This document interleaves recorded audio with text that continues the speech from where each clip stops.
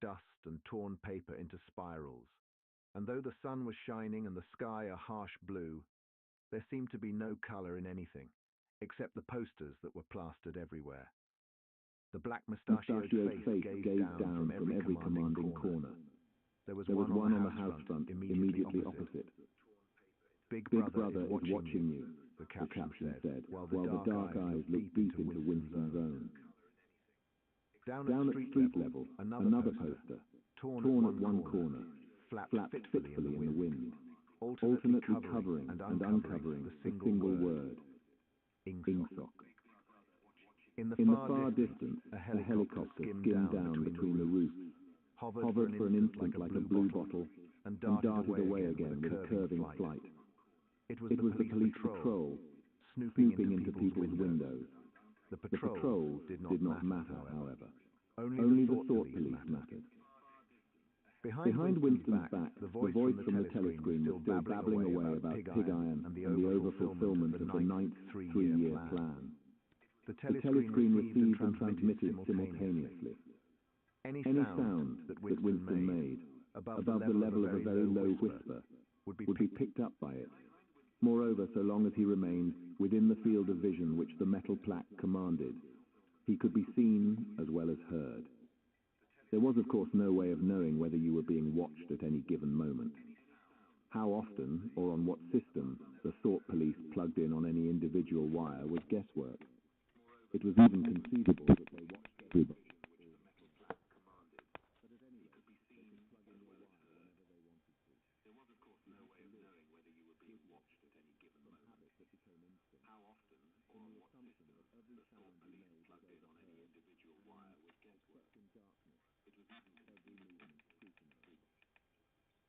Winston kept his back turned to the telescreen.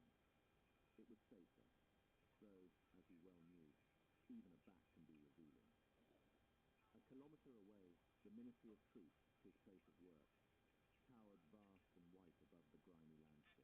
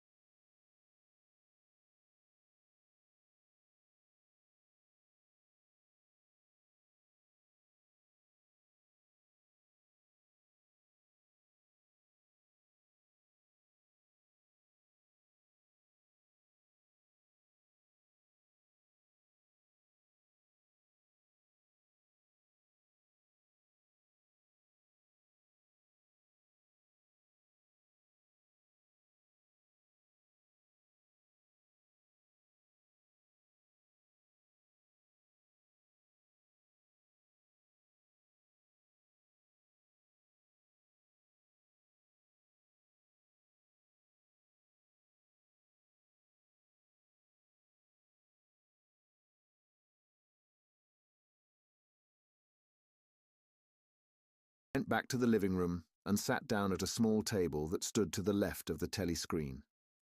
From the table drawer he took out a pen holder, a bottle of ink, and a thick, quarto-sized blank book with a red back and a marbled cover. For some reason, the telescreen in the living room was in an unusual position. Instead of being placed, as was normal, in the end wall, where it could command the whole room, it was in the longer wall, opposite the window. To one side of it, there was a shallow alcove in which Winston was now sitting, and which, when the flats were built, had probably been intended to hold bookshelves. By sitting in the alcove and keeping well back, Winston was able to remain outside the range of the telescreen, so far as sight went. He could be heard, of course, but so long as he stayed in his present position, he could not be seen. It was partly the unusual geography of the room that had suggested to him the thing that he was now about to do. But it had also been suggested by the book that he had just taken out of the drawer. It was a peculiarly beautiful book. Its smooth, creamy paper, a little yellowed by age, was of a kind that had not been manufactured for at least 40 years past. He could guess, however, that the book was much older than that. He had seen it lying in the window of a frowsy little junk shop in a slummy quarter of the town, just what quarter he did not now remember, and had been stricken immediately by an overwhelming desire to possess it. Party members were supposed not to go into ordinary shops. Dealing on the free market, it was called. But the rule was not strictly kept, because there were various things, such as shoelaces and razor blades, which it was impossible to get hold of in any other way. He had given a quick glance up and down the street, and then had slipped inside and bought the book for $2.50. At the time, he was not conscious of wanting it for any particular purpose. He had carried it guiltily home in his briefcase. Even with nothing written in it, it was a compromising possession. The thing that he was about to do was to open a diary. This was not illegal. Nothing was illegal, since there were no longer any laws. But if detected, it was reasonably certain that it would be punished by death, or at least by 25 years in a forced labor camp. Winston fitted a nib into the pen holder and sucked it to get the grease off. The pen was an archaic instrument, seldom used even for signatures, and he had procured one. Furtively, and with some difficulty, simply because of a feeling that the beautiful, creamy paper deserved to be written on with a real nib instead of being scratched with an ink pencil. Actually, he was not used to writing by hand. Apart from very short notes, it was usual to dictate everything into the speakwrite, which was of course impossible for his present purpose. He dipped the pen into the ink and then faltered for just a second. A tremor had gone through his bowels. To mark the paper was the decisive act. In small, clumsy letters he wrote, April 4th, 1984. He sat back. A sense of complete helplessness had descended upon him. To begin with, he did not know with any certainty that this was 1984. It must be round about that date, since he was fairly sure that his age was 39, and he believed that he had been born in 1944 or 1945. But it was never possible nowadays to pin down any date within a year or two. For whom, it suddenly occurred to him to wonder, was he writing this diary? For the future? For the unborn? His mind hovered for a moment round the doubtful date on the page, and then fetched up with a bump against the newspeak word, doublethink. For the first time, the magnitude of what he had undertaken came home to him. How could you communicate with the future? It was of its nature impossible. Either the future would resemble the present, in which case it would not listen to him, or it would be different from it, and his predicament would be meaningless. For some time he sat gazing stupidly at the paper. The telescreen had changed over to strident military music. It was curious that he seemed not merely to have lost the power of expressing himself, but even to have forgotten what it was that he had originally intended to say. For weeks past, he'd been making ready for this moment, and it had never crossed his mind that anything would be needed except courage. The actual writing would be easy. All he had to do was to transfer to paper the interminable, restless monologue that had been running inside his head, literally for years. At this moment, however, even the monologue had dried up. Moreover, his varicose ulcer had begun itching unbearably. He dared not scratch it, because if he did so, it always became inflamed. The seconds were ticking by. He was conscious of nothing except the blankness of the page in front of him, the itching of the skin above his ankle, the blaring of the music, and a slight booziness caused by the gin.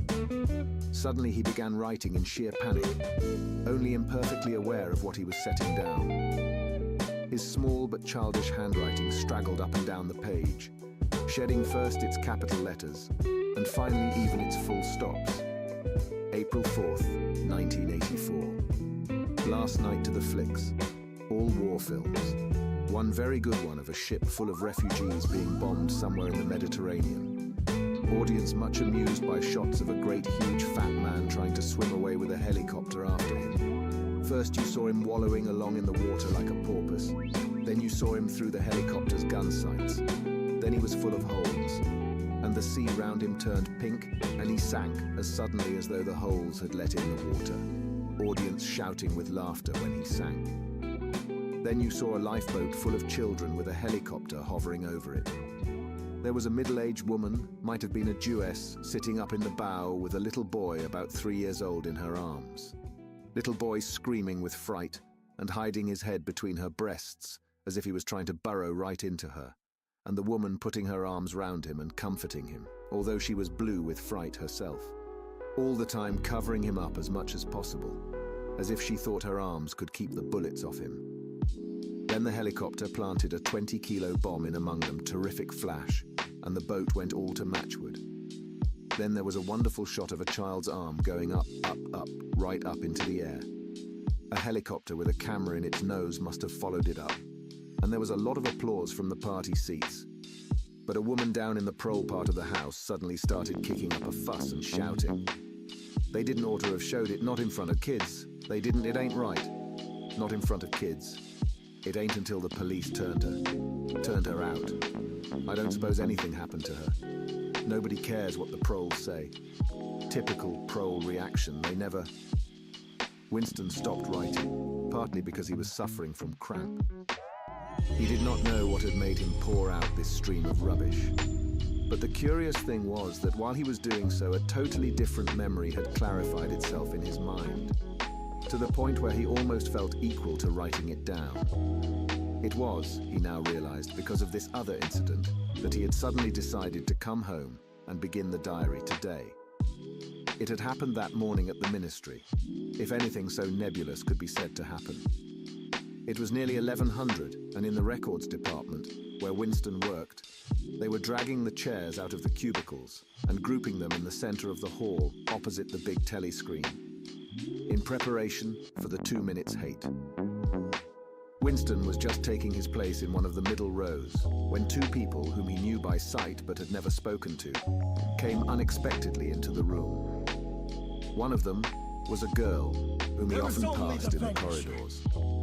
He did not know her name, but he knew that she worked in the fiction department. Presumably, since he had sometimes seen her with oily hands and carrying a spanner, she had some mechanical job on one of the novel writing machines. She was a bold-looking girl of about 27, with thick hair, a freckled face, and swift, athletic movements. A narrow scarlet sash, emblem of the Junior Anti-Sex League, was wound several times round the waist of her overalls, just tightly enough to bring out the shapeliness of her hips. Winston had disliked her from the very first moment of seeing her. He knew the reason. It was because of the atmosphere of hockey fields and cold baths and community hikes and general clean-mindedness, which she managed to carry about with her. He disliked nearly all women, and especially the young and pretty ones. It was always the women, and above all the young ones, who were the most bigoted adherents of the party, the swallowers of slogans, the amateur spies and nosers out of unorthodoxy. But this particular girl gave him the impression of being more dangerous than most. Once, when they passed in the corridor, she gave him a quick, sidelong glance which seemed to pierce right into him, and for a moment had filled him with black terror. The idea had even crossed his mind that she might be an agent of the thought police. That, it was true, was very unlikely.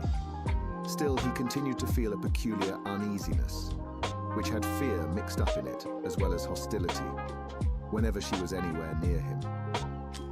The other person was a man named O'Brien, a member of the inner party and holder of some post so important and remote that Winston had only a dim idea of its nature. A momentary hush passed over the group of people round the chairs as they saw the black overalls of an inner party member approaching. O'Brien was a large, burly man with a thick neck and a coarse, humorous, brutal face. In spite of his formidable appearance, he had a certain charm of manner. He had a trick of resettling his spectacles on his nose, which was curiously disarming, in some indefinable way, curiously civilized.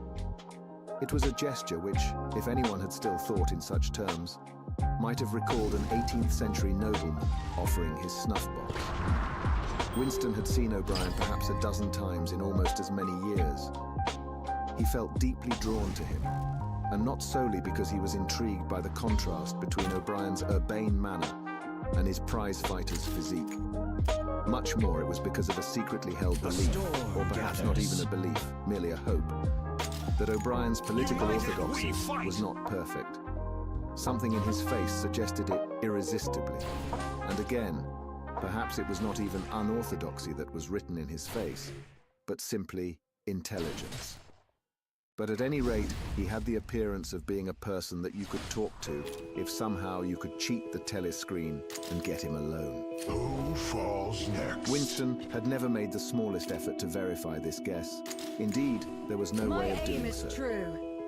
At this moment, O'Brien glanced at his wristwatch, saw that it was nearly 1100, and evidently decided to stay in the records department until the 2 minutes hate was over. He took a chair in the same row as Winston, a couple of places away. A small, sandy-haired woman who worked in the next cubicle to Winston was between them. The girl with dark hair was sitting immediately behind. The next moment, a hideous, grinding screech, as of some monstrous machine running without oil, burst from the big telescreen at the end of the room. It was a noise that set one's teeth on edge and bristled the hair at the back of one's neck. The hate had started. As usual, the face of Emmanuel Goldstein, the enemy of the people, had flashed onto the screen. There were hisses here and there among the audience. The little sandy-haired woman gave a squeak of mingled fear and disgust. Goldstein was the renegade and backslider who once, long ago, how long ago, nobody quite remembered, had been one of the leading figures of the party, almost on a level with Big Brother himself, and then had engaged in counter-revolutionary activities, had been condemned to death, and had mysteriously escaped and disappeared. The programs of the 2 minutes hate varied from day to day, but there was none in which Goldstein was not the principal figure. He was the primal traitor, the earliest defiler of the party's purity. All subsequent crimes against the party, all treacheries, acts of sabotage, heresies, deviations, sprang directly out of his teaching. Somewhere or other he was still alive and hatching his conspiracies. Perhaps somewhere beyond the sea, under the protection of his foreign paymasters. Perhaps even, so it was occasionally rumored, in some hiding place in Oceania itself. Winston's diaphragm was constricted. He could never see the face of Goldstein without a painful mixture of emotions. It was a lean Jewish face, with a great fuzzy aureole of white hair and a small goatee beard. A clever face, and yet somehow inherently despicable, with a kind of senile silliness in the long, thin nose, near the end of which a pair of spectacles was perched. It resembled the face of a sheep, and the voice, too, had a sheep-like quality. Goldstein was delivering his usual venomous attack upon the doctrines of the party, an attack so exaggerated and perverse that a child should have been able to see through it, and yet just plausible enough to fill one with an alarmed feeling that other people, less level-headed than oneself, might be taken in by it. He was abusing Big Brother. I'll serve you right. He was denouncing the dictatorship of the party. He was demanding the immediate conclusion of peace with Eurasia. He was advocating freedom of speech, freedom of the press, freedom of assembly, freedom of thought. He was crying hysterically that the revolution had been betrayed. And all this in rapid polysyllabic speech, which was a sort of parody of the habitual style of the orators of the party, and even contained newspeak words. More newspeak words, indeed, than any party member would normally use in real life. And all the while, lest one should be in any doubt as to the reality which Goldstein's specious claptrap covered, behind his head on the telescreen there marched the endless columns of the Eurasian army. I expected something Row more. after row of solid-looking men with expressionless Asiatic faces, who swam up to the surface of the screen and vanished, to be replaced by others exactly similar. The dull, rhythmic tramp of the soldiers' boots formed the background to Goldstein's bleating voice. Before the hate had proceeded for 30 seconds, uncontrollable exclamations of rage were breaking out from half the people in the room. The self-satisfied sheep-like face on the screen and the terrifying power of the Eurasian army behind it were too much to be borne. Besides, the sight or even the thought of Goldstein produced fear and anger automatically. He was an object of hatred more constant than either Eurasia or Eastasia. Since when Oceania was at war with one of these powers, it was generally at peace with the other. But what was strange was that although Goldstein was hated and despised by everybody, although every day and 1,000 times a day, on platforms, on the telescreen, in newspapers, in books, his theories were refuted, smashed, ridiculed, held up to the general gaze for the pitiful rubbish that they were. In spite of all this, his influence never seemed to grow less. Always there were fresh dupes waiting to be seduced by him. A day never passed when spies and saboteurs acting under his directions were not unmasked by the thought police. He was the commander of a vast, shadowy army, an underground network of conspirators dedicated to the overthrow of the state. The Brotherhood, its name was supposed to be. There were also whispered stories of a terrible book, a compendium of all the heresies, of which Goldstein was the author, and which circulated clandestinely here and there. It was a book without a title. People referred to it, if at all, simply as the book. But one knew of such things only through vague rumors. Neither the Brotherhood nor the book was a subject that any ordinary party member would mention if there was a way of avoiding it. In its second minute, the hate rose to a frenzy. People were leaping up and down in their places and shouting at the tops of their voices, in an effort to drown the maddening, bleating voice that came from the screen. The little sandy-haired woman had turned bright pink, and her mouth was opening and shutting like that of a landed fish. Even O'Brien's heavy face was flushed. He was sitting very straight in his chair, his powerful chest swelling and quivering as though he was standing up to the assault of a wave. The dark-haired girl behind Winston had begun crying out, "Swine, swine, swine." And suddenly she picked up a heavy Newspeak dictionary and flung it at the screen. It struck Goldstein's nose and bounced off. The voice continued inexorably.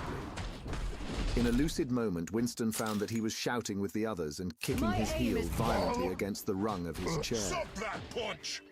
The horrible thing about the 2 minutes hate was not that one was obliged to act a part, but on the contrary, that it was impossible to avoid joining in. Within 30 seconds, any pretense was always unnecessary. A hideous ecstasy of fear and vindictiveness, a desire to kill, to torture, to smash faces in with a sledgehammer, seemed to flow through the whole group of people like an electric current, turning one, even against one's will, into a grimacing, screaming lunatic. And yet the rage that one felt was an abstract, undirected emotion, which could be switched from one object to another, like the flame of a blow lamp. Thus, at one moment, Winston's hatred was not turned against Goldstein at all, but on the contrary, against Big Brother, the party, and the thought police. And at such moments, his heart went out to the lonely, derided heretic on the screen, sole guardian of truth and sanity in a world of lies. And yet the very next instant, he was at one with the people about him. And all that was said of Goldstein seemed to him to be true. At those moments, his secret loathing of Big Brother changed into adoration. And Big Brother seemed to tower up, an invincible, fearless protector, standing like a rock against the hordes of Asia. And Goldstein, in spite of his isolation, his helplessness, and the doubt that hung about his very existence, seemed like some sinister enchanter, capable by the mere power of his voice of wrecking the structure of civilization. It was even possible at moments to switch one's hatred this way or that by a voluntary act. Suddenly, by the sort of violent effort with which one wrenches one's head away from the pillow in a nightmare. Winston succeeded in transferring his hatred from the face on the screen to the dark-haired girl behind him. Vivid, beautiful hallucinations flashed through his mind. He would flog her to death with a rubber truncheon. He would tie her naked to a stake and shoot her full of arrows like Saint Sebastian. He would ravish her and cut her throat at the moment of climax. Better than before, moreover, he realized why it was that he hated her. He hated her because she was young and pretty and sexless, because he wanted to go to bed with her and would never do so, because round her sweet, supple waist, which seemed to ask you to encircle it with your arm, there was only the odious scarlet sash, aggressive symbol of chastity. The hate rose to its climax. The voice of Goldstein had become an actual sheep's bleat, and for an instant the face changed into that of a sheep. Then the sheep face melted into the figure of a Eurasian soldier who seemed to be advancing, huge and terrible, his submachine gun roaring and seeming to spring out of the surface of the screen, so that some of the people in the front row actually flinched backwards in their seats. But in the same moment, drawing a deep sigh of relief from everybody, the hostile figure melted into the face of Big Brother. Black-haired, black-mustachioed, full of power and mysterious calm, and so vast that it almost filled up the screen. Nobody heard what Big Brother was saying. It was merely a few words of encouragement, the sort of words that are uttered in the din of battle, not distinguishable individually, but restoring confidence by the fact of being spoken. Then the face of Big Brother faded away again, and instead the three slogans of the party stood out in bold capitals. War is peace, freedom is slavery, ignorance is strength. But the face of Big Brother seemed to persist for several seconds on the screen, as though the impact that it had made on everyone's eyeballs was too vivid to wear off immediately. The little sandy-haired woman had flung herself forward over the back of the chair in front of her. With a tremulous murmur that sounded like "my savior," she extended her arms towards the screen. Then she buried her face in her hands. It was apparent that she was uttering a prayer. At this moment, the entire group of people broke into a deep, slow, rhythmical chant of "Bibi, Bibi," over and over again, very slowly, with a long pause between the first B and the second. A heavy, murmurous sound, somehow curiously savage, in the background of which one seemed to hear the stamp of naked feet and the throbbing of tom-toms. For perhaps as much as 30 seconds they kept it up. It was a refrain that was often heard in moments of overwhelming emotion. Partly it was a sort of hymn to the wisdom and majesty of Big Brother. But still more, it was an act of self-hypnosis, a deliberate drowning of consciousness by means of rhythmic noise. Winston's entrails seemed to grow cold.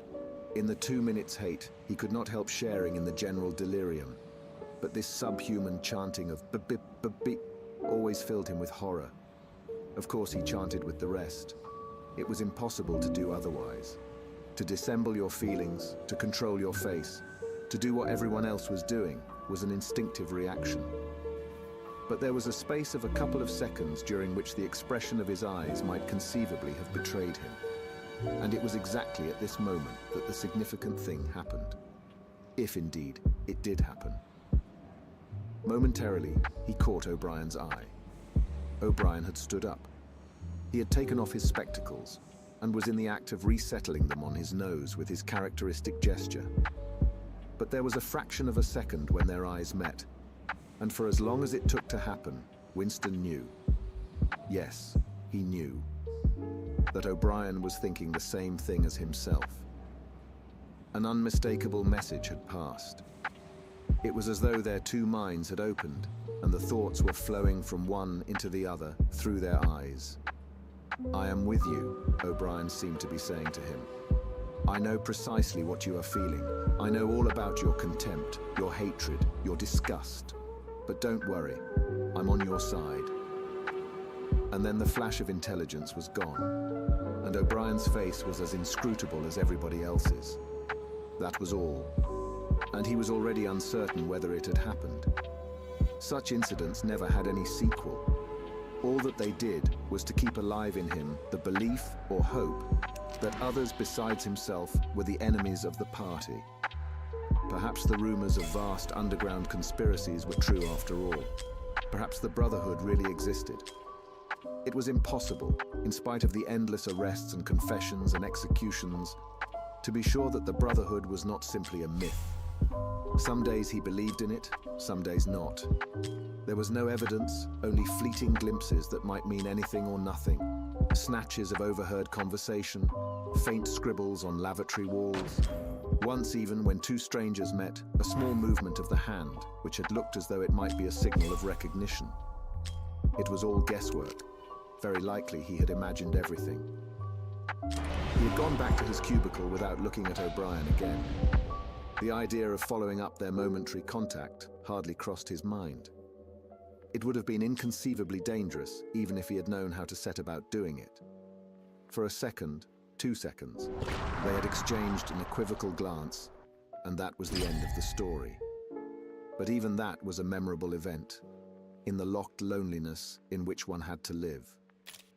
Winston roused himself and sat up straighter. He let out a belch. The gin was rising from his stomach. His eyes refocused on the page. He discovered that while he sat helplessly musing, he had also been writing, as though by automatic action. And it was no longer the same cramped, awkward handwriting as before. His pen had slid voluptuously over the smooth paper, printing in large, neat capitals. Down with Big Brother, down with Big Brother, down with Big Brother, down with Big Brother, down with Big Brother, over and over again, filling half a page. He could not help feeling a twinge of panic. It was absurd, since the writing of those particular words was not more dangerous than the initial act of opening the diary. But for a moment he was tempted to tear out the spoiled pages and abandon the enterprise altogether. He did not do so, however, because he knew that it was useless. Whether he wrote "down with Big Brother" or whether he refrained from writing it made no difference. Whether he went on with the diary or whether he did not go on with it made no difference. The thought police would get him just the same. He had committed, would still have committed, even if he had never set pen to paper, the essential crime that contained all others in itself. Thought crime, they called it. Thought crime was not a thing that could be concealed forever. You might dodge successfully for a while, even for years, but sooner or later, they were bound to get you. It was always at night. The arrests invariably happened at night.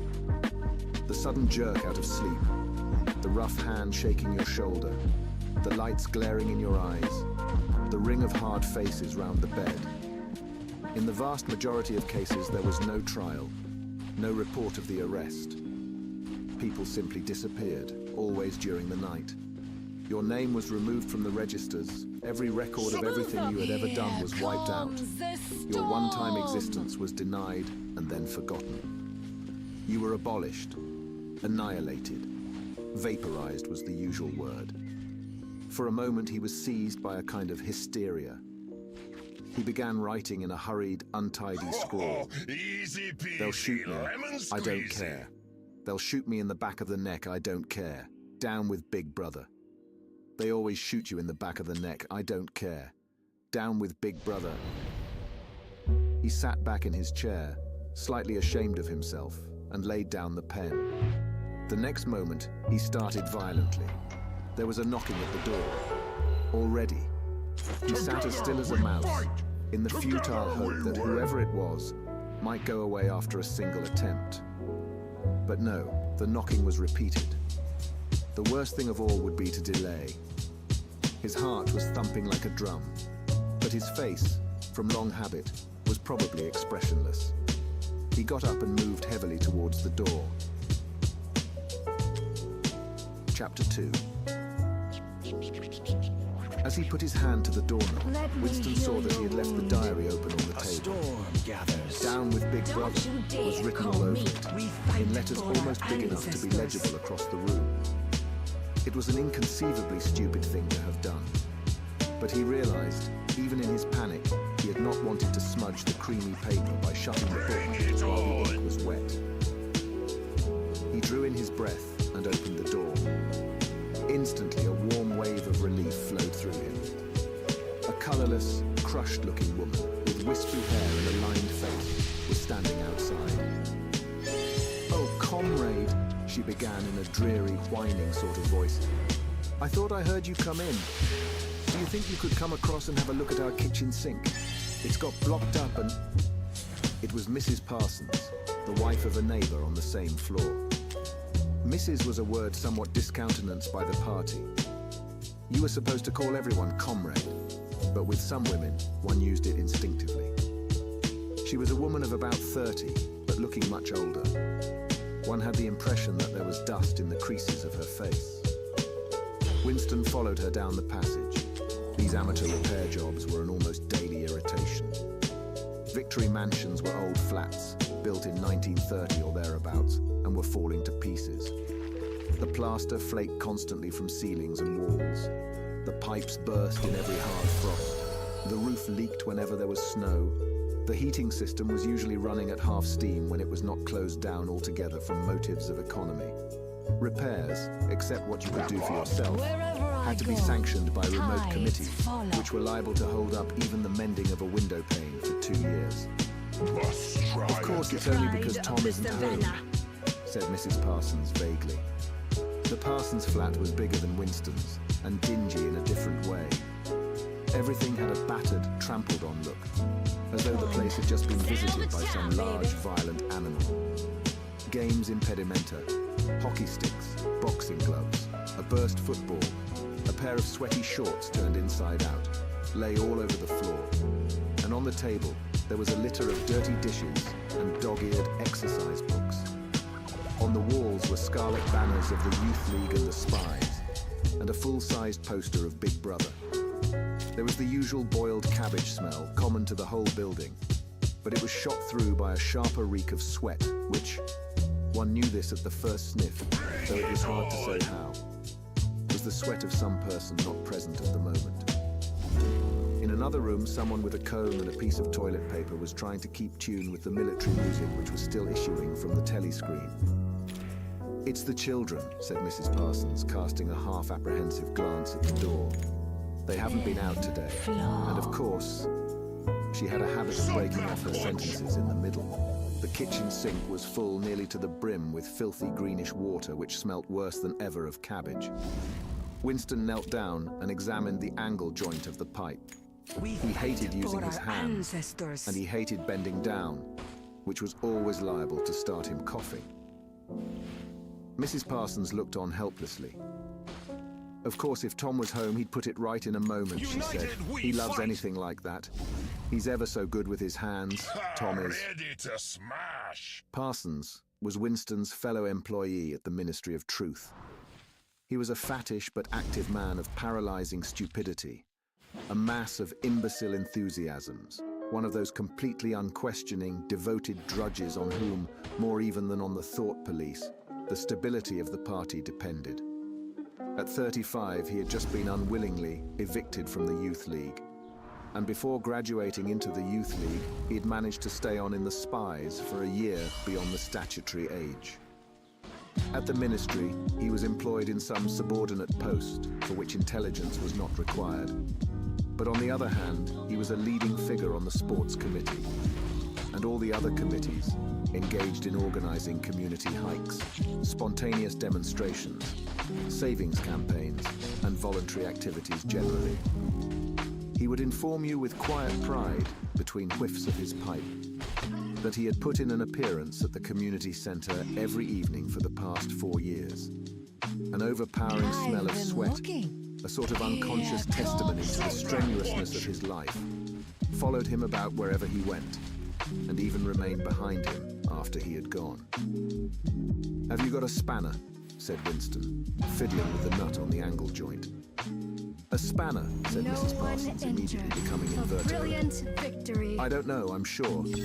Perhaps the children."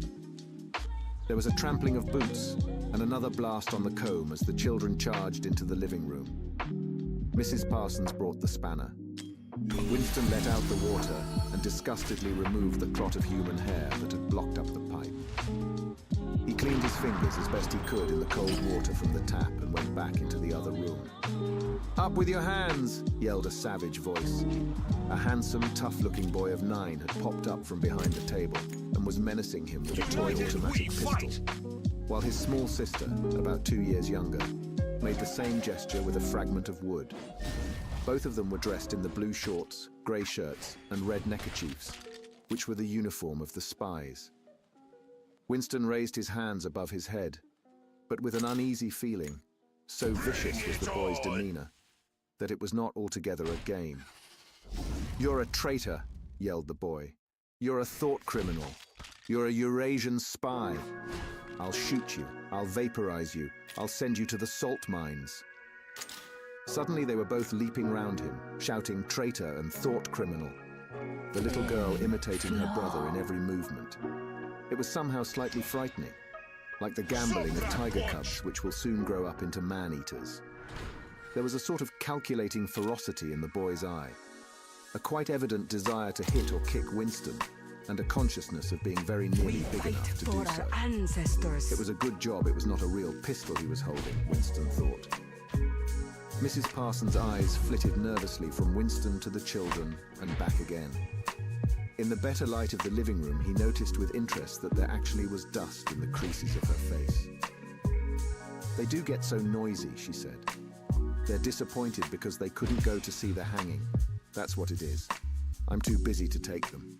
And Tom won't be back from work in time." "Why can't we go and see the hanging?" roared the boy in his huge voice. "Want to see the hanging? Want to see the hanging?" chanted the little girl, still capering round. Some Eurasian prisoners, guilty of war crimes, were to be hanged in the park that evening, Winston remembered. This happened about once a month and was a popular spectacle.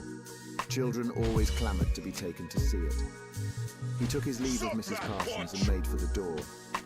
But he had not gone 6 steps down the passage when something hit the back of his neck, an agonizingly painful blow.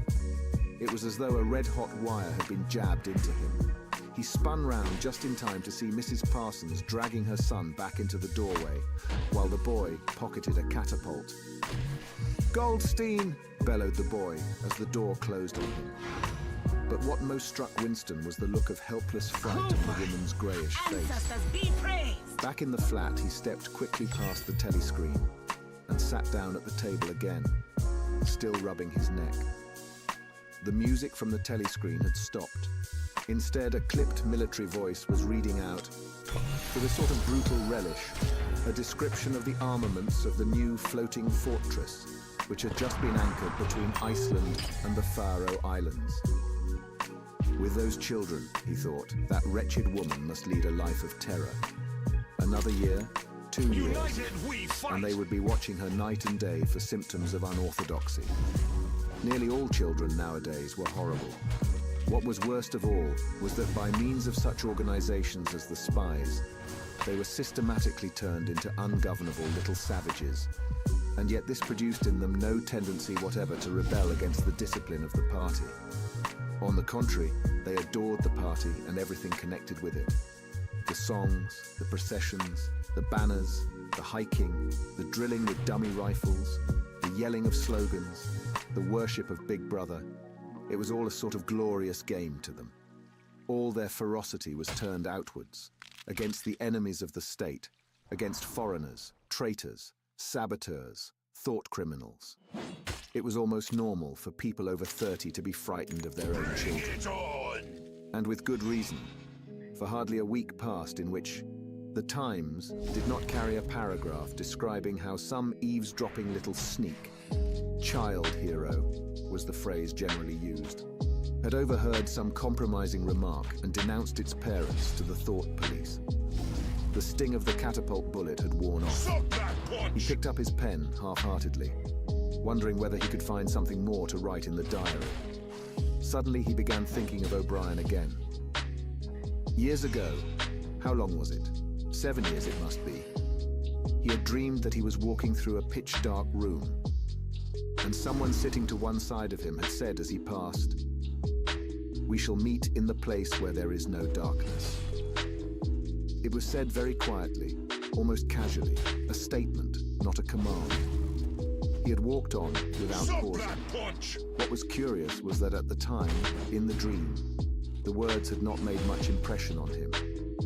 It was only later and by degrees that they had seemed to take on significance. He could not now remember whether it was before or after having the dream that he had seen O'Brien for the first time. Nor could he remember when he had first identified the voice as O'Brien's.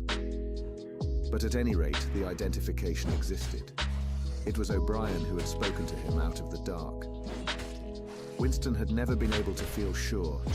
Even after this morning's flash of the eyes, it was still impossible to be sure whether O'Brien was a friend or an enemy. Nor did it even seem to matter greatly. Whatever they stand for is now dead. There was a link of understanding between them, more important than affection or partisanship. "We shall meet in the place where there is no darkness," he had said. Winston did not know what it meant, only that in some way or another it would come true. The voice from the telescreen paused. A trumpet call, clear and beautiful, floated into the stagnant air. The voice continued raspingly. "Attention, your attention, please. A news flash has this moment arrived from the Malabar front. Our forces in South India have won a glorious victory.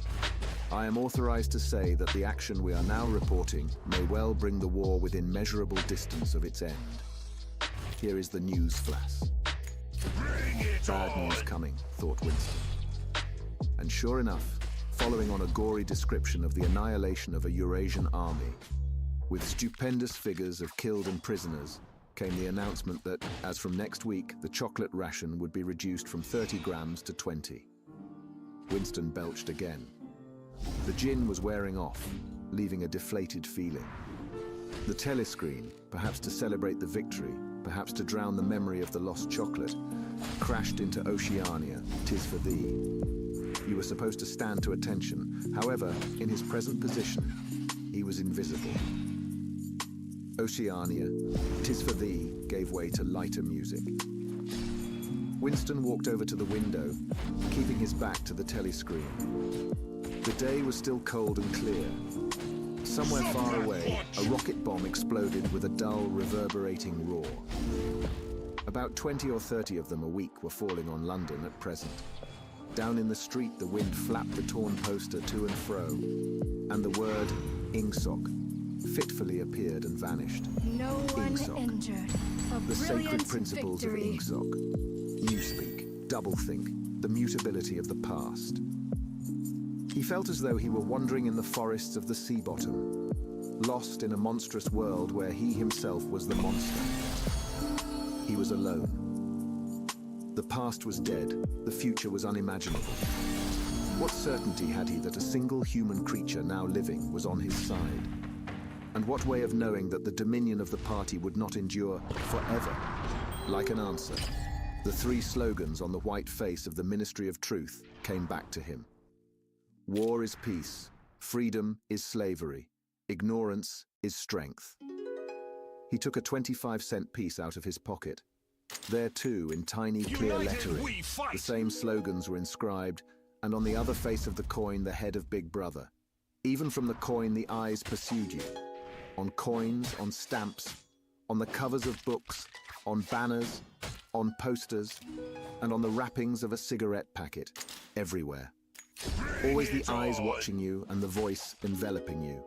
Asleep or awake, working or eating, indoors or out of doors, in the bath or in bed, no escape. Nothing was your own except the few cubic centimeters inside your skull.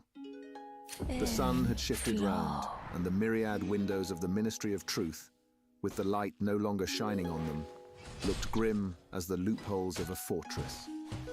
His heart quailed before the enormous pyramidal shape. It was too strong. It could not be stormed.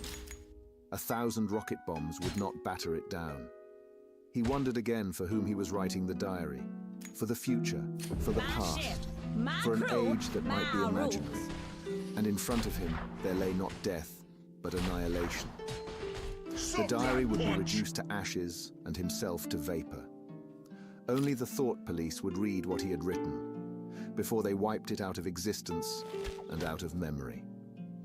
How could you make appeal to the future when not a trace of you, not even an anonymous word scribbled on a piece of paper, could physically survive? The curse persists. The telescreen struck 14. He must leave in 10 minutes. Gone. He had to be with the back at work by waves. 14:30. Curiously, the chiming of the hour seemed to have put new heart into him. He was a lonely ghost, uttering a truth that nobody would ever hear. But so long as he uttered it, My in some aim is obscure true. way, the continuity was not broken. It was not by making yourself heard, but by staying sane that you carried on the human heritage. He went back to the table, dipped his pen, and wrote. To the future or to the past, to a time when thought is free, when men are different from one another and do not live alone, to a time when truth exists and what is done cannot be undone, from the age of uniformity, from the age of solitude, from the age of Big Brother, from the age of doublethink, greetings. He was already dead, he reflected. It seemed to him that it was only now, when he had begun to be able to formulate his thoughts, that he had taken the decisive step. The consequences of every act are included in the act itself. He wrote, "Thought crime does not entail death. Thought crime is death." Now he had recognized himself as a dead man. It became important to stay alive as long as possible. 2 fingers of his right hand were ink-stained. It was exactly the kind of detail that might betray you. Some nosing zealot in the ministry, a woman, probably. Someone like the little sandy-haired woman or the dark-haired girl from the fiction department, might start wondering why he'd been writing during the lunch interval, why he had used an old-fashioned pen, what he had been writing, fight! and then drop a hint in the appropriate quarter. He went to the bathroom and carefully scrubbed the ink away with the gritty, dark brown soap which rasped your skin like sandpaper, and was therefore well adapted for this purpose. He put the diary away in the drawer. It was quite useless to think of hiding it, but he could at least make sure whether or not its existence had been discovered. A hair laid across the page ends was too obvious. With the tip of his finger, he picked up an identifiable grain of whitish dust and deposited it on the corner of the cover, My aim is true. where it was bound to be shaken off if the book was moved. Stop that punch! Chapter 3. Winston was dreaming of his mother. He must, he thought, have been 10 or 11 years old when his mother had disappeared. She was a tall, statuesque, rather silent woman, with slow movements and magnificent fair hair. His father he remembered more vaguely as dark and thin, dressed always in neat, dark clothes. Winston remembered especially the very thin soles of his father's shoes, and wearing spectacles. The 2 of them must evidently have been swallowed up in one of the first great purges of the 50s.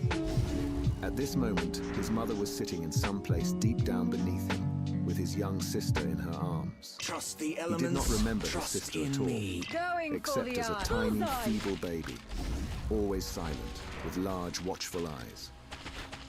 Both of them were looking up at him. They were down in some subterranean place, Stop that the punch! bottom of a well, for instance, or a very deep grave. But it was a place which, already far below him, was itself moving downwards. They were in the saloon of a sinking ship, looking up at him through the darkening water. There was still air in the saloon. They could still see him, and he them. But all the while they were sinking down, down into the green waters which in another moment must hide them from sight forever. He was out in the light and air while they were being sucked down to death, and they were down there because he was up here. He knew it, and they knew it, and he could see the knowledge in their faces. There was no reproach either in their faces or in their hearts, only the knowledge that they must die in order that he might remain alive, and that this was part of the unavoidable order of things. He could not remember what had happened, but he knew in his dream that in some way the lives of his mother and his sister had been sacrificed to his own. It was one of those dreams which, while retaining the characteristic dream scenery, are a continuation of one's intellectual life, and in which one becomes aware of facts and ideas which still seem new and valuable after one is awake. The thing that now suddenly struck Winston was that his mother's death, nearly 30 years ago, had been tragic and sorrowful in a way that was no longer possible. Tragedy, he perceived, belonged to the ancient time, to a time when there was still privacy, love and friendship, and when the members of a family stood by one another without needing to know the reason. A storm gathers. His mother's memory tore at his heart because she had died loving him, when he was too young and selfish to love her in return, and because somehow, he did not remember how, she had sacrificed herself to a conception of loyalty that was private and unalterable. Such things, he saw, could not happen today. Today there were fear, hatred, and pain, but no dignity of emotion, no deep or complex sorrows.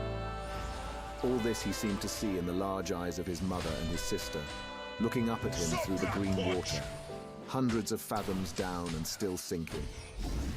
Suddenly he was standing on short, springy turf on a summer evening when the slanting rays of the sun gilded the ground. Will be the landscape that he was looking at recurred so often in his dreams that he was never fully certain whether or not he had seen it in the real world. Lightning guides our path. In his waking thoughts, he called it the Golden Country. It was an old rabbit-bitten pasture, with a foot track wandering across it and a molehill here and there. In the ragged hedge on the opposite side of the field, the boughs of the elm trees were swaying very faintly in the breeze, their leaves just stirring in dense masses like women's hair.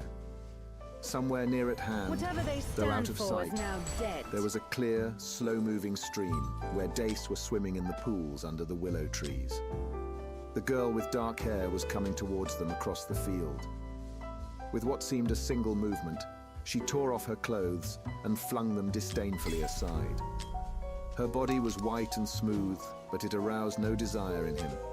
Indeed, he barely looked at it. What overwhelmed him in that instant was admiration for the gesture with which she had thrown her clothes aside. With its grace and carelessness, it seemed to annihilate a whole culture, a whole system of thought, as though Big Brother and the party and the thought police could all be swept into nothingness by a single splendid movement of the arm. That, too, was a gesture belonging to the ancient time. Winston woke up with the word Shakespeare on his lips. The telescreen was giving forth an ear-splitting whistle, which continued on the same note for 30 seconds. It was 07:15, getting up time for office workers.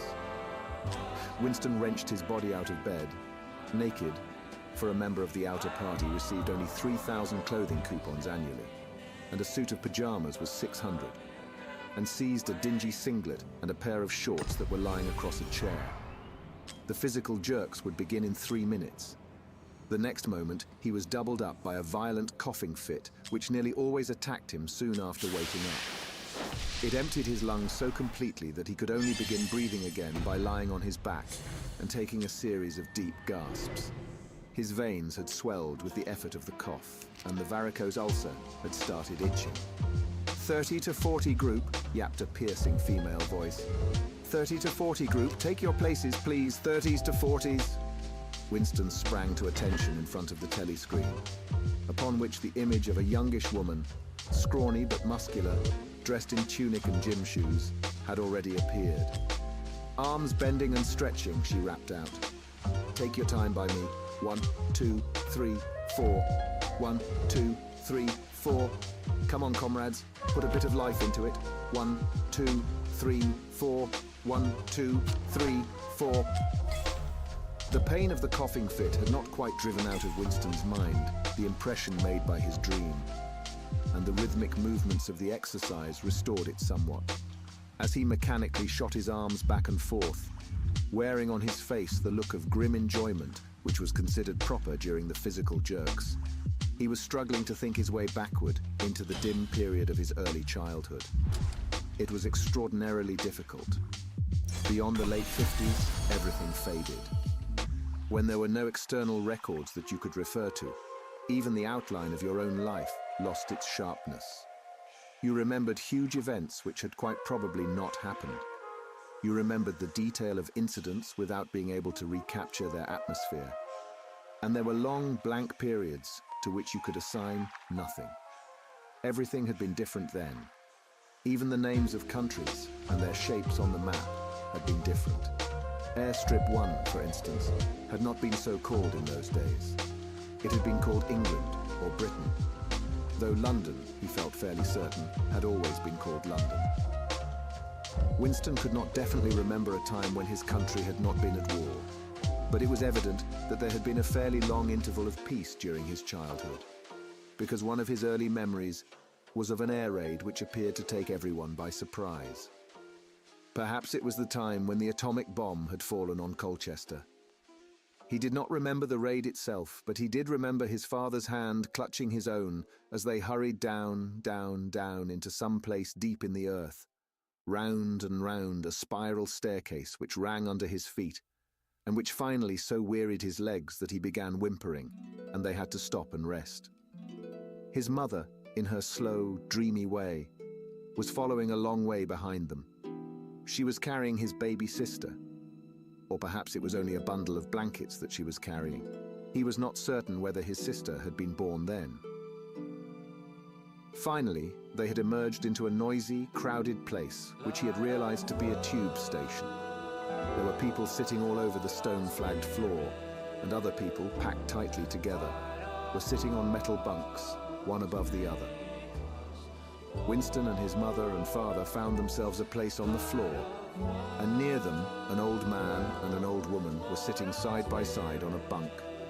The old man had on a decent dark suit and a black cloth cap pushed back from very white hair. His face was scarlet and his eyes were blue and full of tears. He reeked of gin. It seemed to breathe out of his skin in place of sweat, and one could have fancied that the tears welling from his eyes were pure gin.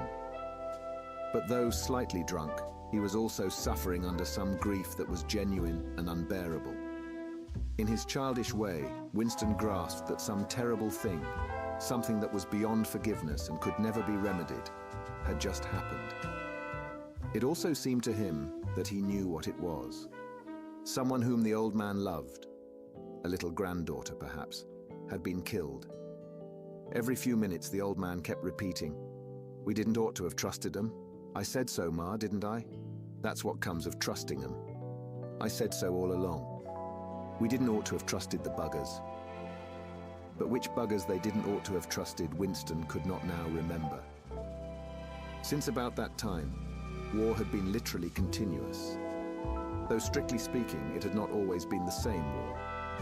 For several months during his childhood, there had been confused street fighting in London itself, some of which he remembered vividly. But to trace out the history of the whole period, to say who was fighting whom at any given moment, would have been utterly impossible, since no written record and no spoken word ever made mention of any other alignment than the existing one. At this moment, for example, in 1984, if it was 1984, Oceania was at war with Eurasia and in alliance with Eastasia. In no public or private utterance was it ever admitted that the three powers had at any time been grouped along different lines. Actually, as Winston well knew, it was only 4 years since Oceania had been at war with Eastasia and in alliance with Eurasia. But that was merely a piece of furtive knowledge which he happened to possess because his memory was not satisfactorily under control. Never happened. Oceania was at war with Eurasia. Therefore, Oceania had always been at war with Eurasia. The enemy of the moment always represented absolute evil. and it followed that any past or future agreement with him was impossible. The frightening thing, he reflected for the 10,000th time as he forced his shoulders painfully backward, they were gyrating their bodies from the waist, an exercise that was supposed to be good for the back muscles. The frightening thing was that it might all be true. If the party could thrust its hand into the past and say of this or that event, it never happened, that surely was more terrifying than mere torture and death. The party said that Oceania had never been in alliance with Eurasia. He, Winston Smith, knew that Oceania had been in alliance with Eurasia as short a time as 4 years ago. But where did that knowledge exist? Only in his own consciousness, which in any case must soon be annihilated. And if all others accepted the lie which the party imposed, if all records told the same tale, then the lie passed into history and became truth.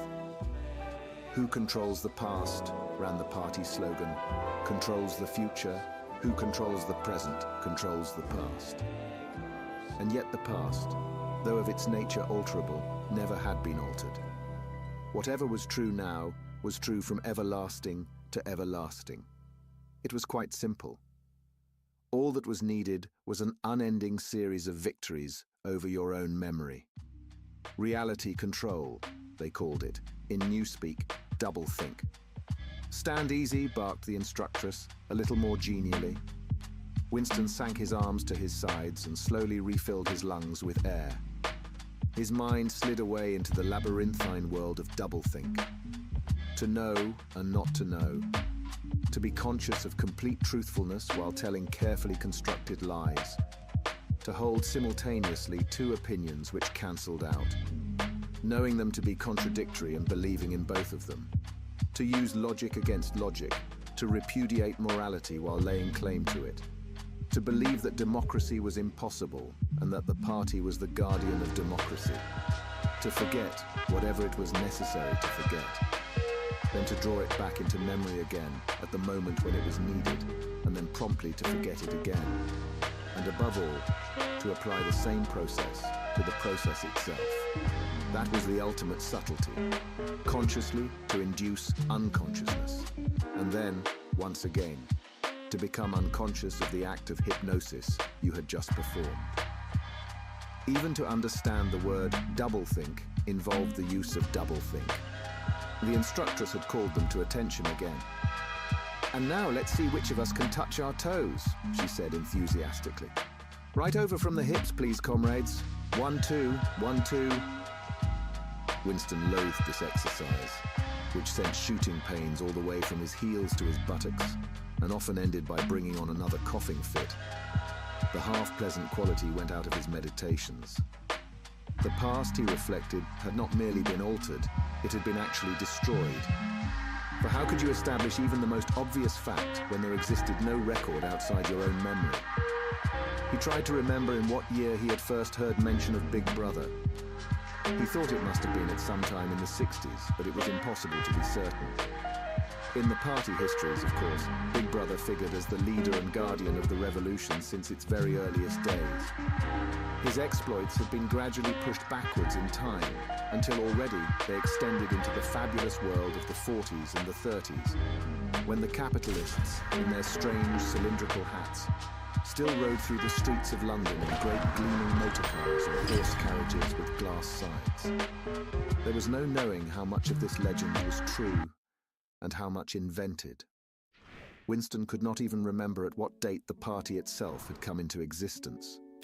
He did not believe he had ever heard the word ingsoc before 1960, but it was possible that in its old-speak form, English socialism, that is to say, it had been current earlier.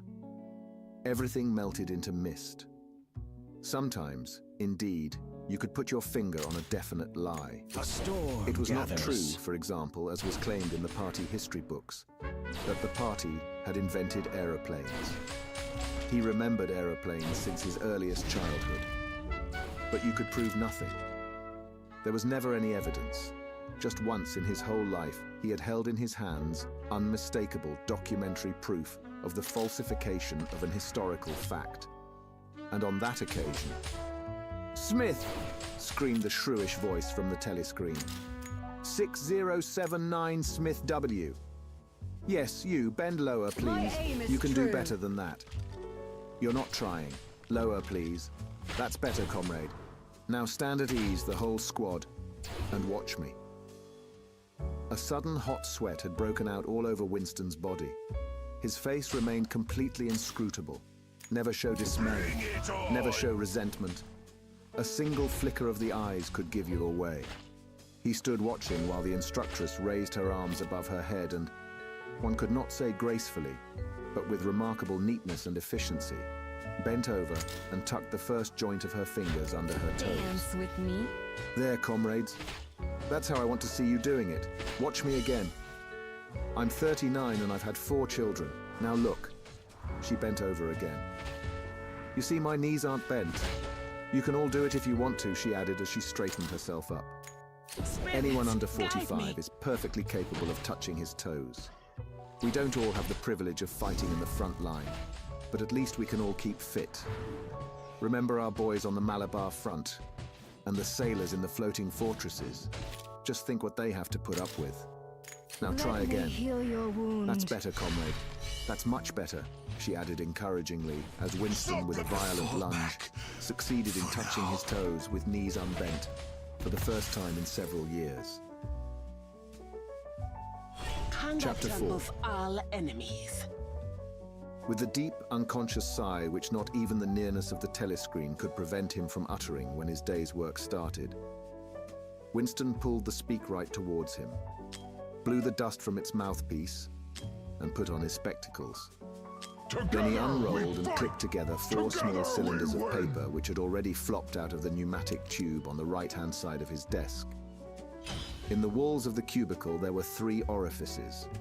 To the right of the speakwrite, a small pneumatic tube for written messages. To the left, a larger one for newspapers. And in the side wall, within easy reach of Winston's arm, a large oblong slit protected by a wire grating. This last was for the disposal of waste paper. Similar slits existed in thousands or tens of thousands throughout the building, not only in every room, but at short intervals in every corridor. For some reason, they were nicknamed memory holes.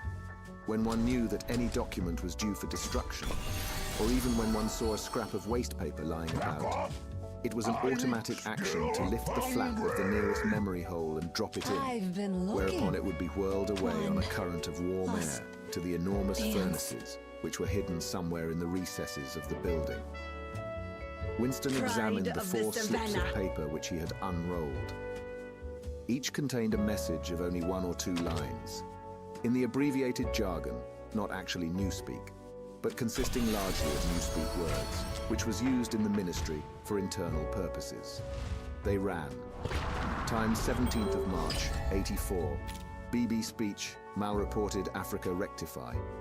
Times 19th of December, 83. Forecast 3YP. 4th quarter 83. Misprints verify current issue. Times 14th of February, 84.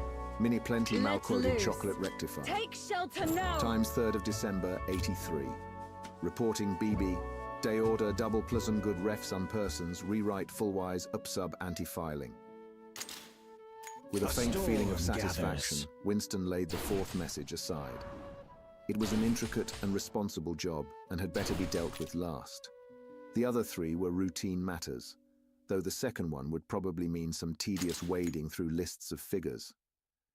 Winston dialed back numbers on the telescreen and called for the appropriate issues of The Times, which slid out of the pneumatic tube after only a few minutes' delay. The messages he had received referred to articles or news items which for one reason or another it was thought necessary to alter, or as the official phrase had it, to rectify. For example, it appeared from The Times of the 17th of March that Big Brother, in his speech of the previous day, had predicted that the South Indian front would remain quiet, but that a Eurasian offensive would shortly be launched in North Africa. As it happened, the Eurasian Higher Command had launched its offensive in South India and left North Africa alone. It was therefore necessary to rewrite a paragraph of Big Brother's speech in such a way as to make him predict the thing that had actually happened. Or again, the Times of the 19th of December had published the official forecast of the output of various classes of consumption goods in the fourth quarter of 1983, which was also the sixth quarter of the ninth three-year plan. Today's issue contained a statement of the actual output, from which it appeared that the forecasts were in every instance grossly wrong. United we fight! Winston's job was to rectify the original figures by making them agree with the later ones. As for the third message, it referred to a very simple error which could be set right in a couple of minutes. As short a time ago as February, the Ministry of Plenty had issued a promise, a categorical pledge, were the official words, that there would be no reduction of the chocolate ration during 1984. Actually, as Winston was aware, the chocolate ration was to be reduced from 30 grams to 20 at the end of the present week. All that was needed was to substitute for the original promise, a warning that it would probably be necessary to reduce the ration at some time in April. As soon as Winston had dealt with each of the messages, he clipped his speak-written corrections to the appropriate copy of The Times and pushed them into the pneumatic tube. Then, with a movement which was as nearly as possible unconscious, he crumpled up the original message and any notes that he himself had made, and dropped them into the memory hole to be devoured by the flames. What happened in the unseen labyrinth to which the pneumatic tubes led, he did not know in detail, but he did know in general terms. As soon as all the corrections which happened to be necessary in any particular number of The Times had been assembled and collated, that number would be reprinted, the original copy destroyed, and the corrected copy placed on the files in its stead. This process of continuous alteration was applied not only to newspapers, but to books, periodicals, pamphlets, posters, leaflets, films, soundtracks, cartoons, photographs, to every kind of literature or documentation which might conceivably hold any political or ideological significance. Day by day, and almost minute by minute, the past was brought up to date. In this way, every prediction made by the party could be shown by documentary evidence to have been correct, nor was any item of news, or any expression of opinion, which conflicted with the needs of the moment, ever allowed to remain on record. All history was a palimpsest, scraped clean and reinscribed exactly as often as was necessary. In no case would it have been possible, once the deed was done, to prove that any falsification had taken place. The largest section of the records department, far larger than the one on which Winston worked, consisted simply of persons whose duty it was to track down and collect all copies of books, newspapers, and other documents which had been superseded and were due for destruction. A number of The Times, which might, because of changes in political alignment or mistaken prophecies uttered by Big Brother, have been rewritten a dozen times, still stood on the files bearing its original date, and no other copy existed to contradict it. Books also were recalled and rewritten again and again, and were invariably reissued without any admission that any alteration had been made. Even the written instructions which Winston received, and which he invariably got rid of as soon as he had dealt with them, never stated or implied that an act of forgery was to be committed. Always the reference was to slips, errors, misprints, or misquotations, which it was necessary to put right in the interests of accuracy. But actually, he thought as he readjusted the Ministry of Plenty's figures, it was not even forgery. It was merely the substitution of one piece of nonsense for another. Most of the material that you were dealing with had no connection with anything in the real world, not even the kind of connection that is contained in a direct lie. Statistics were just as much a fantasy in their original version as in their rectified version. A great deal of the time you were expected to make them up out of your head. For example, the Ministry of Plenty's forecast had estimated the output of boots for the quarter at 145 million pairs. The actual output was given as 62 millions. Winston, however, in rewriting the forecast, marked the figure down to 57 millions. so as to allow for the usual claim that the quota had been overfulfilled. In any case, 62 millions was no nearer the truth than 57 millions, or than 145 million S. Very likely no boots had been produced at all. Likelier still, nobody knew how many had been produced, much less cared. All one knew was that every quarter astronomical numbers of boots were produced on paper, while perhaps half the population of Oceania went barefoot. And so it was with every class of recorded fact, great or small. Everything faded away into a shadow world in which finally, even the date of the year had become uncertain. Winston glanced across the hall. In the corresponding cubicle on the other side, a small, precise-looking, dark-chinned man named Tillotson was working steadily away, with a folded newspaper on his knee and his mouth very close to the mouthpiece of the speakwrite. He had the air of trying to keep what he was saying a secret between himself and the telescreen. He looked up, and his spectacles darted a hostile flash in Winston's direction. Our ancestors. Winston hardly knew Tillotson, and had no idea what work he was employed on. People in the records department did not readily talk about their jobs. In the long, windowless hall, with its double row of cubicles and its endless rustle of papers and hum of voices murmuring into speakrites, there were quite a dozen people whom Winston did not even know by name, though he daily saw them hurrying to and fro in the corridors or gesticulating in the 2 minutes hate.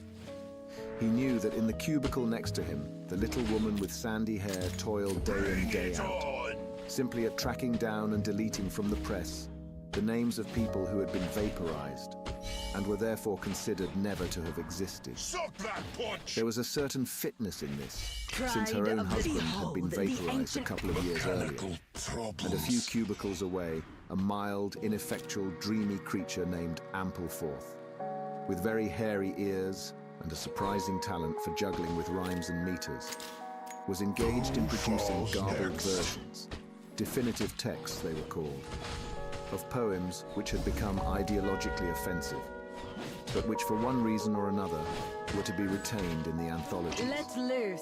Bullseye. And this hall, with its 50 workers or thereabouts, was only one subsection, a single cell, as it were, in the huge complexity of the records department.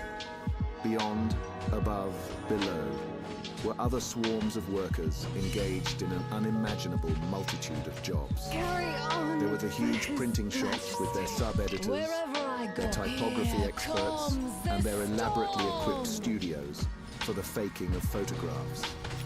There was the teleprograms section with its engineers, its producers, and its teams of actors specially chosen for their skill in imitating voices.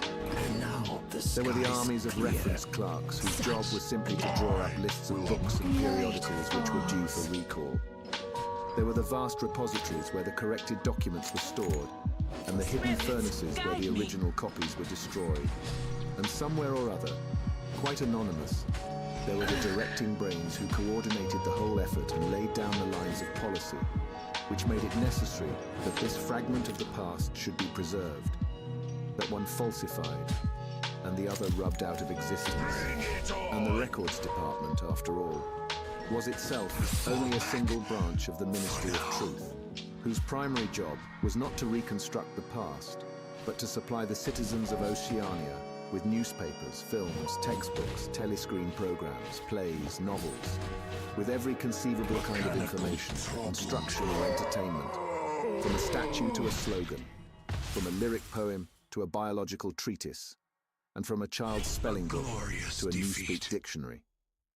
And the ministry had not only to supply the multifarious needs of the party, but also to repeat the whole operation at a lower level for the benefit of the proletariat. There was a whole chain of separate departments dealing with proletarian literature, music, drama, and entertainment generally.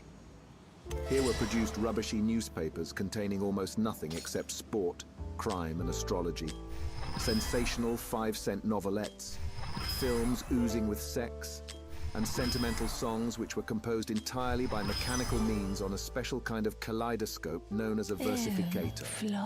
There was even a whole subsection, pornosec, it was called in Newspeak, engaged in producing the lowest kind of pornography. which was sent out in sealed packets and which no party member, other than those who worked on it, was permitted to look at.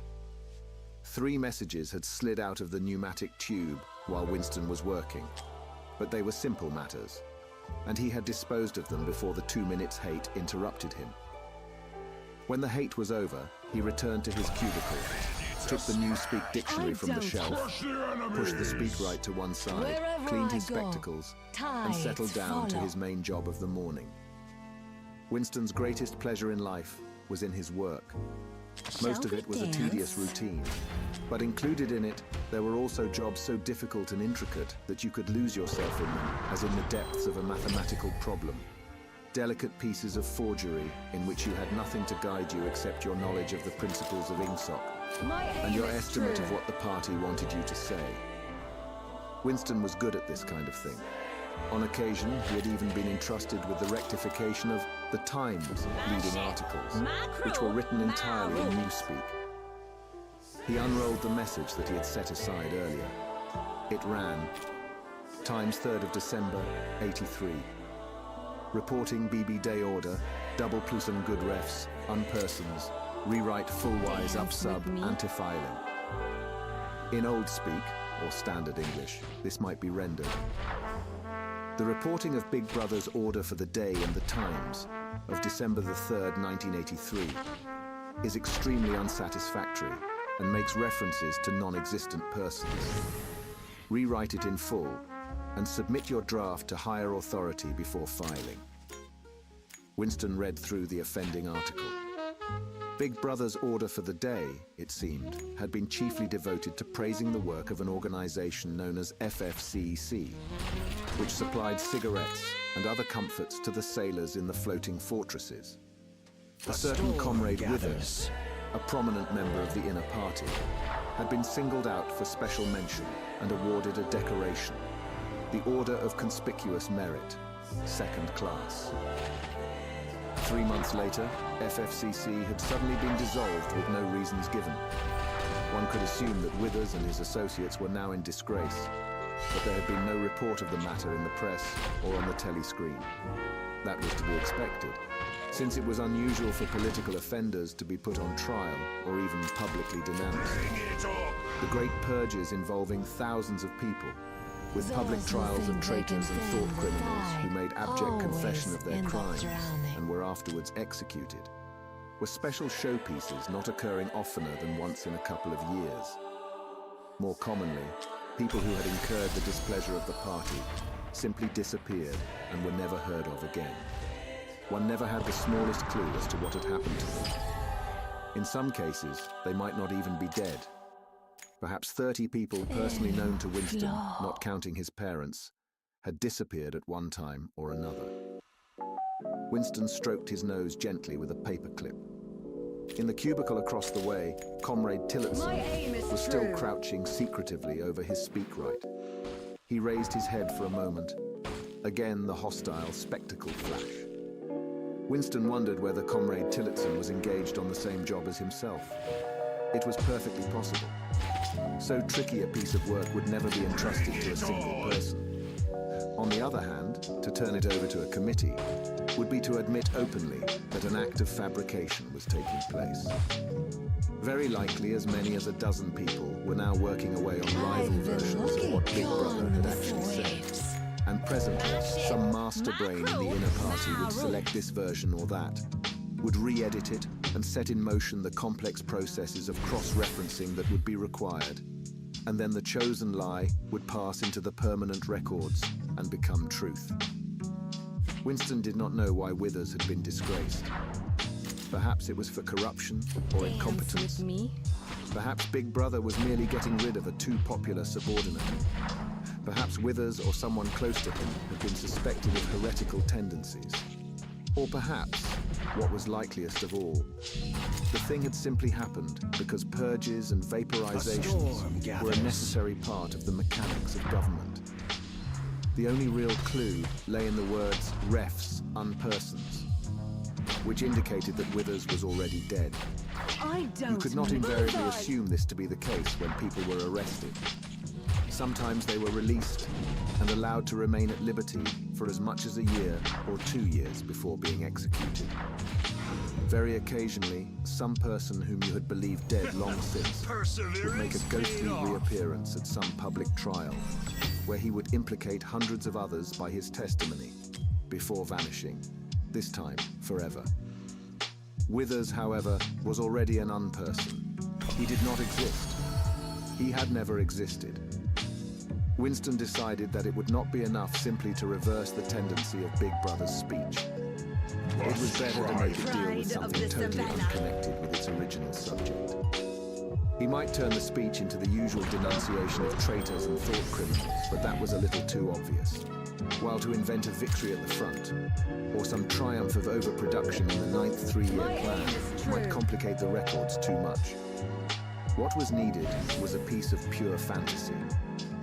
Suddenly there sprang into his mind, ready-made as it were, the image of a certain Comrade Ogilvy, who had recently died in battle, in heroic circumstances. There were occasions when Big Brother devoted his order for the day to commemorating some humble, rank-and-file party member, whose life and death he held up as an example worthy to be followed.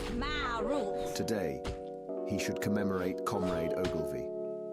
It was true that there was no such person as Comrade Ogilvy, but a few lines of print and a couple of faked photographs would soon bring him into existence. Winston thought for a moment, then pulled the speakwrite towards him and began dictating in Big Brother's familiar style. A style at once military and pedantic, and because of a trick of asking questions and then promptly answering them. What lessons do we learn from this fact, comrades? The lesson, which is also one of the fundamental principles of INGSOC, that, etc., etc., easy to imitate. At the age of 3, Comrade Ogilvy had refused all toys except a drum, a submachine gun, and a model helicopter. At 6, a year early, by a special relaxation of the rules, he had joined the Spies. At 9, he had been a troop leader. At 11, he had denounced his uncle to the Thought Police after overhearing a conversation which appeared to him to have criminal tendencies. At 17, he had been a district organizer of the Junior Anti-Sex League. At 19, he had designed a hand grenade which had been adopted by the Ministry of Peace and which, at its first trial, had killed 31 Eurasian prisoners in one burst. At 23, he had perished in action, pursued by enemy jet planes while flying over the Indian Ocean with important dispatches. He had weighted his body with his machine gun and leapt out of the helicopter into deep water. Dispatches and all. An end, said Big Brother, which it was impossible to contemplate without feelings of envy. Big Brother added a few remarks on the purity and single-mindedness of Comrade Ogilvy's life. He was a total abstainer and a non-smoker. Had no recreations except a daily hour in the gymnasium, and had taken a vow of celibacy, believing marriage and the care of a family to be incompatible with a 24-hour-a-day devotion to duty. He had no subjects of conversation except the principles of INGSOC, and no aim in life except the defeat of the Eurasian enemy and the hunting down of spies, saboteurs, thought criminals, and traitors generally. Winston debated with himself whether to award Comrade Ogilvy the Order of Conspicuous Merit. In the end, he decided against it because of the unnecessary cross-referencing that it would entail. Once again, he glanced at his rival in the opposite cubicle. Something seemed to tell him with certainty that Tillotson was busy on the same job as himself. There was no way of knowing whose job would finally be adopted, but he felt a profound conviction that it would be his own.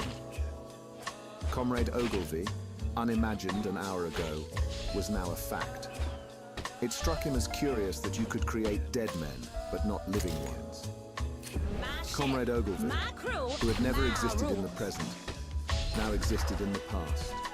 And when once the act of forgery was forgotten, he would exist just as authentically, and upon the same evidence, as Charlemagne or Julius Caesar. Chapter 5. Behold the ancient power. In the low-ceilinged canteen, deep underground, the lunch queue jerked slowly forward. The room was already very full and deafeningly noisy. From the grill at the counter, the steam of stew came pouring forth, with a sour metallic smell which did not quite overcome the fumes of Victory Gin. On the far side of the room, there was a small bar, a mere hole in the wall, where gin could be bought at 10 cents, the large nip. Bullseye! Just the man I was looking Shall for, we dance? said a voice at Winston's back. He turned round. It was his friend Syme, who worked in the research department. Perhaps friend was not exactly the right word. You did not have friends nowadays. You had comrades. But there were some comrades whose society was pleasanter than that of others. Syme was a philologist, a specialist in newspeak. Indeed, he was one of the enormous team of experts now engaged in compiling the 11th edition of the Newspeak Dictionary. He was a tiny creature, smaller than Winston, with dark hair and large, protuberant eyes, at once mournful and derisive, which seemed to search your face closely while he was speaking to you. I wanted to ask you whether you've got any razor blades. I he expected said. something more. Not one, said Winston with a sort of guilty haste. I've tried all over the place. They don't exist any longer. Everyone kept asking you for razor blades. Actually, he had 2 unused ones which he was hoarding up. There had been a famine of them for months past. At any given moment, there was some necessary article which the party shops were unable to supply. Sometimes it was buttons, sometimes it was darning wool, sometimes it was shoelaces. At present, it was razor blades. You could only get hold of them, if at all, by scrounging more or less furtively on the free market. I've been using the same blade for 6 weeks, he added untruthfully. The queue gave another jerk forward. As they halted, he turned and faced Syme again. Each of them took a greasy metal tray from a pile at the end of the counter. Did you go and see the prisoners hanged yesterday, said Syme. I was working, said Winston indifferently. I shall see it on the flicks, I suppose. A very inadequate substitute, said Syme. His mocking eyes roved over Winston's face. I know you, the eyes seemed to say. I see through you. I know very well why you didn't go to see those prisoners hanged. Let me hear In an your intellectual wound. way, Syme was venomously orthodox. He would talk with a disagreeable, gloating satisfaction of helicopter raids on enemy villages and trials and confessions of thought criminals, the executions in the cellars of the Ministry of Love. Talking to him was largely a matter of getting him away from such subjects and entangling him, if possible, in the technicalities of newspeak, on which he was authoritative and interesting. A storm Winston gathers. turned his head a little aside to Going for avoid the the scrutiny bullseye. of the large, dark eyes. It was a good Sound hanging, the said jam, Syme baby. reminiscently. I think it spoils it when they tie their feet together. I like to see them kicking.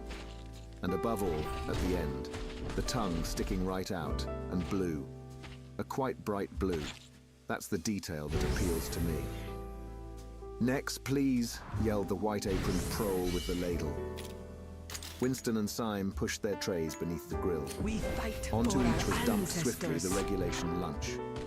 A metal pannikin of pinkish-grey stew, a hunk of bread, a cube of cheese, a mug of milkless Victory coffee, and 1 saccharine tablet. There's a table over there, under that telescreen, said Syme. Let's pick up a gin on the way. The gin was served out to them in handleless china mugs.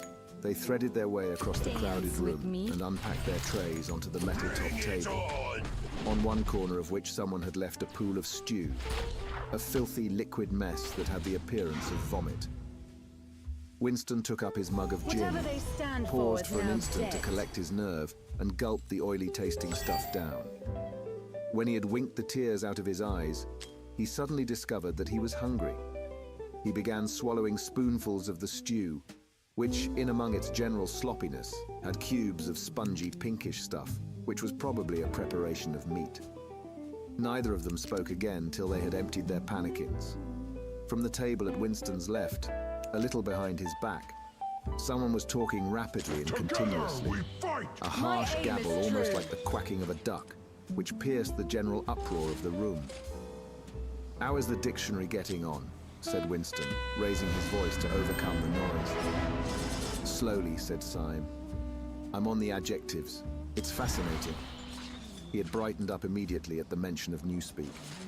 He pushed his pannikin aside, took up his hunk of bread in one delicate hand and his cheese in the other, Don't you and leaned dare across call the table me so as to be Captain able to Hook. speak without shouting. The 11th edition is the definitive edition, he said. We're getting the language into its final shape, the shape it's going to have when nobody speaks anything else. We fight for When we've our finished with it, ancestors. people like you will have to learn it all over again. You think, I dare say, that our chief job is inventing new words, but not a bit of it. We're destroying words, scores of them, hundreds of them, every day. We're cutting the language down to the bone. The 11th edition won't contain a single word that will become obsolete before the year 2050. He bit hungrily into his bread and swallowed a couple of guide me. mouthfuls, My aim then is continued true. speaking, with a sort of pedant's passion. Together we fight! His thin, dark face had Together become we win. animated. His eyes had lost their mocking expression and grown almost dreamy. It's a beautiful thing, the destruction of words. Of course, the great wastage is in the verbs and adjectives. But there are hundreds of nouns that can be got rid of as well. It isn't only the synonyms. There are also the antonyms. After all, what justification is there for a word which is simply the opposite of some other word? A word contains its opposite in itself. Take good, for instance. If you have a word like good, what need is there for a word like bad? Ungood will do just as well. Better, because it's an exact opposite, which the other is not. Or again, if you want a stronger version of good, what sense is there in having a whole string of vague, useless words like excellent and splendid and all the rest of them? Plus good covers the meaning, or double plus good if you want something stronger still. Of course, we use those forms already. But in the final version of Newspeak, there'll be nothing else. In the end, the whole notion of goodness and badness will be covered by only 6 words. In reality, only 1 word. Don't you see the beauty of that, Winston? It was BB's idea originally, of course, he added as an afterthought. A sort of vapid eagerness flitted across Winston's face at the mention of Big Brother. Nevertheless, Syme immediately detected a certain lack of enthusiasm. You haven't a real appreciation of Newspeak, Winston, he said, almost sadly. Some say they are my Even when you write it, you're still thinking in I old call speak. them my I've read some of those collection. pieces that you write in the Times, occasionally. They're good enough, but they're translations. In your heart, you'd prefer to stick to old speak, with all its vagueness and its useless shades of meaning. You don't grasp the beauty of the destruction of words. Do you know that Newspeak is the only language in the world whose vocabulary gets smaller every year? Winston did know that, of course. He smiled, sympathetically he hoped, not trusting himself to speak. Syme bit off another fragment of the dark-coloured bread, chewed it briefly, and went on. Don't you see that the whole aim of Newspeak is to narrow the range of thought? In the end, we shall make thought crime literally impossible, because there will be no words in which to express it. Every concept that can ever be needed will be expressed by exactly 1 word, with its meaning rigidly defined, and all its subsidiary meanings rubbed out and forgotten. Already, in the 11th edition, we're not far from that point, but the process will still be continuing long after you and I are dead. Every year, fewer and fewer words, and the range of consciousness always a little smaller. Even now, of course, there's no reason or excuse for committing thought crime. It's merely a question of self-discipline, reality control. But in the end, there won't be any need even for that. The revolution will be complete when the language is perfect. Newspeak is Ingsoc, and Ingsoc is Newspeak, he added with a sort of mystical satisfaction.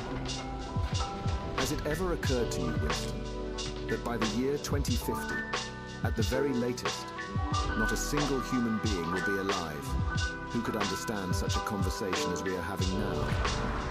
Except, began Winston doubtfully, and he stopped. It had been on the tip of his tongue to say, except the proles, but he checked himself, not feeling fully certain that this remark was not in some way unorthodox. The savannah Syme, flowers however, grow had cooler, divined what he was always about to strikes say. back. The proles are not We human fight beings, for our he said ancestors. carelessly. By 2050, earlier probably, all real knowledge of Old Speak will have disappeared. The whole literature of the past will have been destroyed. Chaucer, Shakespeare, Milton, Byron, they'll exist only in Newspeak versions, not merely changed into something different, Suck that punch! but actually changed into something contradictory of what they used to be. Even the literature of the party will change. Even the slogans will change. How could you have a slogan like "freedom is slavery" when the concept of freedom has been abolished? The whole climate of thought will be different. In fact, there will be no thought, as we understand it now. Orthodoxy means not thinking, not needing to think. Orthodoxy is unconsciousness. Behold the One of these ancient days, power. thought Winston with sudden, deep conviction, Syme will be vaporized. The captain He is is too to have intelligent. two He full sees too clearly and shares, speaks too according plainly. to the codex. The party does not like such people. One day, he will disappear. It is written in his face. Winston had finished his bread and cheese. He turned a little sideways in his chair to drink his mug of coffee. At the table on his left, the man with the strident voice was still talking remorselessly away. A young woman who was perhaps his secretary, and who was sitting with her back to Winston, was listening to him and seemed to be eagerly agreeing with everything that he said. From time to time, Winston caught some such remark as, "I think you're so right, I do so agree with you," uttered in a youthful and rather silly feminine voice. But the other voice never stopped for an instant, even when the girl was speaking. Winston knew the man by sight, though he knew no more about him than that he held some important post in Behold the the fiction ancient department. power. He was a man of about 30, with a muscular throat and a large, mobile mouth. The His head was captain thrown is to back a have little, two and because of the full angle at which he shares, was sitting, according to the his spectacles codex. caught the light and presented to Winston two blank discs instead of eyes. What was slightly horrible was that from the stream of sound that poured out of his mouth, it was almost impossible to distinguish a single word. Just once, Winston caught a phrase: complete and final elimination of Goldsteinism. Jerked out very rapidly, and as it seemed, all in one piece, like a line of type cast solid. For the rest, it was just a noise, a quack, quack, quacking. And yet, though you could not actually hear what the man was saying, you could not be in any doubt about its general nature. He might be denouncing Goldstein and demanding sterner measures against thought criminals and saboteurs. He might be fulminating against the atrocities of the Eurasian army. He might be praising Big Brother or the heroes on the Malabar front. It made no difference. Whatever it was, you could be certain that every word of it was pure orthodoxy, pure ingsoc. As he watched the eyeless face with the jaw moving rapidly up and down, Winston had a curious feeling that this was not a real human being, but some kind of dummy. It was not the man's brain that was speaking. It was his larynx. The stuff that was coming out of him consisted of words, but it was not speech in the true sense. It was a noise uttered in unconsciousness, like the quacking of a duck. Syme had fallen silent for a moment, and with the handle of his spoon was tracing patterns in the puddle of stew. The voice from the other table quacked rapidly on, easily audible in spite of the surrounding din. "There is a word in Newspeak," said Syme. "I don't know whether you know it. Duck speak. To quack like a duck. It is one of those interesting words that have two contradictory meanings. Applied to an opponent, it is abuse. Applied to someone you agree with, it is praise." Unquestionably, Syme will be vaporized, Winston thought again. He thought it with a kind of sadness, although well knowing that Syme despised him and slightly disliked him, and was fully capable of denouncing him as a thought criminal if he saw any reason for doing so. There was something subtly wrong with Syme. There was something that he lacked. Discretion, aloofness, a sort of saving stupidity. You could not say that he was unorthodox. He believed in the principles of ingsoc. He venerated Big Brother. He rejoiced over victories. He hated heretics, not merely with sincerity, but with a sort of restless zeal, an up-to-dateness of information, which the ordinary party member did not approach. Yet a faint air of disreputability always clung to him. He said things that would have been better unsaid. He had read too many books. He frequented the Chestnut Tree Cafe, haunt of painters and musicians. There was no law, not even an unwritten law, against frequenting the Chestnut Tree Cafe, yet the place was somehow ill-omened. The old, discredited leaders of the party had been used to gather there before they were finally purged. Goldstein himself, it was said, had sometimes been seen there years and decades ago. Syme's fate was not difficult to foresee.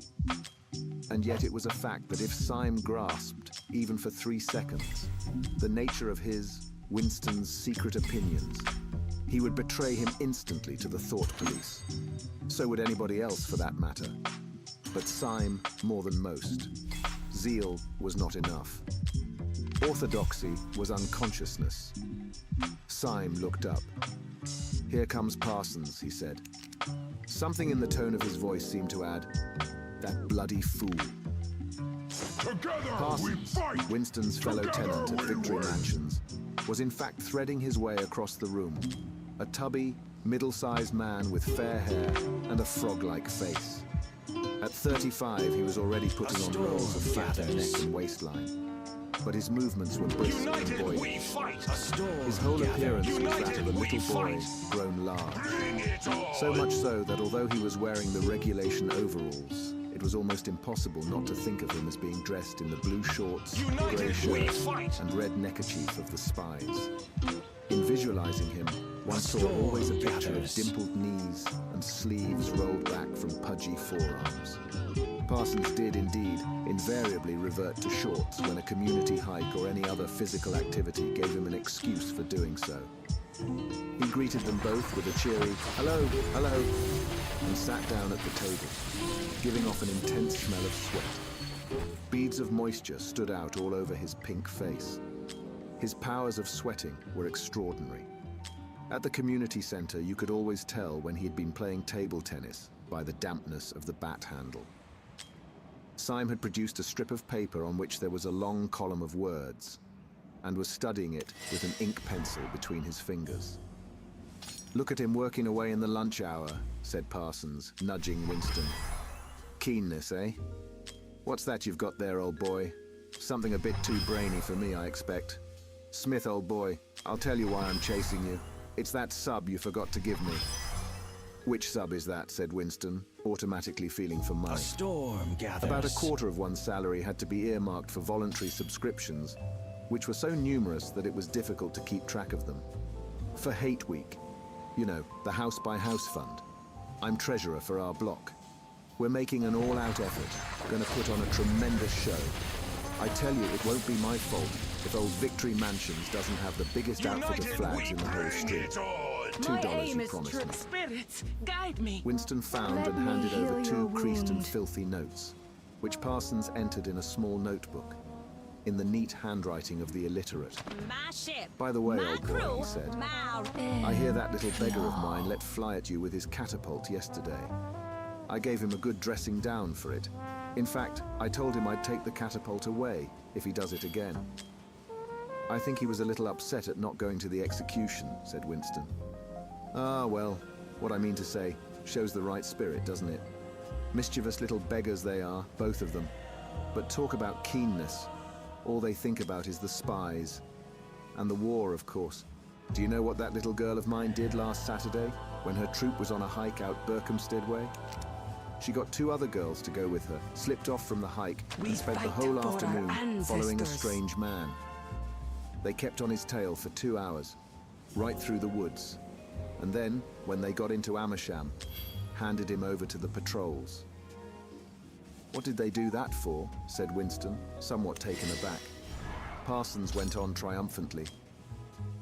"My kid made sure he was some kind of enemy agent. Might have been dropped by parachute, for instance. But here's the point, old boy. What do you think put her onto him in the first place? She spotted he was wearing a funny kind of shoes. Said she'd never seen anyone wearing shoes like that before. We So the fight chances for were he our was a foreigner. ancestors. Pretty smart for a nipper of 7, eh?" "What happened to the man?" said Winston. "Ah, that I couldn't say, of course. But I wouldn't be altogether surprised A if storm Parsons gathers. made the motion of aiming a rifle and clicked his tongue for the explosion. Good, said Syme abstractedly, without looking up from his strip of paper. Of course we can't afford to take chances, agreed Winston dutifully. What I mean to say, there is a war on, said Parsons. As though in confirmation of this, a trumpet call floated from the telescreen just above their heads. However, it was not the proclamation of a military victory this time, but merely an announcement from the Ministry of A Plenty. storm gathers. Comrades, cried an eager, youthful voice. Attention, comrades, we have glorious news for you. We have won the battle for production. Returns now completed of the output of all classes of consumption goods show that the standard of living has risen by no less than 20% Let over the me past heal year, your wound. all over Oceania. This morning, there were irrepressible, spontaneous demonstrations when workers marched out of factories and offices and paraded through the streets with banners, voicing their gratitude to Big Brother for the new, happy life which his wise leadership has bestowed upon us. Here are some of the completed figures, foodstuffs. The phrase, "our new happy life," recurred several times. It had been a favorite of late Let with me the heal Ministry your of Plenty. wound. Parsons, his attention caught by the trumpet call, sat listening with a sort of gaping solemnity, We fight a sort for of our edified boredom. ancestors. He could not follow the figures, but he was aware that they were in some way a cause for satisfaction. He had lugged out a huge and filthy pipe which was already half full of charred tobacco. With the tobacco ration at 100 grams a week, it was seldom Dance possible with to me. fill a pipe to the top. Winston was smoking a victory cigarette, which he held carefully Together horizontally. we fight! The new Together ration did we not start win. till tomorrow, and he had only 4 cigarettes left. For the moment, he had shut his ears to the remoter noises and was listening to the stuff that streamed out of the telescreen. It appeared that there had even been demonstrations to thank Big Brother for raising the chocolate ration to 20 grams a week. And only yesterday, he reflected, it had been announced that the ration was to be reduced Together we to fight! 20 grams a week. Together we win! Was it possible that they could swallow that after only 24 hours? Yes, they swallowed it. Parsons swallowed it easily, with the stupidity of an animal. The eyeless creature at the other table swallowed it fanatically, passionately, with a furious desire to track down, denounce, and vaporize anyone who should suggest that last week the ration had been 30 Spirits, grams. guide me. Syme, too, in some more complex way, involving doublethink. Syme swallowed it. Was he then alone in the possession of a memory? The fabulous statistics Let me continued to pour My out of the ship, telescreen. my crew, As my compared with rule. last year, there was more food, more clothes, more houses, more furniture, more cooking pots, more fuel, more ships, more helicopters, more books, more babies, more of everything except disease, Don't crime, you dare and call me. insanity. Year by year and minute by minute, everybody and everything was whizzing rapidly upwards. As Syme had done earlier, Winston had taken up his spoon and was dabbling in the pale-coloured gravy that dribbled across the table, drawing a long streak of it out into a pattern. He meditated resentfully on the physical texture of life.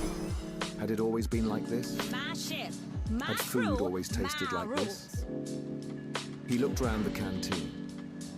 A low-ceilinged, crowded room, We fight its for walls our grimy from the ancestors. contact of innumerable bodies. Battered Don't metal you tables dare and call chairs, me, Captain placed so Hook. close My together aim that you is sat with true. elbows touching. Bent spoons, A dented storm trays, gathers. United coarse we white fight! mugs, Bring all it surfaces on! greasy, grime in every crack, and a sourish, composite smell of bad gin and bad coffee and metallic stew and dirty clothes. Always in your stomach and in your skin there was a sort of We protest, fight for our a feeling that you had been ancestors. cheated of something that you had a right to. It was true that he had no memories of anything greatly different. In any time that he could accurately remember, there had never been quite enough to eat. One had never had socks or underclothes that were not full of holes. Furniture had always been battered and rickety. Rooms underheated, tube trains crowded, houses falling to pieces. Bread dark-coloured, tea a rarity, coffee filthy tasting, cigarettes insufficient. nothing cheap and plentiful except synthetic gin. And though, of course, it grew worse as one's body aged, was it not a sign that this was not the natural order of things, if one's heart sickened at the discomfort and dirt and scarcity? The interminable winters, the stickiness of one's socks, the lifts that never worked, the cold water, the gritty soap, the cigarettes that came to pieces, the food with its strange, evil tastes. Why should one feel it to be intolerable unless one had some kind of ancestral memory that things had once been different? He looked round the canteen again. Nearly everyone was ugly, and would still have been ugly, even if dressed otherwise than in the uniform blue overalls. On the far side of the room, sitting at a table alone, a small, curiously beetle-like man was drinking a cup of coffee, his little eyes darting suspicious glances from side to side. How easy it was, A thought storm Winston, gathers. if you did not look about you, to believe that the physical type set up by the party as an ideal, tall, muscular youths and deep-bosomed maidens, blonde-haired, vital, sunburnt, carefree, existed and even predominated. Actually, so far as he could judge, the majority of people in Airstrip 1 were small, dark, and ill-favored. It was curious how that beetle-like type proliferated in the ministries. Little dumpy men, growing stout very early in life, with short legs, swift scuttling movements, and fat inscrutable faces with very small eyes. It was the type that seemed to flourish best under the dominion of the party. The announcement from the Ministry of Plenty ended on another trumpet call and gave way to tinny music. Parsons, stirred to vague enthusiasm by the bombardment of figures, took his pipe out of his mouth. "The Ministry of Plenty's certainly done a good job this year," he said, with a knowing shake of his head. "By the way, Smith, old boy, I suppose you haven't got any razor blades you can let me have?" "Not one," said Winston. "I've been using the same blade for 6 weeks myself." "Ah, well, just thought I'd ask you, old boy." "Sorry," said Winston. The quacking voice from the next table, temporarily silenced during the ministry's announcement, had started up again, as loud as ever. For some reason, Winston suddenly found himself thinking of Mrs. Parsons, with her wispy hair and the dust in the creases of her face. Within 2 years, those children would be denouncing her to the thought police. Mrs. Parsons would be vaporized. Syme would be vaporized. Winston would be vaporized. O'Brien would be vaporized. Parsons, on the other hand, would never be vaporized. The eyeless creature with the quacking voice would never be vaporized. The little beetle-like men who scuttle so nimbly through the labyrinthine corridors of ministries, they too would never be vaporized. And the girl with dark hair, the girl from the fiction department, she would never be vaporized either. It seemed to him that he knew instinctively who would survive and who would perish. Though just what it was that made for survival, it was not easy to say. At this moment, he was dragged out of his reverie with a violent jerk. The girl at the next table had turned partly round and was looking at him. It was the girl with dark hair. She was looking at him in a sidelong way, but with curious intensity. The instant she caught his eye, she looked away again. The sweat started out on Winston's backbone. A horrible pang of terror went through him. It was gone almost at once, but it left a sort of nagging uneasiness behind. Why was she watching him? Why did she keep following him about? Unfortunately, he could not remember whether she had already been at the table when he arrived, or had come there afterwards. But yesterday, at any rate, during the 2 minutes late, she had sat immediately behind him when there was no apparent need to do so. Quite likely, her real object had been to listen to him and make sure whether he was shouting loudly enough. His earlier thought returned to him. Probably she was not actually a member of the thought police. But then it was precisely the amateur spy who was the greatest danger of all. He did not know how long she'd been looking at him, but perhaps for as much as 5 minutes, and it was possible that his features had not been perfectly under control.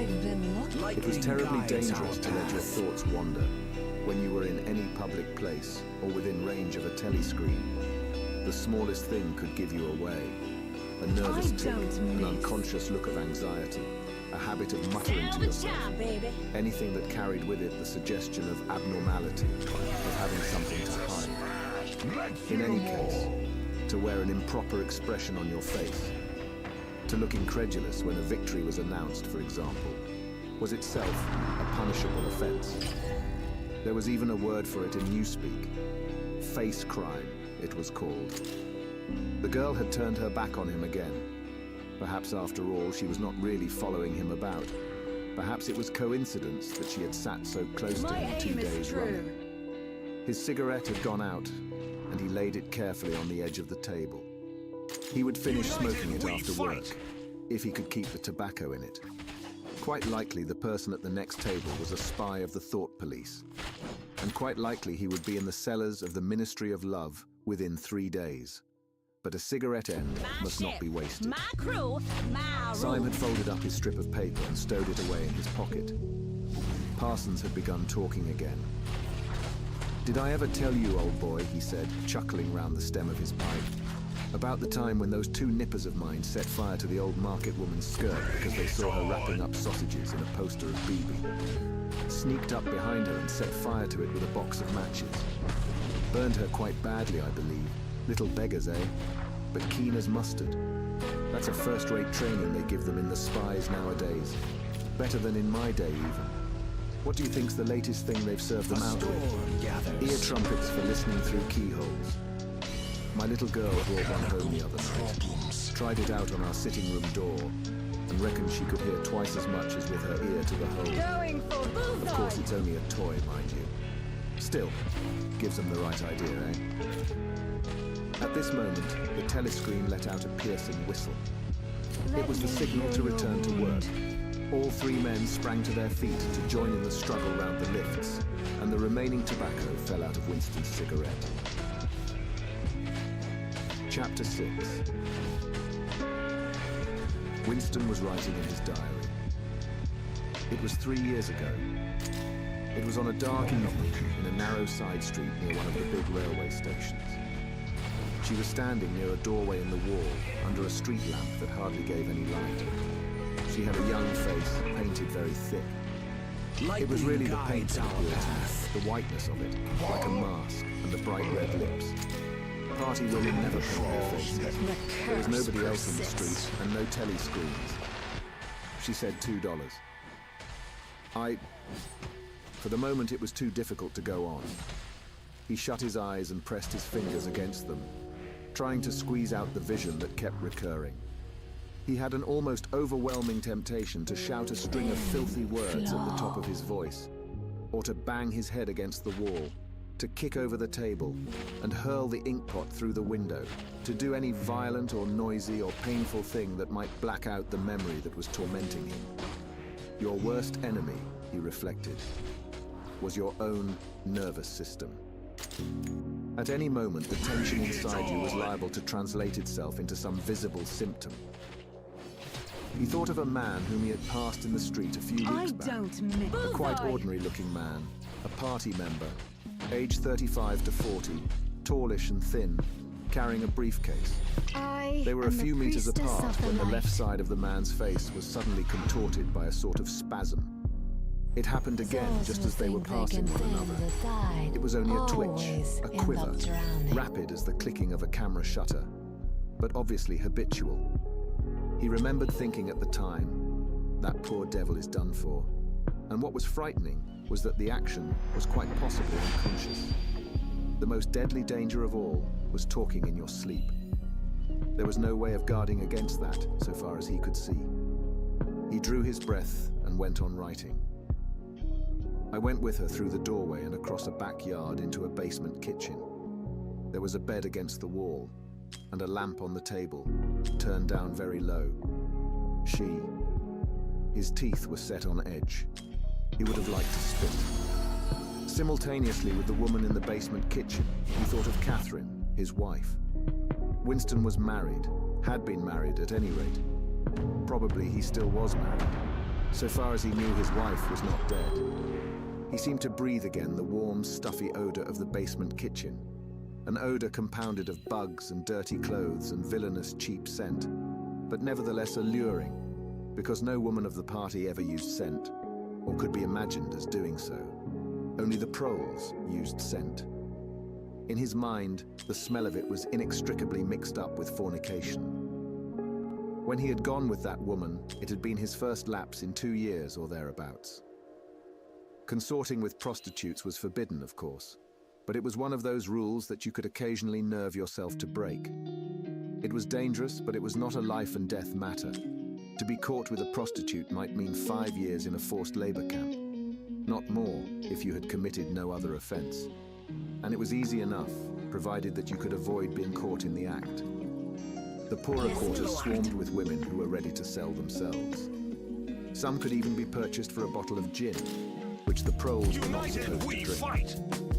Tacitly, the party was even inclined to encourage prostitution, as an outlet for instincts which could not be altogether suppressed. Mere debauchery did not matter very much, so long as it was furtive and joyless and only involved the women of a submerged and dishonest class. The unforgivable crime was promiscuity between party members. But, though this was one of the crimes that the accused in the Great Purges invariably confessed to, it was difficult to imagine any such thing actually happening. The aim of the party was not merely to prevent men and women from forming loyalties which it might not be able to control. Its real, undeclared purpose was to remove all pleasure from the sexual act. Not love so much as eroticism was the enemy, inside marriage as well as outside it. All marriages between party members had to be approved by a committee appointed for the purpose, and, though the principle was never clearly stated, permission was always refused if the couple concerned gave the impression of being physically attracted to one another. The only recognized purpose of marriage was to beget children for the service of the party. Sexual intercourse was to be looked on as a slightly disgusting minor operation, like having an enema. This again was never put into plain words, but in an indirect way, it was rubbed into every party member from childhood onwards.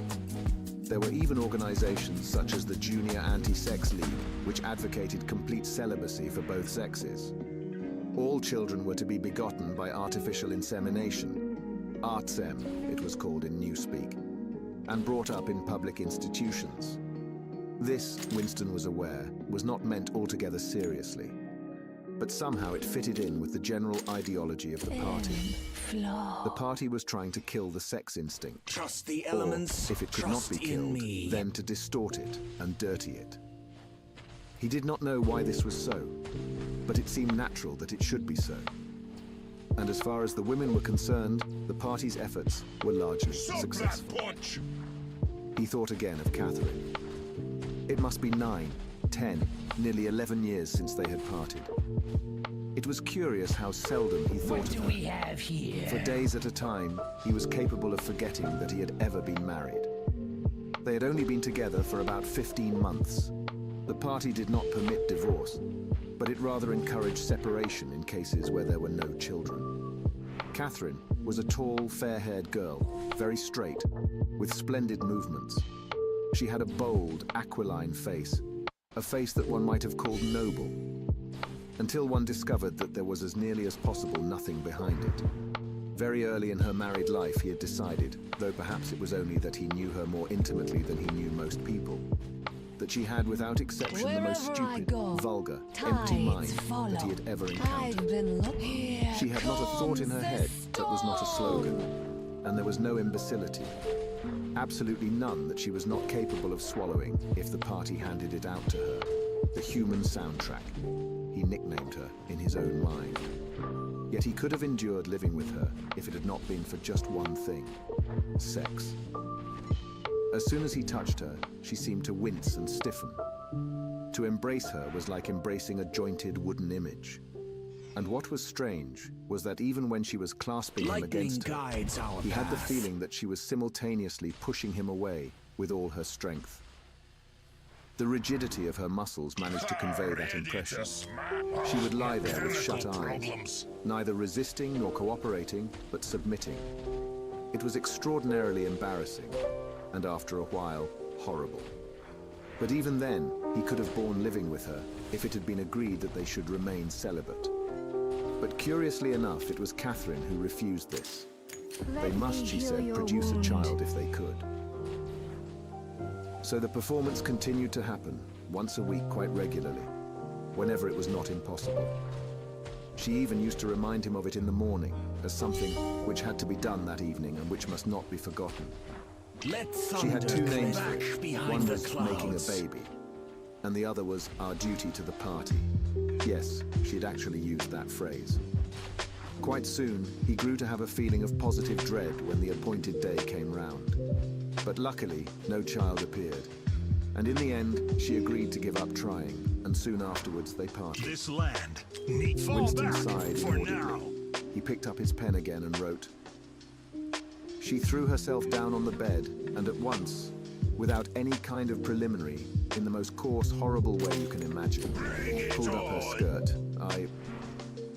He saw himself standing there in the dim lamplight, with the smell of bugs and cheap scent in his nostrils, Wherever I go, and in his heart, comes a the feeling of defeat storm. and resentment, which even at that moment was mixed up with the thought of Catherine's white body, frozen forever by the hypnotic power of the party. Why did he always have to be like this? Suck that punch. Why could he not have a woman of his own instead of these filthy scuffles at intervals of years? But a real love affair was an almost unthinkable event. The women of the party were all alike. Chastity was as deep ingrained in them as party loyalty. By careful early conditioning, by games and cold water, by the rubbish that was dinned into them at school and in the spies and the youth league, by lectures, parades, songs, slogans, and martial music. The natural feeling had been driven out of them. His reason told him that there must be exceptions, but his heart did not believe it. They were all impregnable, as the party intended that they should. And what he wanted, more even than to be loved, was to break down that wall of virtue, even if it were only once in his whole life. The sexual act, successfully performed, was rebellion. Desire was thought crime. Even to have awakened Catherine, if he could have achieved it, would have been like a seduction, although she was his wife. But the rest of the story had got to be written down. He wrote, I turned up the lamp when I saw her in the light. After the darkness, the feeble light of the paraffin lamp had seemed very bright. For the first time, he could see the woman properly. He had taken a step towards her, My aim is and then true. halted, full of lust and terror. He was painfully conscious of the risk he had taken in coming here. It was perfectly possible that the patrols would catch him on the way out. For that matter, they might be waiting outside the door at this moment. If he went away, without even doing what he had come here to do, it had got to be written down. It had got to be confessed. What he had suddenly seen in the lamplight was that the woman was old. The paint was plastered so thick on her face that it looked as though it might crack like a cardboard mask. There were streaks of white in her hair, but the truly dreadful detail was that her mouth had fallen a little Ready to open, smash. revealing nothing except a cavernous blackness. She had no teeth at all. He wrote hurriedly in scrabbling handwriting. When I saw her in the light, she was quite an old woman, 50 years old at least. But I went ahead and did it just the same. My ship, my He pressed his crew, fingers my against his rules. eyelids again. He had written it down at last, but it made United no we difference. fight. The therapy had not worked. The urge to shout filthy words at the top of his voice was as strong as ever. Chapter 7. If there is hope, wrote Winston, it lies in the proles. If there was hope, it must lie in the proles. Because only there, in those swarming, disregarded masses, 85% of the population of Oceania, could the force to destroy the party ever be generated. The party could not be overthrown from within. Its enemies, if it had any enemies, had no way of coming together or even of identifying one another. Even if the legendary brotherhood existed, as just possibly it might, it was inconceivable that its members could ever assemble in larger numbers than twos and threes. Rebellion meant a look in the eyes, an inflection of the voice, at the most, an occasional whispered word. I don't miss. But the proles, if only they could somehow become conscious of their own strength, would have no need to conspire. They needed only to rise up and shake themselves like a horse shaking off flies. If they chose, they could blow the party to pieces tomorrow morning. Surely sooner or later it must occur to them to do it. And yet, he remembered how once he had been walking down a crowded street when a tremendous shout of hundreds of voices, women's voices, had burst from a side street a little way ahead. It was a great formidable cry of anger and despair, a deep, loud "oh, oh, oh, oh, oh" that went humming on like the reverberation of a bell. His heart had leapt. It started, he had thought. A riot. The proles are breaking loose at last. When he had reached the spot, it was to see a mob of 200 or 300 women crowding round the stalls of a street market, with faces as tragic as though they had been the doomed passengers on a sinking ship. But at this moment, the general despair broke down into a multitude of individual quarrels. It appeared that one of the stalls had been selling tin saucepans. They were wretched, flimsy things, but cooking pots of any kind were always difficult to get. Now the supply had unexpectedly given out. The successful women, bumped and jostled by the rest, were trying to make off with their saucepans, while dozens of others clamoured round the stall, accusing the stallkeeper of favouritism and of having more saucepans somewhere in reserve. There was a fresh outburst of yells. Two bloated women, one of them with her hair coming down, had got hold of the same saucepan and were trying to tear it out of one another's hands. For a moment, they were both tugging, and then the handle came off. Winston watched them disgustedly, and yet, just for a moment, what almost frightening power had sounded in that cry from only a few hundred throats. Why was it that they could never shout like that about anything that mattered? He wrote, "Until they become conscious, they will never rebel. And until after they have rebelled, they cannot become conscious."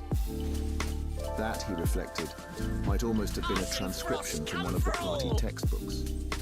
The party claimed, of course, to have liberated the proles from bondage. Before the revolution, they had been hideously oppressed by the capitalists. They had been starved and flogged. Women had been forced to work in the coal mines. Women still did work in the coal mines, as a matter of fact. Children had been sold into the factories at the age of 6.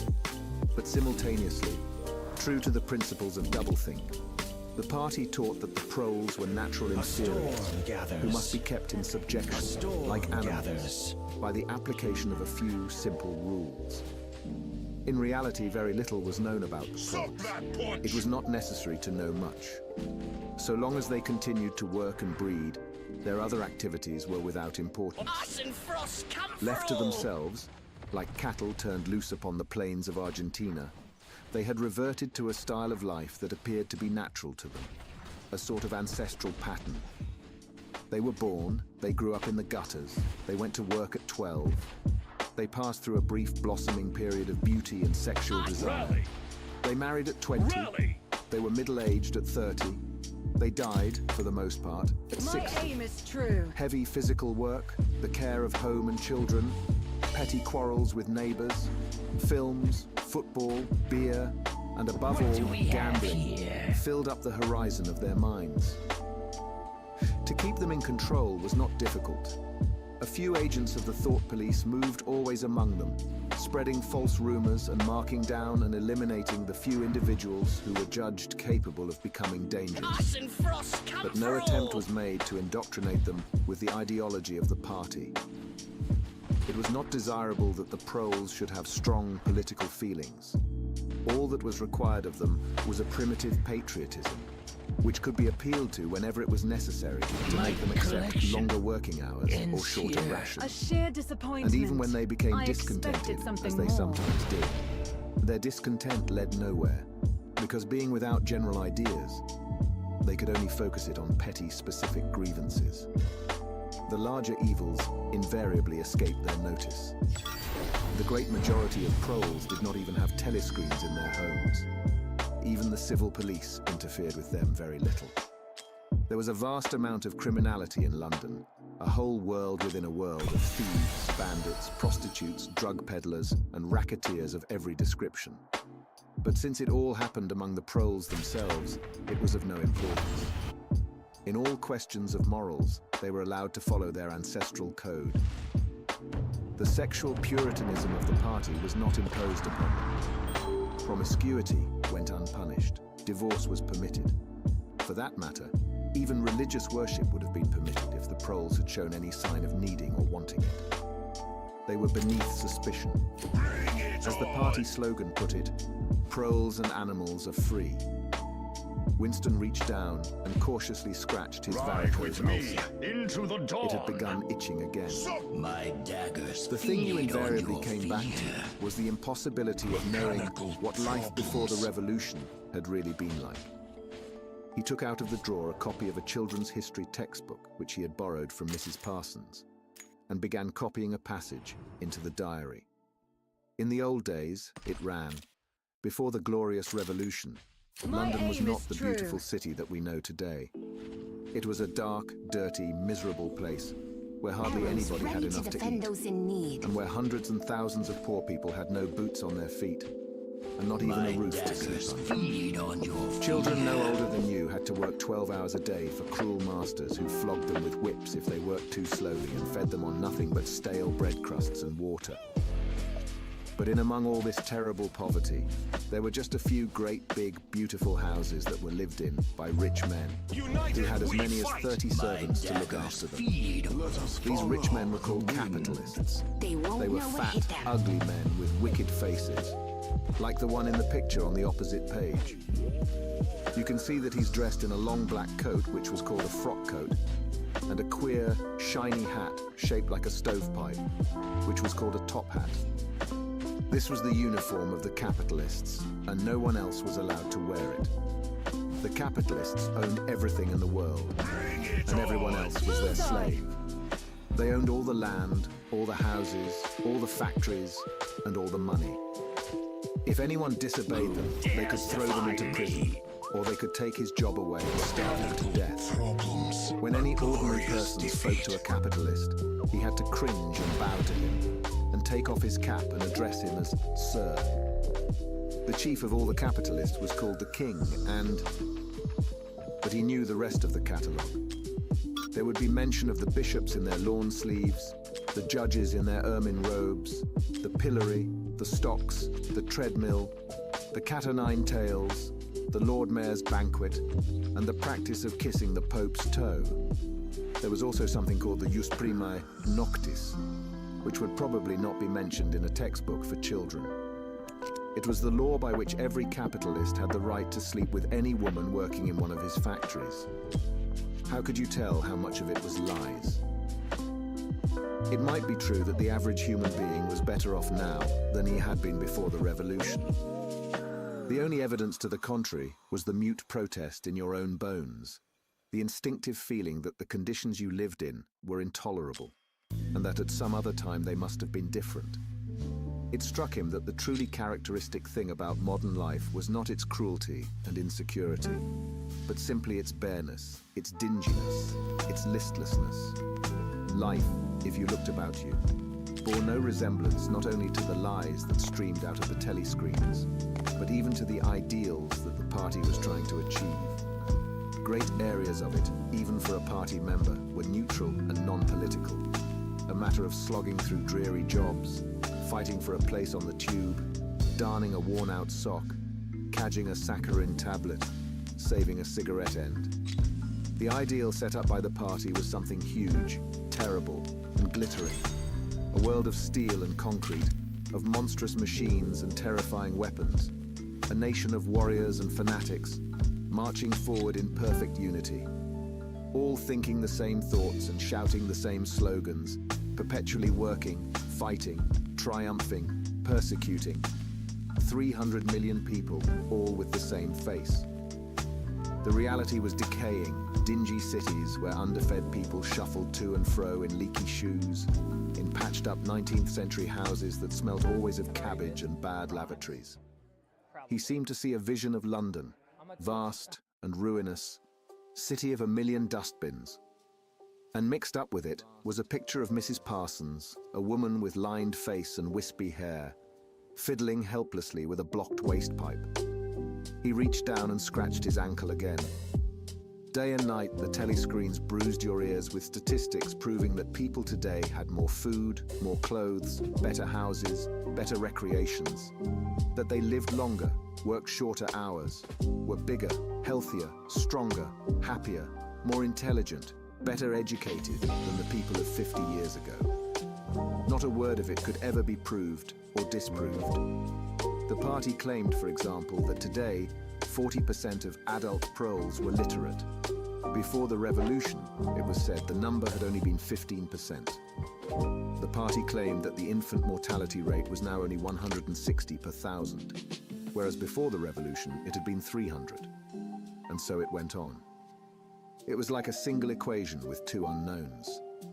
It might very well be that literally every word in the history books, even the things that one accepted without question, was pure fantasy. For all he knew, there might never have been any such law as the jus primae noctis, or any such creature as a capitalist, or any such garment as a top hat. Everything faded into mist. The past was erased. The erasure was forgotten. The lie became truth. Just once in his life he had possessed, after the event, that was what counted. Fortress. Concrete, unmistakable loose. evidence of an act of falsification. He had held it between his fingers for as long as 30 seconds. In 1973, it must have been. At any rate, it was at about the time when he and Catherine had parted. Crush the enemy! But the really relevant date was 7 or 8 years earlier. The story really began in the middle 60s, the period of the Great Purges in which the original leaders of the revolution were wiped out once and for all. By 1970, none of them was left, except Big Brother himself. All the rest had by that time been exposed as traitors and counter-revolutionaries.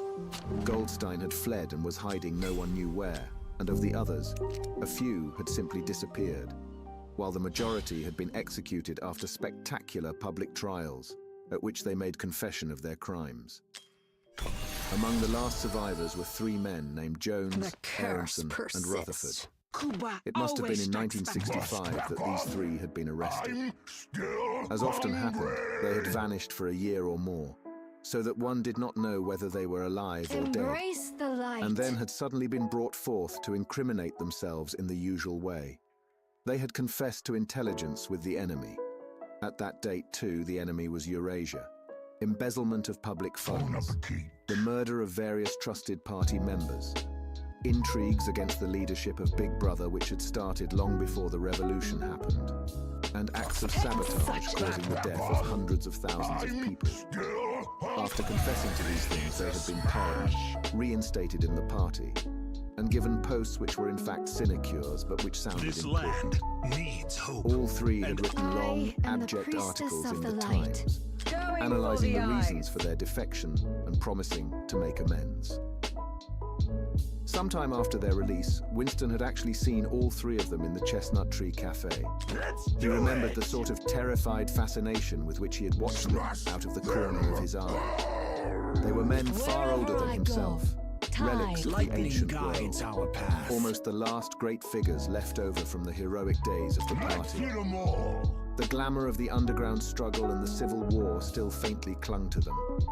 He had the feeling, though already at that time facts and dates were growing blurry, that he had known their names years earlier than he had known that of Big Brother. But also, they were outlaws, enemies, untouchables, doomed with absolute certainty to extinction within a year or 2. United we fight. No one who had once fallen into the hands of the thought police ever escaped in the end. They were corpses waiting to be sent back to the grave. There was no one at any of the tables nearest to them. It was not wise even to be seen in the neighborhood of such people. They were sitting in silence before glasses of the gin flavored with cloves, which was the speciality of the cafe. Of the 3, it was Rutherford whose appearance had most impressed Winston. Rutherford had once been a famous caricaturist, whose Let brutal me heal cartoons your had helped to wound. inflame popular opinion before and during the revolution. Even now, at long intervals, his cartoons were appearing in the Times. They were simply an imitation of his earlier manner, and curiously lifeless and unconvincing. Always they were a rehashing of the ancient themes: slum tenements, starving children, street battles, capitalists in My top aim hats. is true. Even on the barricades, the capitalists still seem to cling to their top hats in endless, hopeless effort to get back into the past.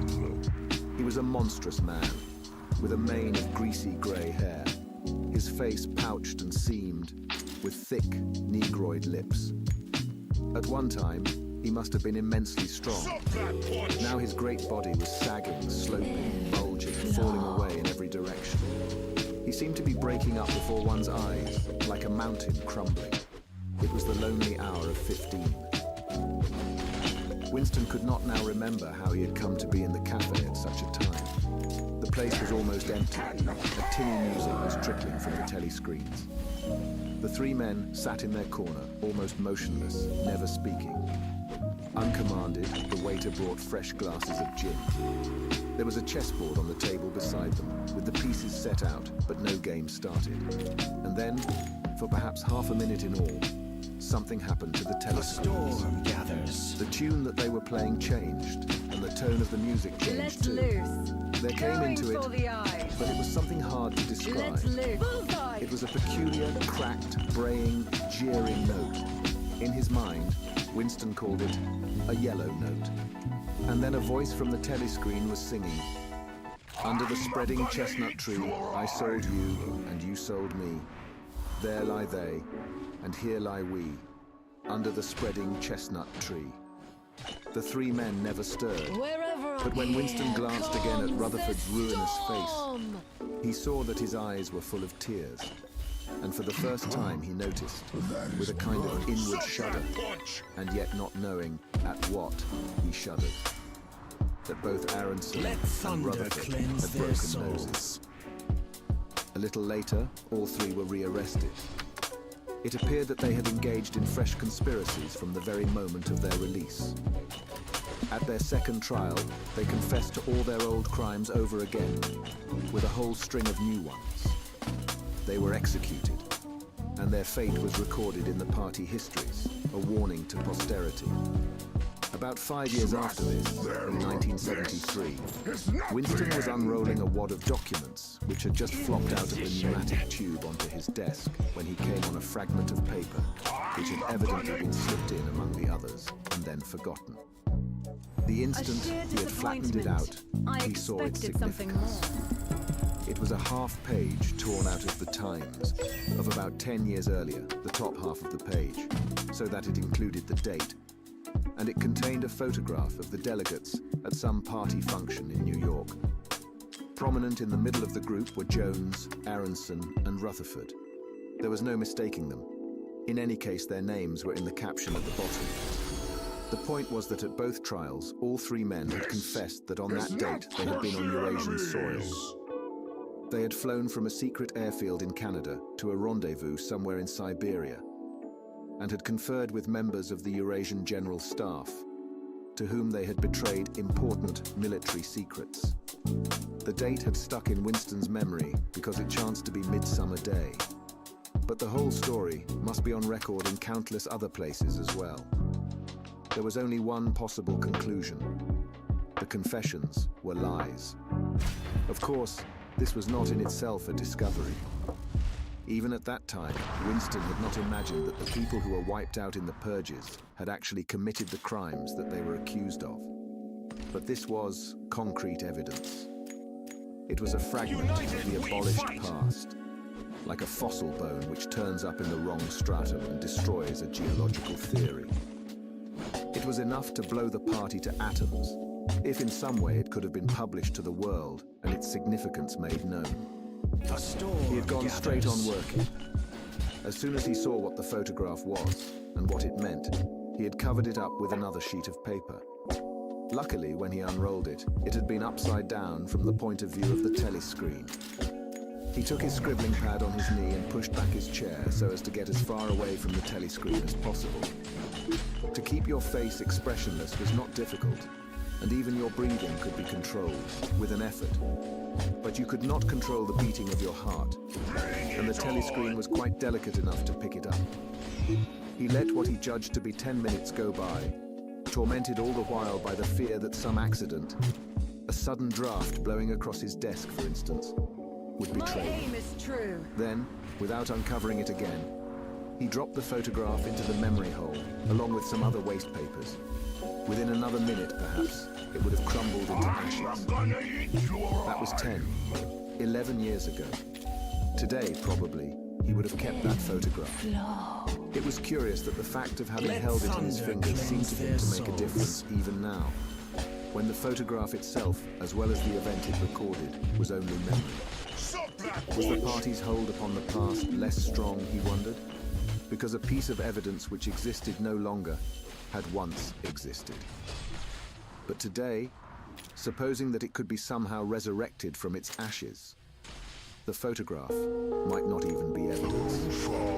Already, at the time when he made his discovery, Oceania was no longer at war with Eurasia, and it must have been to the agents of Eastasia that the 3 dead men had betrayed their country. Since then, there had been other changes. 2, 3, he could not remember how many. Very likely the confessions had been rewritten and rewritten until the original facts and dates no longer had the smallest significance. The past not only changed, but changed continuously. What most afflicted him with the sense of nightmare was that he had never clearly understood why the huge imposture was undertaken. The immediate advantages of falsifying the past were obvious, but the ultimate motive was mysterious. He took up his pen again and wrote, I understand how, I do not understand why. Trust the elements. He Trust in wondered, me. as he had many times wondered before, whether he himself was a lunatic. Perhaps a lunatic was simply a minority of one. At one time it had been a sign of madness to believe that the earth goes round the sun. Today, to believe that the past is unalterable. He might be alone in holding that belief, and if alone, then a lunatic. But the thought of being a lunatic did not greatly trouble him. United we The fight! horror was that he might also be wrong. He picked up the children's history book and looked at the portrait of Big Brother, which formed its frontispiece.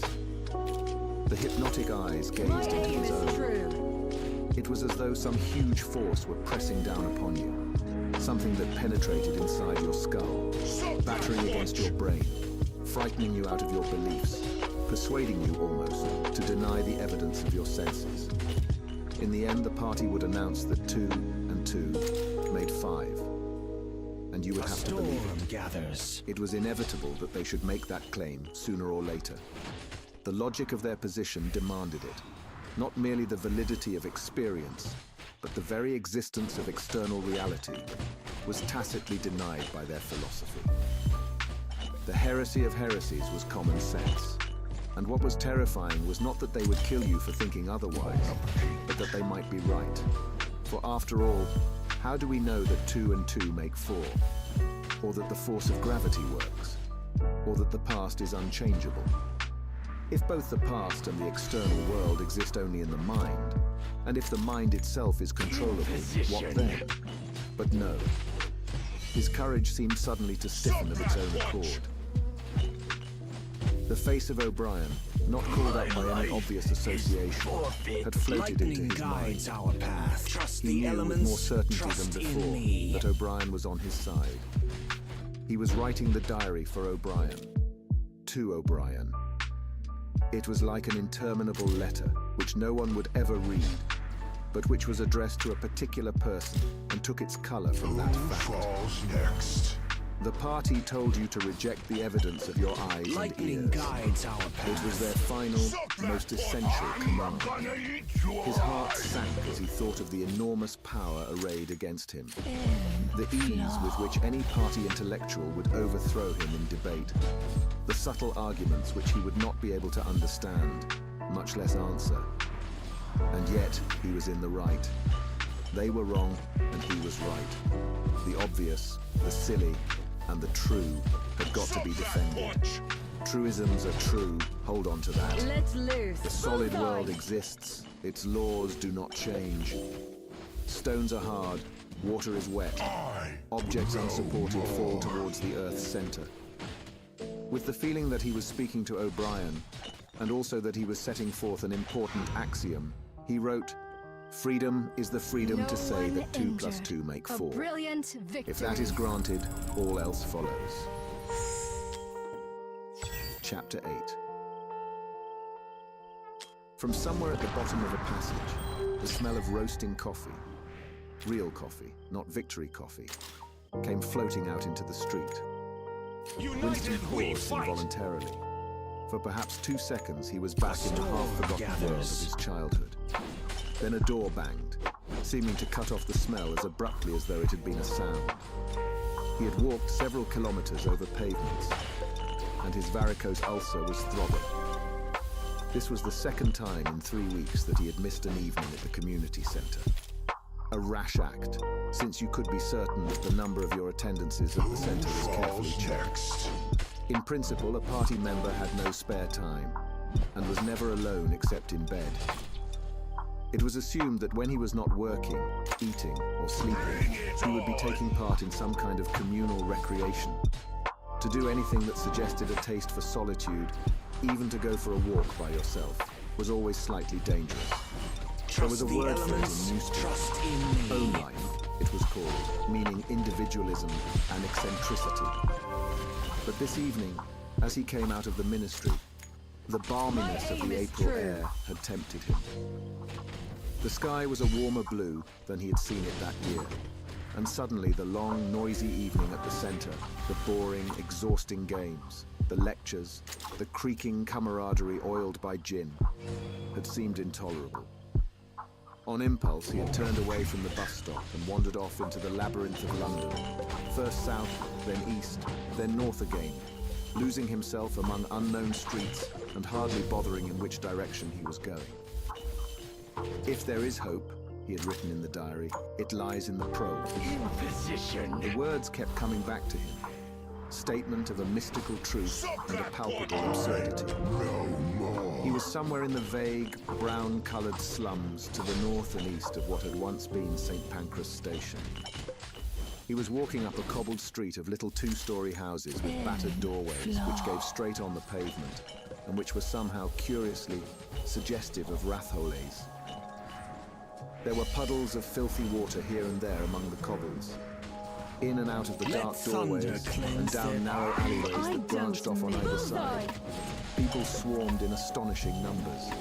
Girls in full bloom, with crudely lipsticked mouths, and youths who chased the girls, and swollen, waddling women who showed you what the girls would be like in 10 years' time, and old, bent creatures shuffling along on splayed feet, and ragged, barefooted children who played in the puddles, and then scattered at angry yells from their mothers. Perhaps a quarter of the windows in the street were broken and boarded up. Most of the people paid no attention to Winston. A few eyed him with a sort of guarded curiosity. 2 monstrous women with brick-red forearms folded across their aprons were talking outside a doorway. Winston caught scraps of conversation as he approached. Yes, I says to her, that's all very well, I said. United we But if you'd have been in my place, you'd have done the same as what I done. It's easy to criticize, I says. But you ain't got the same problems as what I got. Who falls next? Said the other. That's just it. That's just where it is. It's on. The strident voices stopped abruptly. The women studied him in hostile silence as he went past. But it was not hostility exactly, merely a kind of wariness. A momentary stiffening, as at the passing of some unfamiliar animal. The blue overalls of the party could not be a common sight in a street like this. Indeed, it was unwise to be seen in such places, unless you had definite business there. The patrols might stop you if you happened to run into them. May I see your papers, comrade? What are you doing here? What time did you leave work? Is this your usual way home? And so on, and so forth. Not that there was any rule against walking home by an unusual route, but it was enough to draw attention to you if the thought police heard about it. Suddenly the whole street was in commotion. There were yells of warning from all sides. storm gathers. People were shooting into the doorways like rabbits. A young woman leapt out of a doorway a little ahead of Winston. grabbed up a tiny child playing in a puddle, Falls next. whipped her apron round it, and leapt back again, all in one movement. At the same instant, a man in a concertina-like black suit, who had emerged from a side alley, ran towards Winston, pointing excitedly to the sky. "Steamer," he yelled. "Look out, Governor. Bang overhead. Lay down quick." Steamer was a nickname which, for some reason, the proles applied to rocket bombs. Winston promptly flung himself on his face. The proles were nearly always right when they gave you a warning of this kind. They seemed to possess some kind of instinct, which told them several seconds in advance when a rocket was coming, although the rockets supposedly traveled faster than sound. Winston clasped his forearms above his head. There was a roar that seemed to make the pavement heave. A shower of light objects pattered onto his back. When he stood up, he found that he was covered with fragments of glass from the nearest window. He walked on. The bomb had demolished a group of houses 200 meters up the street. A black plume of smoke hung in the sky, and below it, a cloud of plaster dust in which a crowd was already forming around the ruins. There was a little pile of plaster lying on the pavement ahead of him, and in the middle of it, he could see a bright red streak. When he got up to it, he saw that it was a human hand severed at the wrist. Apart from the bloody stump, the hand was so completely whitened as to resemble a plaster cast. He kicked the thing into the gutter, and then, to avoid the crowd, turned down a side street to the right. Within 3 or 4 minutes, he was out of the area which the bomb had affected, and the sordid, swarming life of the streets was going on as though nothing had happened. It was nearly 20 hours, and the drinking shops which the proles frequented, pubs they called them, were choked with customers. From their grimy swing doors, endlessly opening and shutting, there came forth a smell of urine, sawdust, and sour beer. In an angle formed by a projecting house front, 3 men were standing very close together. The middle one of them holding a folded-up newspaper, which the other 2 were studying over his shoulder. Even before he was near enough to make out the expression on their faces, Winston could see absorption in every line of their bodies. It was obviously some serious piece of news that they were reading. He was a few paces away from them when suddenly the group broke up, and 2 of the men were in violent altercation. For a moment they seemed almost on the point of blows. "Can't you bleeding well listen to what I say? I tell you, no number ending in 7 ain't won for over 14 months. Yes, it has then. No, it has not. Back home I got the whole lot of them for over 2 years wrote down on a piece of paper. I takes them down regular as the clock. And I tell you, no number ending in 7. Yes, a 7 has won. I could pretty near tell you the bleeding number, 407, it ended in. It were in February, 2nd week in February. February, your grandmother. I got it all down in black and white. And I tell you, no number. Oh, pack it in, said the 3rd man. They were talking about the lottery. Winston looked back when he had gone 30 meters. They were still arguing with vivid, passionate faces. The lottery, with its weekly payout of enormous prizes, was the one public event to which the proles paid serious attention. It was probable that there were some millions of proles for whom the lottery was the principal, if not the only reason, for remaining alive. It was their delight, their folly, their anodyne, their intellectual stimulant. Where the lottery was concerned, even people who could barely read and write seemed capable of intricate calculations and staggering feats of memory. There was a whole tribe of men who made a living simply by selling systems, forecasts, and lucky amulets. Winston had nothing to do with the running of the lottery, which was managed by the Ministry of Plenty. But he was aware, indeed everyone in the party was aware, that the prizes were largely imaginary. Only small sums were actually paid out, the winners of the big prizes being non-existent persons. In the absence of any real intercommunication between one part of Oceania and another, this was not difficult to arrange. But if there was hope, it lay in the proles. You had to cling on to that. When you put it in words, it sounded reasonable. It was when you looked at the human beings passing you on the pavement that it became an act of faith. The street into which he had turned ran downhill. He had a feeling that he had been in this neighborhood before, and that there was a main thoroughfare not far away. From somewhere ahead, there came a din of shouting voices. The street took a sharp turn and then ended in a flight of steps which led down into a sunken alley where a few stall keepers were selling tired-looking vegetables. At this moment, Winston remembered where he was.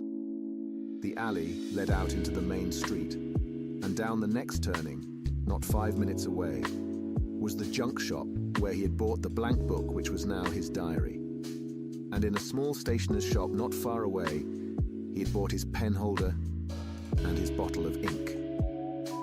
He paused for a moment at the top of the steps. On the opposite side of the alley, there was a dingy little pub whose windows appeared to be frosted over, but in reality were merely coated with dust.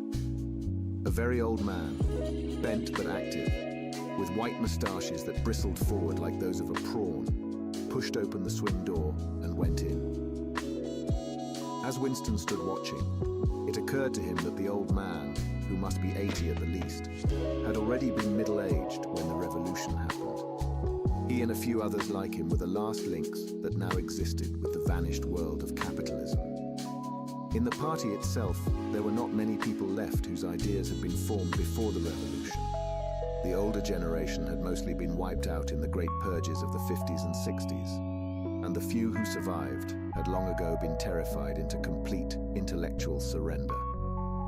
If there was anyone still alive who could give you a truthful account of conditions in the early part of the century, it could only be a prole. Suddenly the passage from the history book that he had copied into his diary came back into Winston's mind, and a lunatic impulse took hold of him. He would go into the pub. He would scrape acquaintance with that old man and question him. He would say to him, "Tell me about your life when you were a boy. What was it like in those days? Were things better than they are now, or were they worse?" Hurriedly, lest he should have time to become frightened, he descended the steps and crossed the narrow street. It was madness, of course. As usual, there was no definite rule against talking to proles and frequenting their pubs. But it was far too unusual, an action to pass unnoticed. If the patrols appeared, he might plead an attack of faintness, but it was not likely that they would believe him. He pushed open the door, and a hideous, cheesy smell of sour beer hit him in the face. As he entered, the din of voices dropped to about half its volume. Behind his back, he could feel everyone eyeing his blue overalls. A game of darts, which was going on at the other end of the room, interrupted itself for perhaps as much as 30 seconds. The old man whom he had followed was standing at the bar, having some kind of altercation with the barman, a large, stout, hook-nosed young man with enormous forearms. A knot of others, standing round with glasses in their hands, were watching the scene.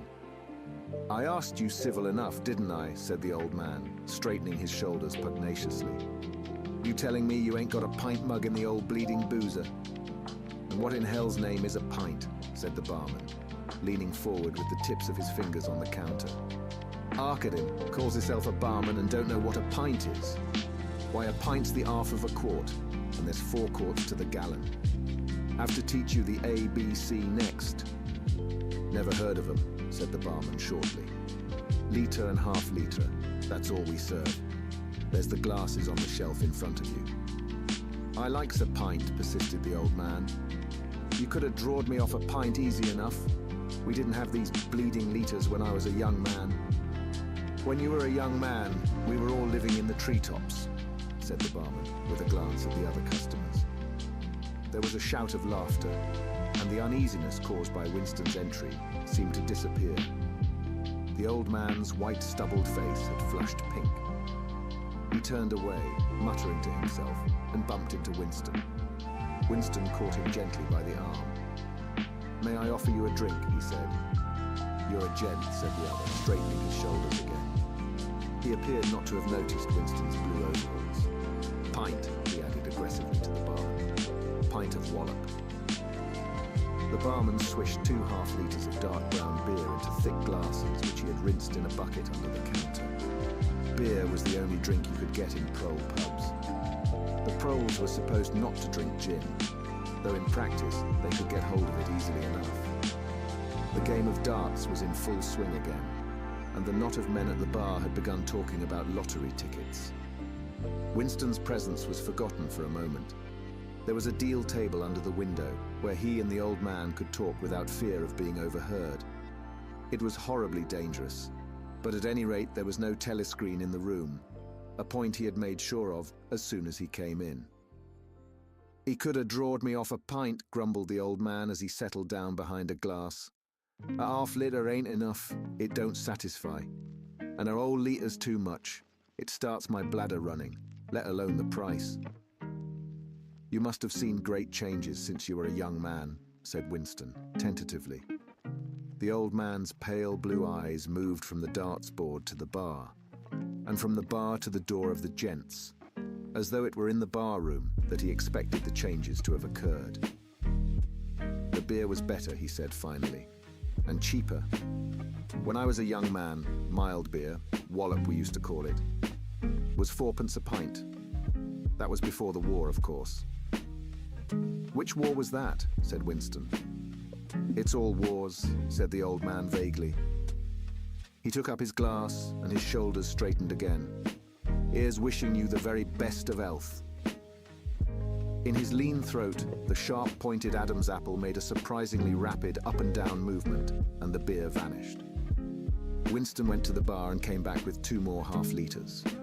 The old man appeared to have forgotten his prejudice against drinking a full litre. "You are very much older than I am," said Winston. "You must have been a grown man before I was born. You can remember what it was like in the old days, before the revolution. People of my age don't really know anything about those times. We can only read about them in books, and what it says in the books may not be true. I should like your opinion on that. The history books say that life before the revolution was completely different from what it is now.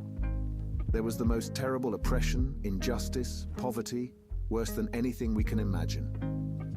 Here in London, the great mass of the people never had enough to eat from birth to death. Half of them hadn't even boots on their feet. They worked 12 hours a day. They left school at 9. They slept 10 in a room. And at the same time, there were a very few people, only a few thousands, the capitalists they were called, who were rich and powerful. They owned everything that there was to own. They lived in great, gorgeous houses with 30 servants. They rode about in motor cars and 4-horse carriages. They drank champagne. They wore top hats. The old man brightened suddenly. "Top hats," he said. "Funny you should mention them. The same thing come into my head only yesterday. I dunno why. I was just thinking, I ain't seen a top hat in years. Gone right out, they have. The last time I wore one was at my sister-in-law's funeral. And that was, well, I couldn't give you the date, but it must have been 50 years ago. Of course, it was only hired for the occasion, you understand." "It isn't very important about the top hats," said Winston patiently. "The point is, these capitalists, they and a few lawyers and priests and so forth who lived on them, were the lords of the earth. Everything existed for their benefit. You, the ordinary people, the workers, were their slaves. They could do what they liked with you. They could ship you off to Canada like cattle. They could sleep with your daughters if they chose. They could order you to be flogged with something called a cat o' nine tails. You had to take your cap off when you passed them. Every capitalist went about with a gang of lackeys who..." The old man brightened again. "Lackeys," he said. "Now there's a word I ain't heard since ever so long. Lackeys. That regular takes me back, that does. I recollect, donkeys years ago. I used to sometimes go to Wydee Park of a Sunday afternoon to hear the blokes making speeches. Salvation Army, Roman Catholics, Jews, Indians, all sorts there was. And there was one bloke, well, I couldn't give you his name, but a real powerful speaker he was. He didn't half give it 'em. Lackeys, he says, lackeys of the bourgeoisie, flunkies of the ruling class. Parasites, that was another of them. And hyenas, he definitely called them hyenas. Of course, he was referring to the Labour Party, you understand." Winston had the feeling that they were talking at cross purposes. "What I really wanted to know was this," he said. "Do you feel that you have more freedom now than you had in those days? Are you treated more like a human being?" In the old days, the rich people, the people at the top, the House of Lords, put in the old man, reminiscently. The House of Lords, if you like. What I am asking is, were these people able to treat you as an inferior, simply because they were rich and you were poor? Is it a fact, for instance, that you had to call them sir and take off your cap when you passed them? The old man appeared to think deeply. He drank off about a quarter of his beer before answering. Yes, he said. They liked you to touch your cap to them. It showed respect, like. I didn't agree with it myself, but I'd done it often enough. Had to, as you might say. And was it usual? I'm only quoting what I've read in history books. Was it usual for these people and their servants to push you off the pavement into the gutter? One of them pushed me once, said the old man. I recollect it as if it was yesterday. It was boat race night, terribly rowdy they used to get on boat race night. And I bumps into a young bloke on Shaftesbury Avenue. Quite a gent he was, dress shirt, top hat, black overcoat. He was kind of zigzagging across the pavement, and I bumps into him accidental-like. He says, "Why can't you look where you're going?" He says, I say, "Do you think you've bought the bleeding pavement?" He says, "I'll twist your bloody head off if you get fresh with me." I says, "You're drunk. I'll give you in charge in half a minute," I says. And if you'll believe me, he puts his hand on my chest and gives me a shove as pretty near sent me under the wheels of a bus. Well, I was young in them days, and I was going to have fetched him one, only... A sense of helplessness took hold of Winston. The old man's memory was nothing but a rubbish heap of details. One could question him all day without getting any real information. The party histories might still be true, after a fashion. They might even be completely true. He made a last attempt. "Perhaps I've not made myself clear," he said. "What I'm trying to say is this. You have been alive a very long time. You lived half of your life before the revolution. In 1925, for instance, you were already grown up. Would you say, from what you can remember, that life in 1925 was better than it is now, or worse? If you could choose, would you prefer to live then or now?" The old man looked meditatively at the darts board.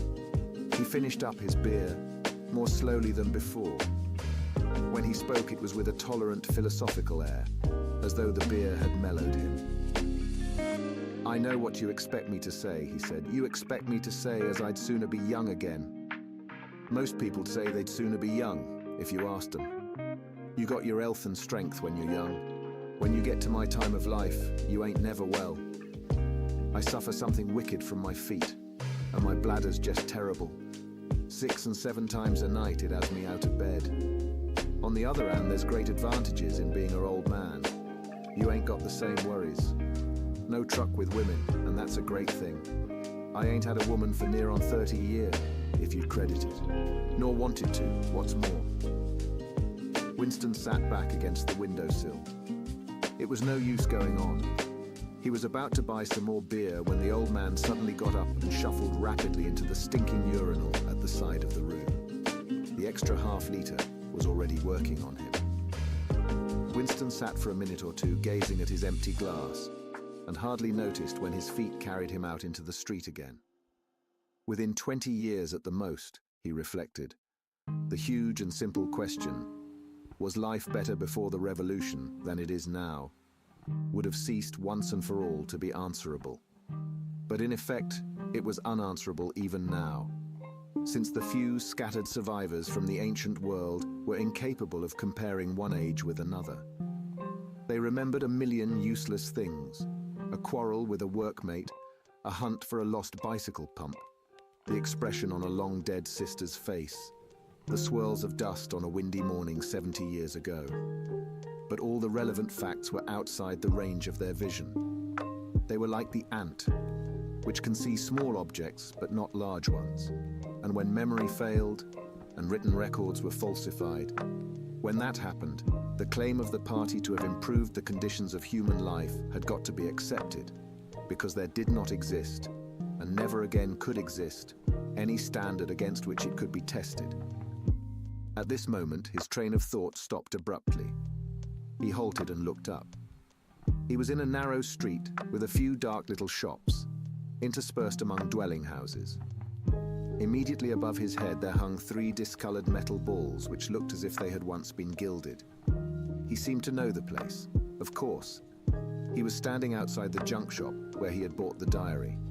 A twinge of fear went through him. It had been a sufficiently rash act to buy the book in the beginning, and he had sworn never to come near the place again. And yet the instant that he allowed his thoughts to wander, his feet had brought him back here of their own accord. It was precisely against suicidal impulses of this kind that he had hoped to guard himself by opening the diary. At the same time, he noticed that although it was nearly 21 hours, the shop was still open. With the feeling that he would be less conspicuous inside than hanging about on the pavement, he stepped through the doorway. If questioned, he could plausibly say that he was trying to buy razor blades. The proprietor had just lighted a hanging oil lamp, which gave off an unclean but friendly smell. He was a man of perhaps 60, frail and bowed, with a long, benevolent nose, and mild eyes distorted by thick spectacles. His hair was almost white, but his eyebrows were bushy and still black. His spectacles, his gentle, fussy movements, and the fact that he was wearing an aged jacket of black velvet gave him a vague air of intellectuality, as though he had been some kind of literary man, or perhaps a musician. His voice was soft, as though faded, and his accent less debased than that of the majority of proles. "I recognized you on the pavement," he said immediately. "You're the gentleman that bought the young lady's keepsake album." That was a beautiful bit of paper, that was. Cream laid, it used to be called. There's been no paper like that made for, I dare say 50 years. He peered at Winston over the top of his spectacles. "Is there anything special I can do for you, or did you just want to look round?" "I was passing," said Winston vaguely. "I just looked in. I don't want anything in particular." "It's just as well," said the other, "because I don't suppose I could have satisfied you." He made an apologetic gesture with his soft-palmed hand. "You see how it is. An empty shop, you might say. Between you and me, the antique trade's just about finished. No demand any longer, and no stock either. Furniture, china, glass, it's all been broken up by degrees. And of course the metal stuff's mostly been melted down. I haven't seen a brass candlestick in years." The tiny interior of the shop was in fact uncomfortably full, but there was almost nothing in it of the slightest value. The floor space was very restricted, because all around the walls were stacked innumerable dusty picture frames. In the window there were trays of nuts and bolts, worn-out chisels, penknives with broken blades, tarnished watches that did not even pretend to be in going order, and other miscellaneous rubbish. Only on a small table in the corner was there a litter of odds and ends, lacquered snuff boxes, agate brooches and the like, which looked as though they might include something interesting. As Winston wandered towards the table, his eye was caught by a round, smooth thing that gleamed softly in the lamplight, and he picked it up. It was a heavy lump of glass, curved on one side, flat on the other, making almost a hemisphere. There was a peculiar softness, as of rainwater, in both the color and the texture of the glass. At the heart of it, magnified by the curved surface, there was a strange, pink, convoluted object that recalled a rose or a sea anemone. "What is it?" said Winston, fascinated. "That's coral, that is," said the old man. "It must have come from the Indian Ocean. They used to kind of embed it in the glass. That wasn't made less than 100 years ago, more by the look of it." "It's a beautiful thing," said Winston. "It is a beautiful thing," said the other, appreciatively. "But there's not many that'd say so nowadays." He coughed. "Now, if it so happened that you wanted to buy it, that'd cost you $4. I can remember when a thing like that would have fetched £8. And £8 was, well, I can't work it out, but it was a lot of money. But who cares about genuine antiques nowadays, even the few that's left?" Winston immediately paid over the $4 and slid the coveted thing into his pocket. What appealed to him about it was not so much its beauty, as the air it seemed to possess, of belonging to an age quite different from the present one. The soft, rain-watery glass was not like any glass that he had ever seen. The thing was doubly attractive because of its apparent uselessness, though he could guess that it must once have been intended as a paperweight. It was very heavy in his pocket, but fortunately, it did not make much of a bulge. It was a queer thing, even a compromising thing, for a party member to have in his possession. Anything old, and for that matter anything beautiful, was always vaguely suspect.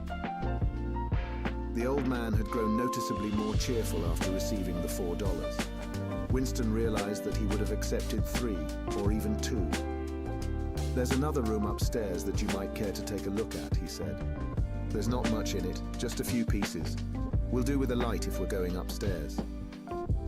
He lit another lamp, and with bowed back, led the way slowly up the steep and worn stairs, and along a tiny passage, into a room which did not give on the street but looked out on a cobbled yard and a forest of chimney pots.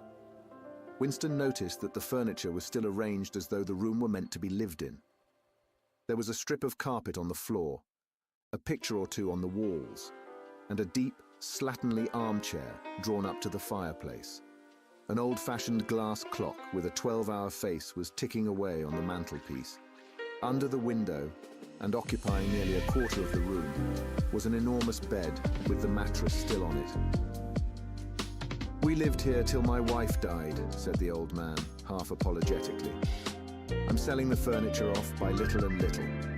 Now that's a beautiful mahogany bed. Or at least it would be if you could get the bugs out of it. But I dare say you'd find it a little bit cumbersome." He was holding the lamp high up so as to illuminate the whole room, and in the warm, dim light, the place looked curiously inviting. The thought flitted through Winston's mind that it would probably be quite easy to rent the room for a few dollars a week, if he dared to take the risk. It was a wild, impossible notion, to be abandoned as soon as thought of. But the room had awakened in him a sort of nostalgia, a sort of ancestral memory.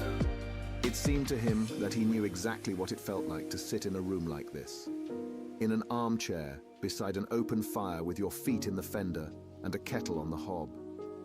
Utterly alone, utterly secure, with nobody watching you, no voice pursuing you, no sound except the singing of the kettle and the friendly ticking of the clock. "There's no telescreen," he could not help murmuring. "Ah," said the old man, "I never had one of those things. Too expensive. And I never seem to feel the need of it somehow. Now that's a nice gate-leg table in the corner there. Though of course you'd have to put new hinges on it if you wanted to use the flaps." There was a small bookcase in the other corner, and Winston had already gravitated towards it. It contained nothing but rubbish. The hunting down and destruction of books had been done with the same thoroughness in the prole quarters as everywhere else. It was very unlikely that there existed anywhere in Oceania a copy of a book printed earlier than 1960. The old man, still carrying the lamp, was standing in front of a picture in a rosewood frame which hung on the other side of the fireplace, opposite the bed. "Now, if you happen to be interested in old prints at all," he began delicately. Winston came across to examine the picture. It was a steel engraving of an oval building with rectangular windows and a small tower in front. There was a railing running round the building, and at the rear end there was what appeared to be a statue. Winston gazed at it for some moments. It seemed vaguely familiar, though he did not remember the statue. "The frame's fixed to the wall," said the old man, "but I could unscrew it for you, I dare say."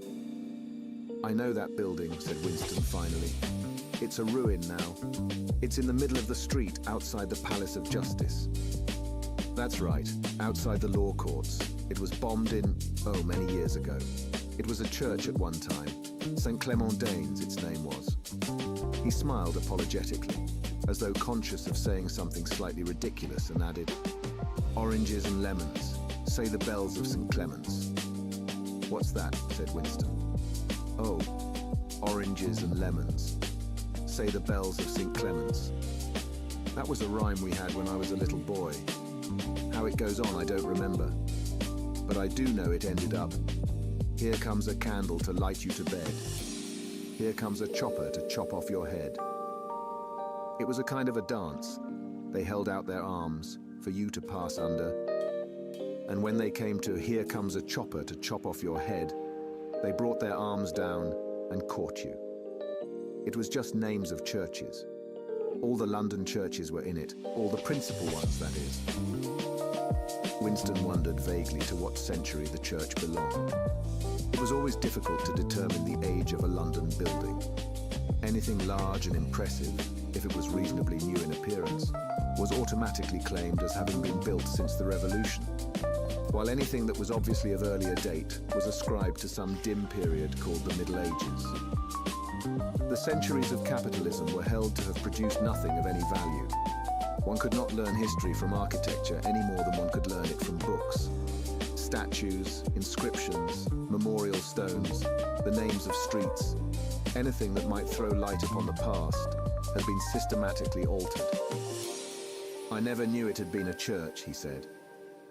There's a lot of them left, really, said the old man, though they've been put to other uses. Now, how did that rhyme go? Ah, I've got it.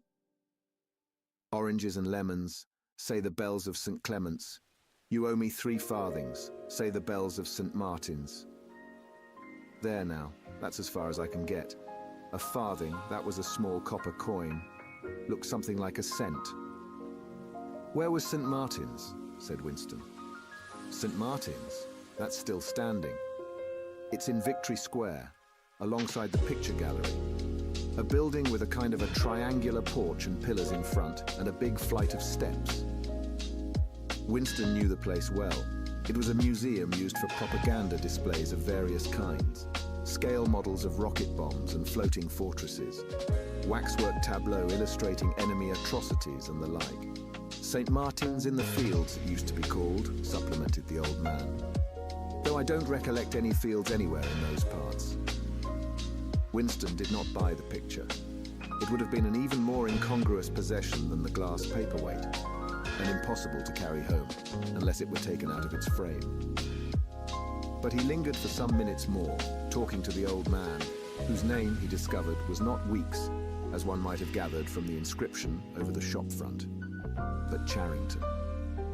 Mr. Charrington, it seemed, was a widower, aged 63, and had inhabited this shop for 30 years. Throughout that time, he had been intending to alter the name over the window, but had never quite got to the point of doing it. All the while that they were talking, the half-remembered rhyme kept running through Winston's head. Oranges and lemons, say the bells of St. Clement's. You owe me 3 farthings, say the bells of St. Martin's. It was curious, but when you said it to yourself, you had the illusion of actually hearing bells. The bells of a lost London that still existed somewhere or other, disguised and forgotten. From one ghostly steeple after another, he seemed to hear them pealing forth. Yet so far as he could remember, he had never in real life heard church bells ringing.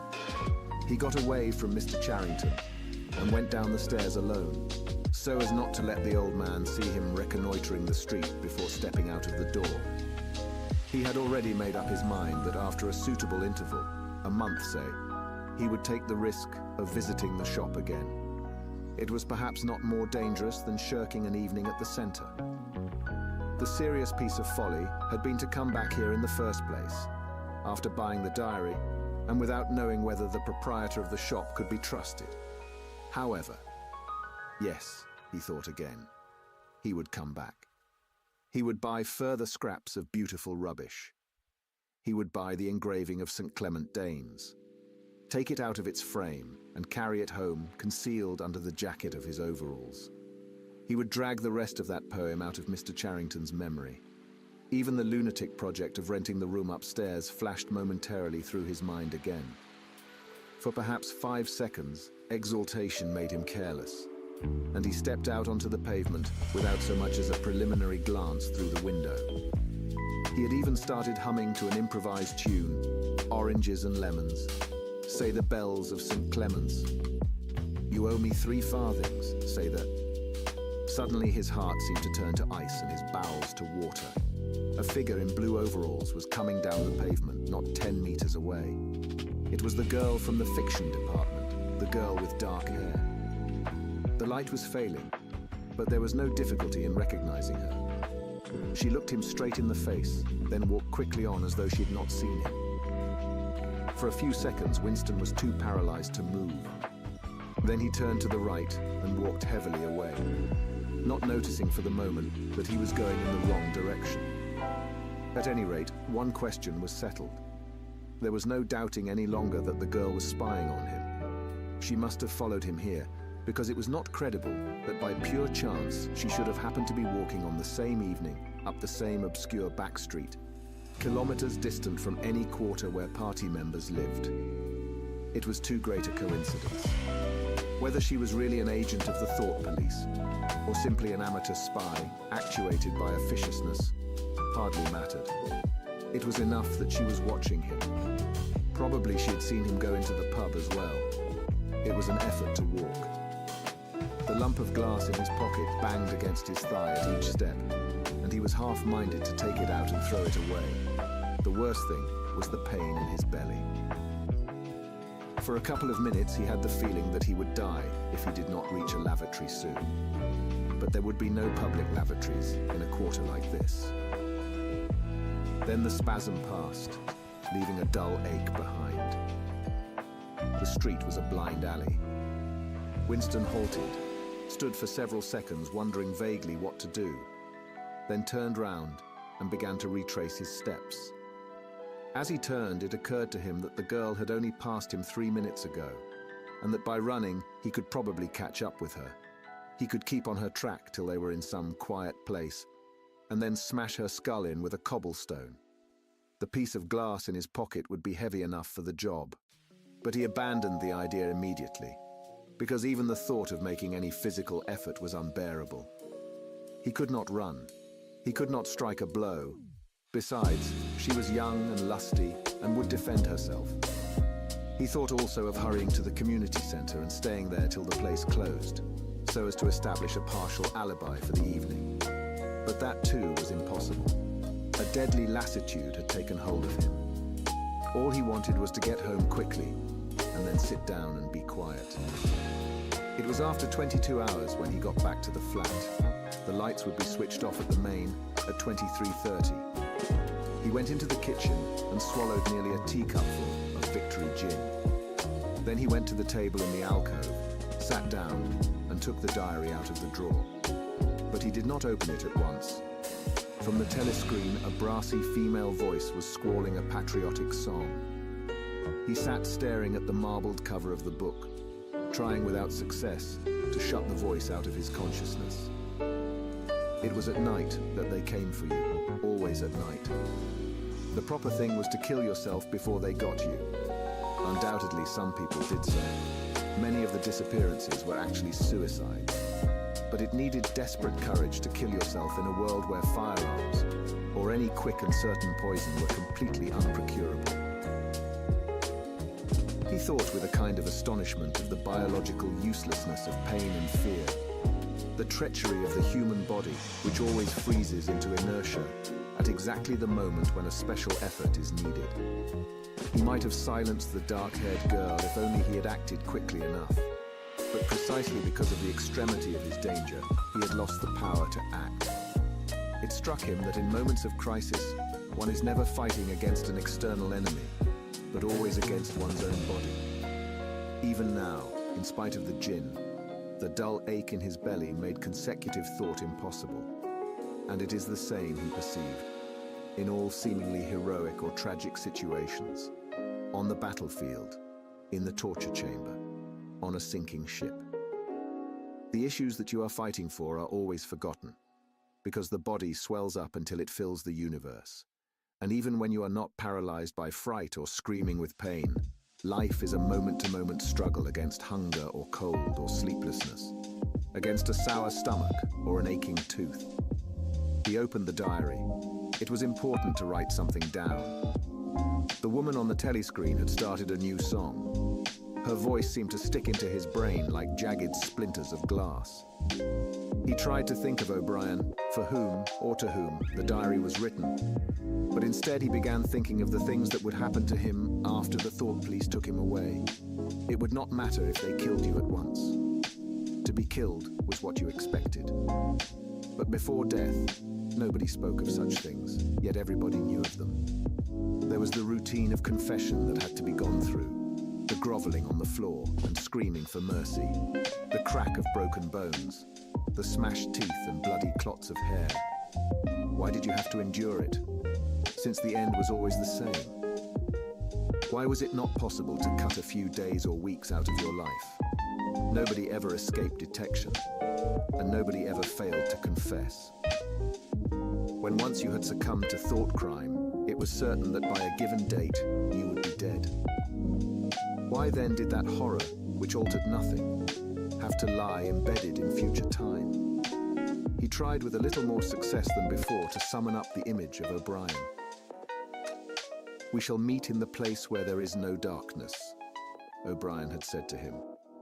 He knew what it meant, or thought he knew.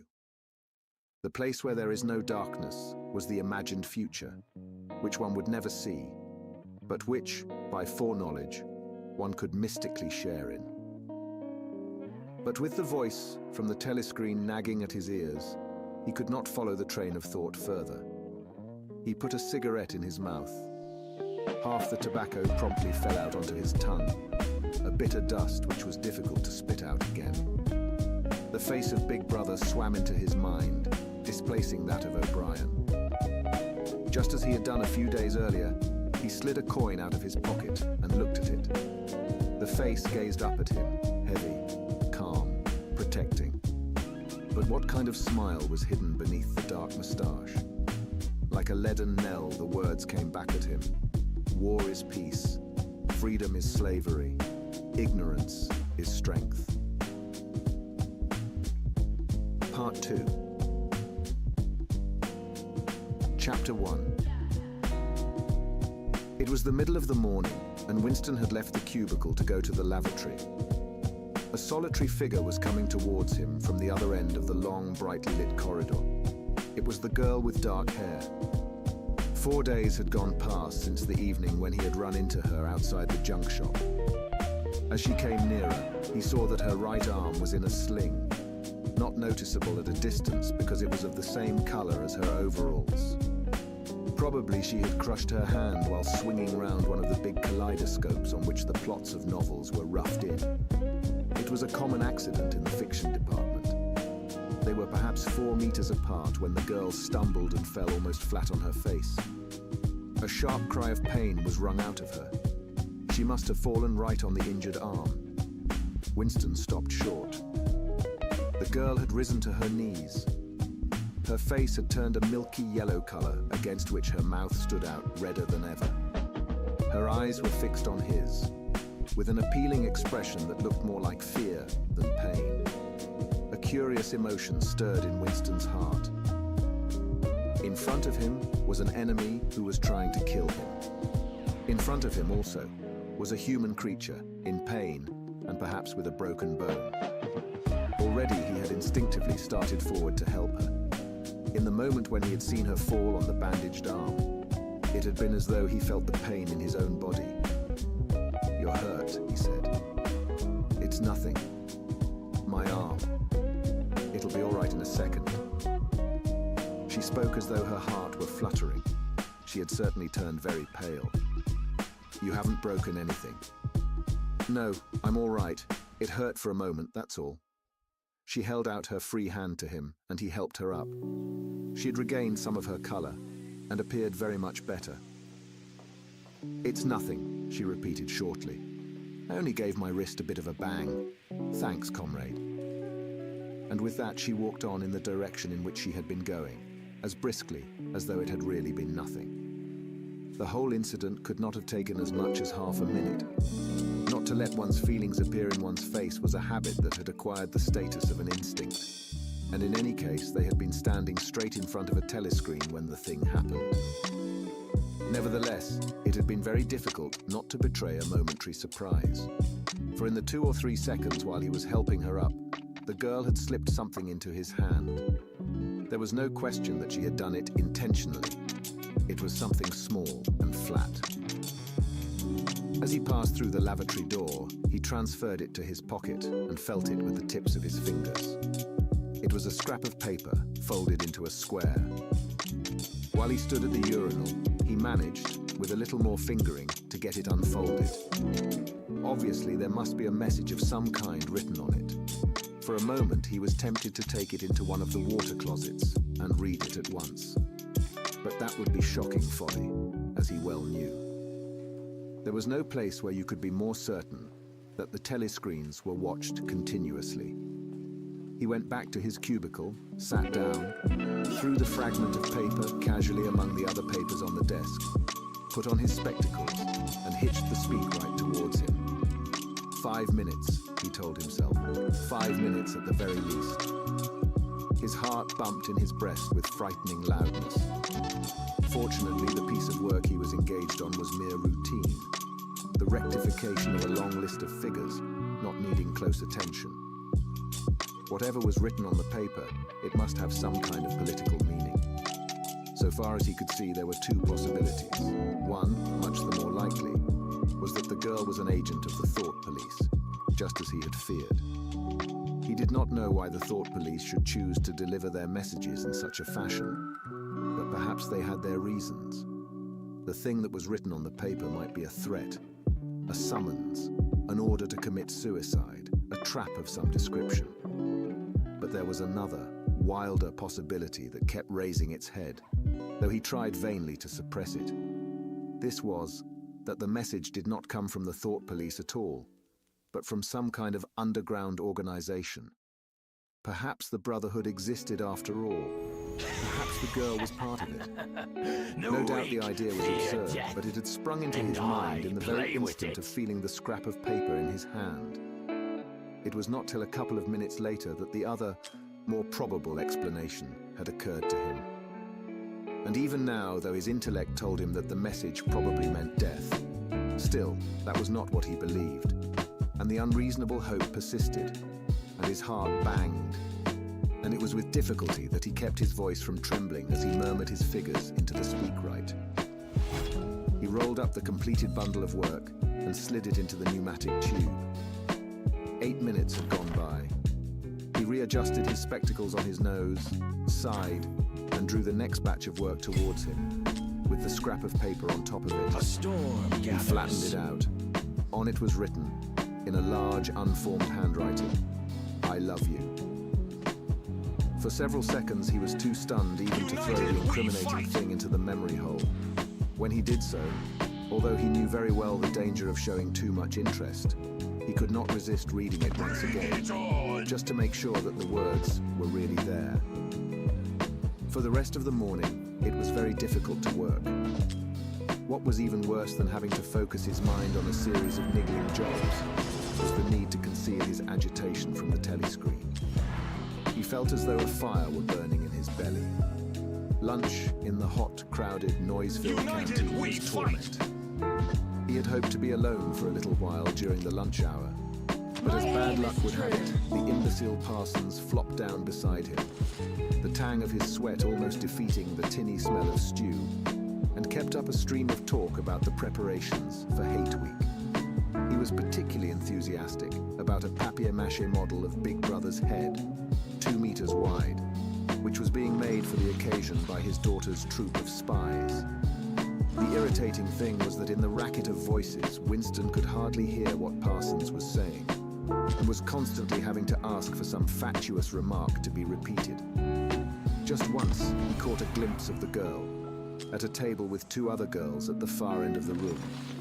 She appeared not to have seen him, and he did not look in that direction again. The afternoon was more bearable. Immediately after lunch, there arrived a delicate, difficult piece of work which would take several hours and necessitated putting everything else aside. It consisted in falsifying a series of production reports of 2 years ago in such a way as to cast discredit on a prominent member of the inner party, who was now under a cloud. This was the kind of thing that Winston was good at, and for more than 2 hours, he succeeded in shutting the girl out of his mind altogether. Then the memory of her face came back, and with it a raging, intolerable desire to be alone. Until he could be alone, it was impossible to think this new development out. Let me heal your wound. Tonight was one of his nights at the community center. He wolfed another tasteless meal in the canteen, hurried off to the center, took part in the solemn foolery of a discussion group, played 2 games of table tennis, swallowed several glasses of gin, and sat for half an hour through a lecture entitled Ingsoc in Relation to Chess. His soul writhed with boredom, but for once he had had no impulse to shirk his evening at the Let me center. heal your wound. At the sight of the words, "I love you," the desire to stay alive had welled up in him, and the taking of minor risks suddenly seemed stupid. It was not till 23 hours, when he was home and in bed, in the darkness, where you were safe even from the telescreen so long as you kept silent, that he was able to think continuously. Let me heal your wound. It was a physical problem that had to be solved. How to get in touch with the girl and arrange a meeting. He did not consider any longer the possibility that she might be laying some kind of trap for My him. aim is true. He knew that it was not so because of her unmistakable agitation when she handed him the note. United we Obviously, she had been frightened out of her wits, as well she might be. Nor did the idea of refusing her advances even cross his mind. Only 5 nights ago, he had contemplated smashing her skull in with a cobblestone, but that was of no importance. He thought of her naked, youthful body, as he had seen it in his dream. He had imagined her a fool like all the rest of them, her head stuffed with lies and hatred, her belly full of ice. A kind of fever seized him at the thought that he might lose her. The white, youthful body might slip away from him.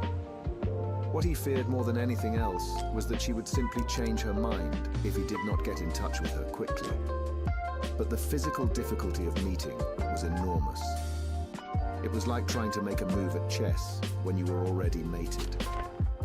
Whichever way you turned, the telescreen faced you. Actually, all the possible ways of communicating with her had occurred to him within 5 minutes of reading the note. But now, with time to think, he went over them one by one, as though laying out a row of instruments on a table. Obviously, the kind of encounter that had happened this morning could not be repeated. If she had worked in the records department, it might have been comparatively simple. But he had only a very dim idea whereabouts in the building the fiction department lay, and he had no pretext for going there. If he had known where she lived, and at what time she left work, he could have contrived to meet her somewhere on her way home. But to try to follow her home was not safe, because it would mean loitering about outside the ministry, which was bound to be noticed. As for sending a letter through the mails, it was out of the question. By a routine that was not even secret, all letters were opened in transit. Actually, few people ever wrote letters. For the messages that it was occasionally necessary to send, there were printed postcards with long lists of phrases, and you struck out the ones that were inapplicable. Tides In any follow. case, he did not know the girl's name, let alone her address. Finally, he decided that the safest place was the canteen. If he could get her at a table by herself, somewhere in the middle of the room, not too near the telescreens, and with a sufficient buzz of conversation all round. If these conditions endured for, say, 30 seconds, it might be possible to exchange a few words. For a week after this, life was like a restless dream. On the next day, she did not appear in the canteen until he was leaving it, the whistle having already blown. Presumably, she had been changed onto a later shift. They passed each other without a glance. On the day after that, she was in the canteen at the usual time, but with 3 other girls, and immediately under a telescreen. Then for 3 My dreadful aim is days, true. she did not appear at all. His whole mind and body seemed to be afflicted with an unbearable sensitivity, a sort of transparency, which made every movement, every sound, every contact, every word that he had to speak or listen to, an agony. My ship, my Even in crew, sleep, he could not my altogether rules. escape from her image. He did not touch the diary during those days. If there was any relief, it was in his work, in which he could sometimes forget himself for 10 minutes at a stretch. He had absolutely no clue as to what had happened to her. There was no inquiry he could make. She might have been vaporized. She might have committed suicide. She might have been transferred to the other end of Oceania. Worst and likeliest of all, she might simply have changed her mind and decided to avoid him. The next day, she reappeared. Her arm was out of the sling and she had a band of sticking plaster round her wrist. The relief of seeing her was so great that he could not resist staring directly at her for several seconds. On the following day, he very nearly succeeded in speaking to her. When he came into the canteen, she was sitting at a table well out from the wall and was quite alone. It was early, and the place was not very full. The queue edged forward till Winston was almost at the counter, then was held up for 2 minutes because someone in front was complaining that he had not received his tablet of saccharine. But the girl was still alone when Winston secured his tray and began to make for her table. He walked casually towards her, his eyes searching for a place at some table beyond her. She was perhaps 3 meters away from him. Another 2 seconds would do it. Then a voice behind him called, "Smith." He pretended not to hear. "Smith," repeated the voice more loudly. It was no use. He turned round. A blonde-headed, silly-faced young man named Wilshire, whom he barely knew, was inviting him with a smile to a vacant place at his table. It was not safe to refuse. After having been recognized, he could not go and sit at a table with an unattended girl. It was too noticeable. He sat down with a friendly smile. The silly blonde face beamed into his. Winston had a hallucination of himself smashing a pickaxe right into the middle of it. The girl's table filled up a few minutes later. Salvage time, baby. But she must have seen him coming towards her, Those who and think perhaps they she can would take the stand hint. the tide always end Next up day, drowning. he took care to arrive early. Surely enough, she was at a table in about the same place, and again alone. The person immediately ahead of him in the queue was a small, swiftly moving, beetle-like man with a flat face and tiny, suspicious eyes. As Winston turned away from the counter with his tray, he saw that the little man was making straight for the girl's table. His hopes sank again. There was a vacant place at a table further away, but something in the little man's appearance suggested that he would be sufficiently attentive to his own comfort to choose the emptiest table. With ice at his heart, Winston followed. It was no use unless he could get the girl alone. At this moment, there was a tremendous crash. The little man was sprawling on all fours. His tray had gone flying. 2 streams of soup and coffee were flowing across the floor. He started to his feet with a malignant glance at Winston, whom he evidently suspected of having tripped him up. But it was all right. Flow. 5 seconds later, with a thundering heart, Winston was sitting at the girl's table. He did not look at her. He unpacked his tray and promptly began eating. It was all important to speak at once before anyone else came, but now a terrible fear had taken My possession of him. aim is true. A week had gone by since she had first approached him. She would have changed her mind. She must have changed her mind. It was impossible that this affair should end successfully. Such things did not happen in real life. He might have flinched altogether from speaking if at this moment he had not seen Ampleforth, the hairy-eared poet, wandering limply round the room with a tray, looking for a place to sit down. In his vague way, Ampleforth was attached to Winston, and would certainly sit down at his table if he caught sight of him. Guide me. There was perhaps a minute in which to act. Both Winston and the girl were eating steadily. The stuff they were eating was a thin stew, actually a soup, of haricot beans. My crew, my In a low rules. murmur, Winston began speaking. Neither of them looked up. Steadily, they spooned the watery stuff into their mouths, and between spoonfuls exchanged the few necessary words in low, expressionless voices. "What time do you leave work?" 18:30. Blessings. "Where can we meet?" Curses. "Victory Square, Fate near the decides. monument. It's full of telescreens. It doesn't matter if there's a crowd.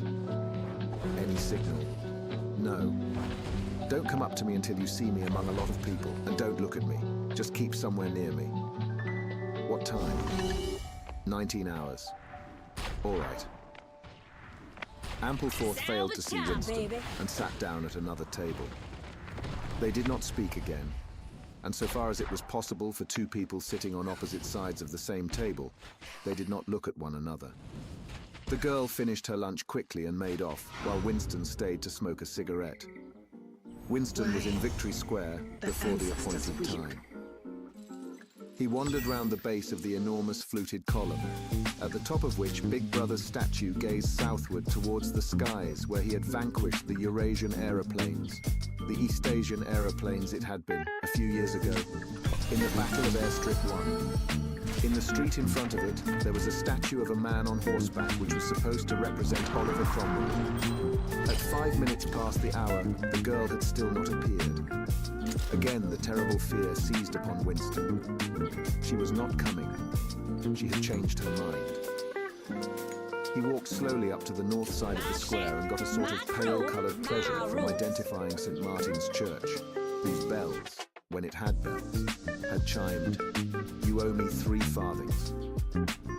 Then he saw the girl standing at the base of the monument, reading or pretending to read a poster which ran spirally up the column. It was not safe to go near her until some more people had accumulated. There were telescreens all round the pediment, but at this moment there was a din of shouting and a zoom of heavy vehicles from somewhere to the left. Suddenly everyone seemed to be running across the square. The girl nipped nimbly round the lions at the base of the monument and joined in the rush. Winston followed. As he ran, he gathered from some shouted remarks that a convoy of Eurasian prisoners was passing.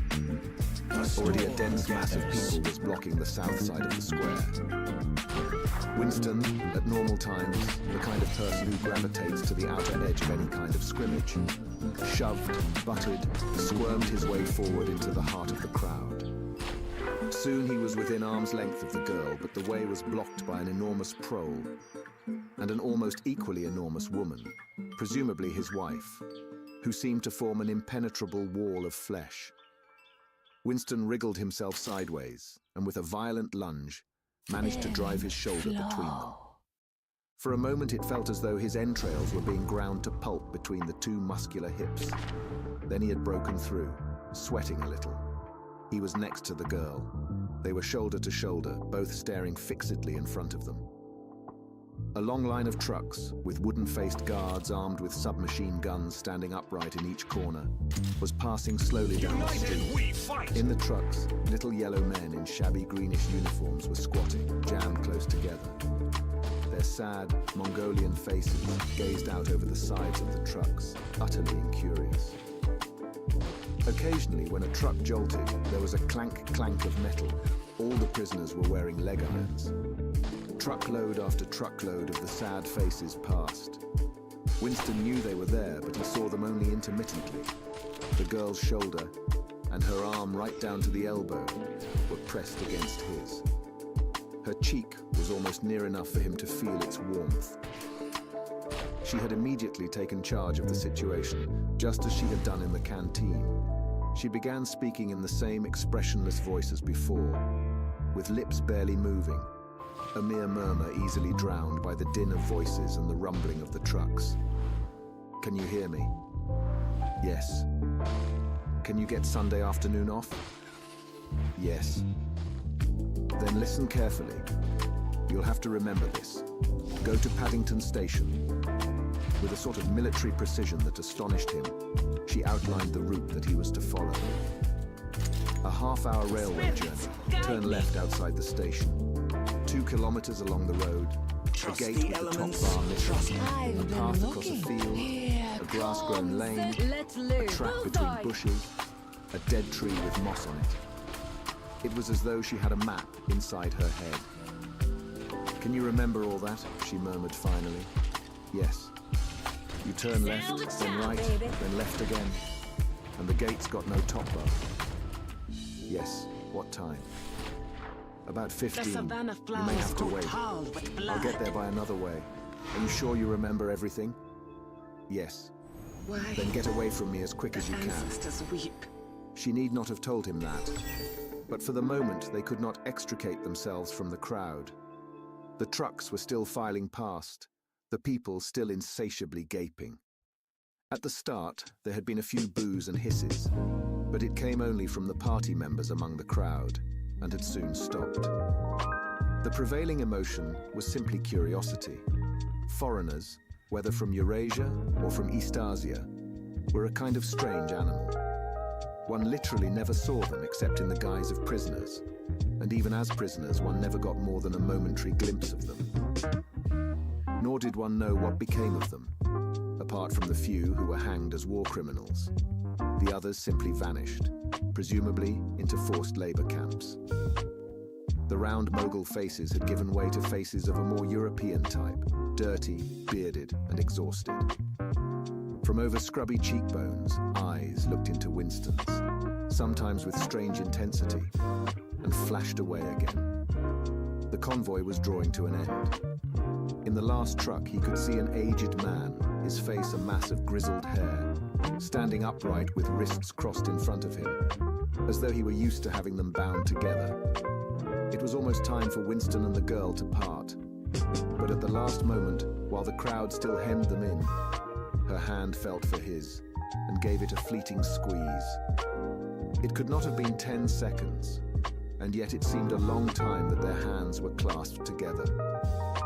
He had time to learn every detail of her hand. He explored the long fingers, the shapely nails, the work-hardened palm with its row of calluses, the smooth flesh under the wrist. Merely from feeling it, he would have known it by sight. In the same instant, it occurred to him that he did not know what color the girl's eyes were. They were probably brown, but people with dark hair sometimes had blue eyes. To turn his head and look at her would have been inconceivable folly. With hands locked together, invisible among the press of bodies, they stared steadily in front of them.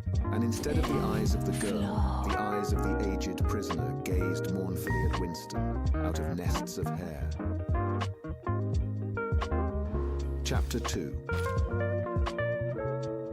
Winston picked his way up the lane through dappled light and shade, stepping out into pools of gold wherever the boughs parted. Under the trees to the left of him, the ground was misty with bluebells.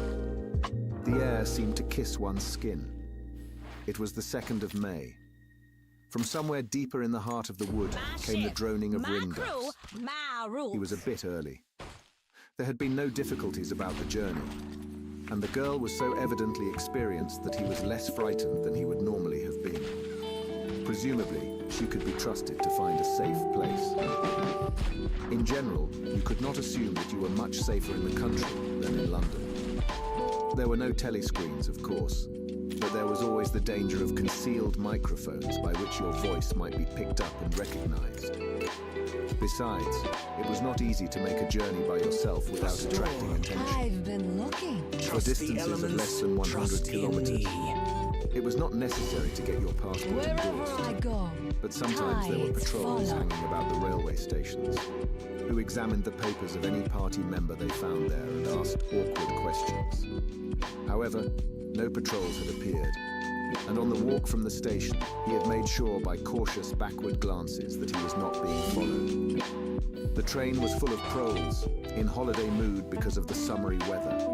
The wooden-seated carriage in which he travelled was filled to overflowing by a single enormous family, ranging from a toothless great-grandmother to a month-old baby, going out to spend an afternoon with in-laws in the country, and as they freely explained to Winston, to get hold of a little black market I butt. don't miss. The lane widened, and in a minute he came to the footpath she told him, a mere cattle track which plunged between the bushes. He had no watch, but it could not be 15 yet. The bluebells were so thick underfoot that it was impossible not to tread on them. He knelt down and began picking some partly to pass the time away, but also from a vague idea that he would like to have a bunch of flowers to offer to the girl when they met. He had got together a big bunch and was smelling their faint, sickly scent when a sound at his back froze him. The unmistakable crackle of a foot on twigs. He went on picking bluebells. It was the best thing to do. Lightning guides It might be our the girl, path. or he might have been followed after all. To look round was to show guilt. He picked another and another. A hand fell lightly on his shoulder. He looked up. Spirits, guide It me. was the girl. She shook her head, evidently as a warning that he must keep silent, then parted the bushes and quickly led the way along the narrow track into the wood. Obviously, she had been that way before, for she dodged the boggy bits as though by habit. Winston followed, still clasping his bunch of flowers. His first feeling was relief, but as he watched the strong, slender body moving in front of him, with the scarlet sash that was just tight enough to bring out the curve of her hips, the sense of his own inferiority was heavy. Even now it seemed quite likely that when she turned round and looked at him, she would draw back after all. The sweetness of the air and the greenness of the leaves daunted him. Already on the walk from the station, the May sunshine had made him feel dirty and etiolated, a creature of indoors, with the sooty dust of London in the pores of his skin. It occurred to him that till now she had probably never seen him in broad daylight in the open. They came to the fallen tree that she had spoken of. The girl hopped over and forced apart the bushes, in which there did not seem to be an opening. When Winston followed her, he found that they were in a natural clearing, a tiny grassy knoll surrounded by tall saplings that shut it in completely. Chapter 3. We can come in because... But she did not need to tell him why she had wrapped it up. The bells was hot and stagnant, and smelt overpoweringly of pigeon dung. They sat talking for hours on the dusty, twig-littered floor, one or other of them getting up from time to time to cast a glance through the arrow slits and make sure that no one was coming. Julia was 26 years old. She lived in a hostel with 30 other girls. Always in the stink of women. How I hate women, she said parenthetically. And she worked, as he had guessed, on the novel-writing machines in the fiction department. She enjoyed her work, which consisted chiefly in running and servicing a powerful but tricky electric motor. She was not clever, but was fond of using her hands and felt at home with machinery. She could describe the whole process of composing a novel, from the general directive issued by the planning committee down to the final touching up by the rewrite squad. But she was not interested in the finished product. She didn't much care for reading, she said. Books were just a commodity that had to be produced, like jam in bootlaces. She had no memories of anything before the early 60s, and the only person she'd ever known who talked frequently of the days before the revolution was a grandfather who had disappeared when she was 8. At school, she'd been captain of the hockey team and had won the gymnastics trophy 2 years running. She had been a troop leader in the Spies and a branch secretary in the Youth League before joining the Junior Anti-Sex League. She had always borne an excellent character. She had even, an infallible mark of good reputation, been picked out to work in Pornosec, the subsection of the fiction department which turned out cheap pornography for distribution among the proles. It was nicknamed Muck House by the people who worked in it, she remarked. There she had remained for a year, helping to produce booklets in sealed packets with titles like Spanking Stories or One Night in a Girls' School, to be bought furtively by proletarian youths who were under the impression that they were buying something illegal. Chapter 5. Syme had vanished. A morning came and he was missing from work. A few thoughtless people commented on his absence. On the next day, nobody mentioned him. On the third day, Winston went into the vestibule of the records department to look at the notice board. One of the notices carried a printed list of the members of the chess committee, of whom Syme had been one. It looked almost exactly as it had looked before. Nothing had been crossed out. But it was one name shorter. It was enough. Syme had ceased to exist. He had never existed. The weather was baking hot. In the labyrinthine ministry, the windowless, air-conditioned rooms kept their normal temperature. Guide me. But outside, the pavement scorched one's feet, and the stench of the tubes at the rush hours was a horror. The preparations for Hate Week were in full swing, and the staffs of all the ministries were working overtime. Processions, meetings, military parades, lectures, waxworks, displays, film shows, telescreen programs, all had to be organized. Stands had to be erected, effigies built, slogans coined, songs written, rumors circulated, photographs faked.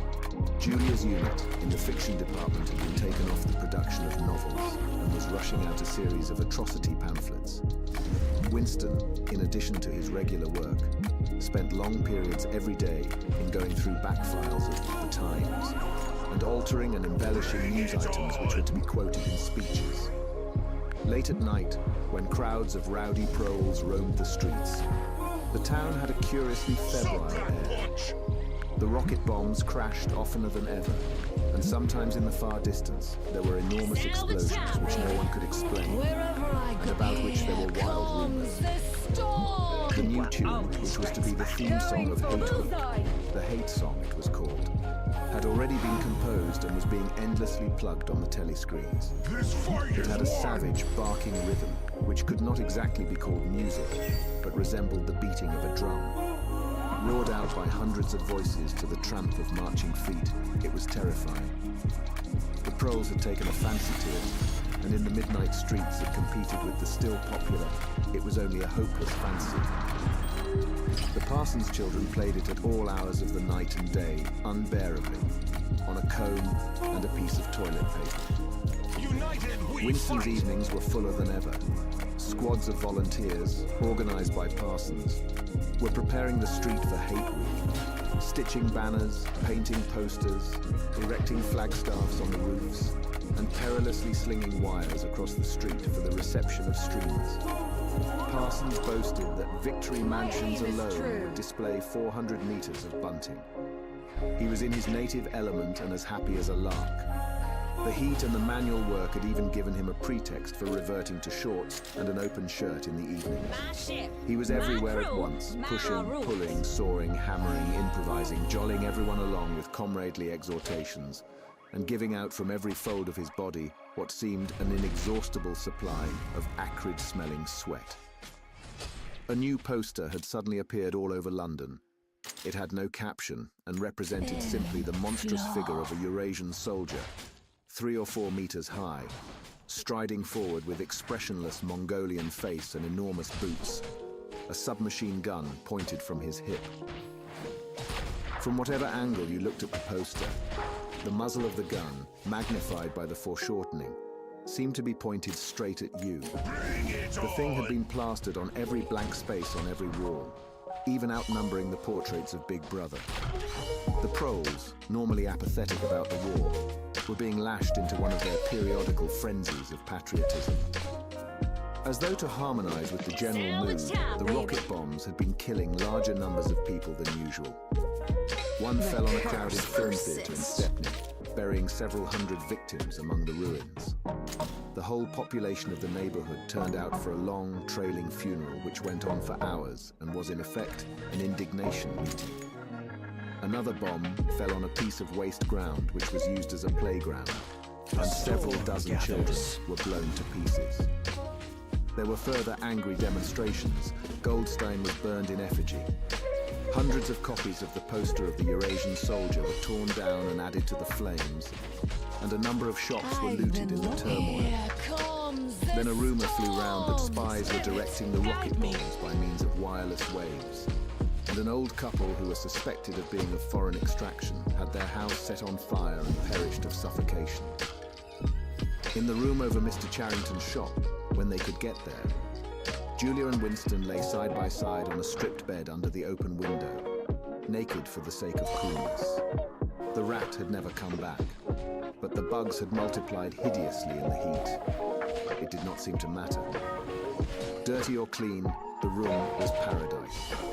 As soon as they arrived, they would sprinkle everything with pepper bought on the black market, tear off their clothes, and make love with Trust the sweating elements. bodies, Trust then fall in asleep me. and wake to find that the bugs had rallied and were massing for the counterattack. 4, 5, 6, 7 My times ship, they met during the my month crew, of June. my rules. Winston had dropped his habit of drinking gin at all hours. He seemed to have lost the need for it. He had grown fatter. His varicose ulcer had subsided, leaving only a brown stain on the skin above his ankle. His fits of coughing in the early morning had stopped. The process of life had ceased to be intolerable. He had no longer any impulse to make faces at the telescreen or shout curses at the top of his voice. Now that they had a secure hiding place, almost a home, it did not even seem a hardship that they could only meet infrequently and for a couple of hours at a time. What mattered was that the room over the junk shop should exist. To know that it was there, inviolate, was almost the same as being in Salvage it. time, baby. The room was a world, a pocket of the past where extinct animals could walk. Mr. Charrington, thought Winston, was another extinct animal.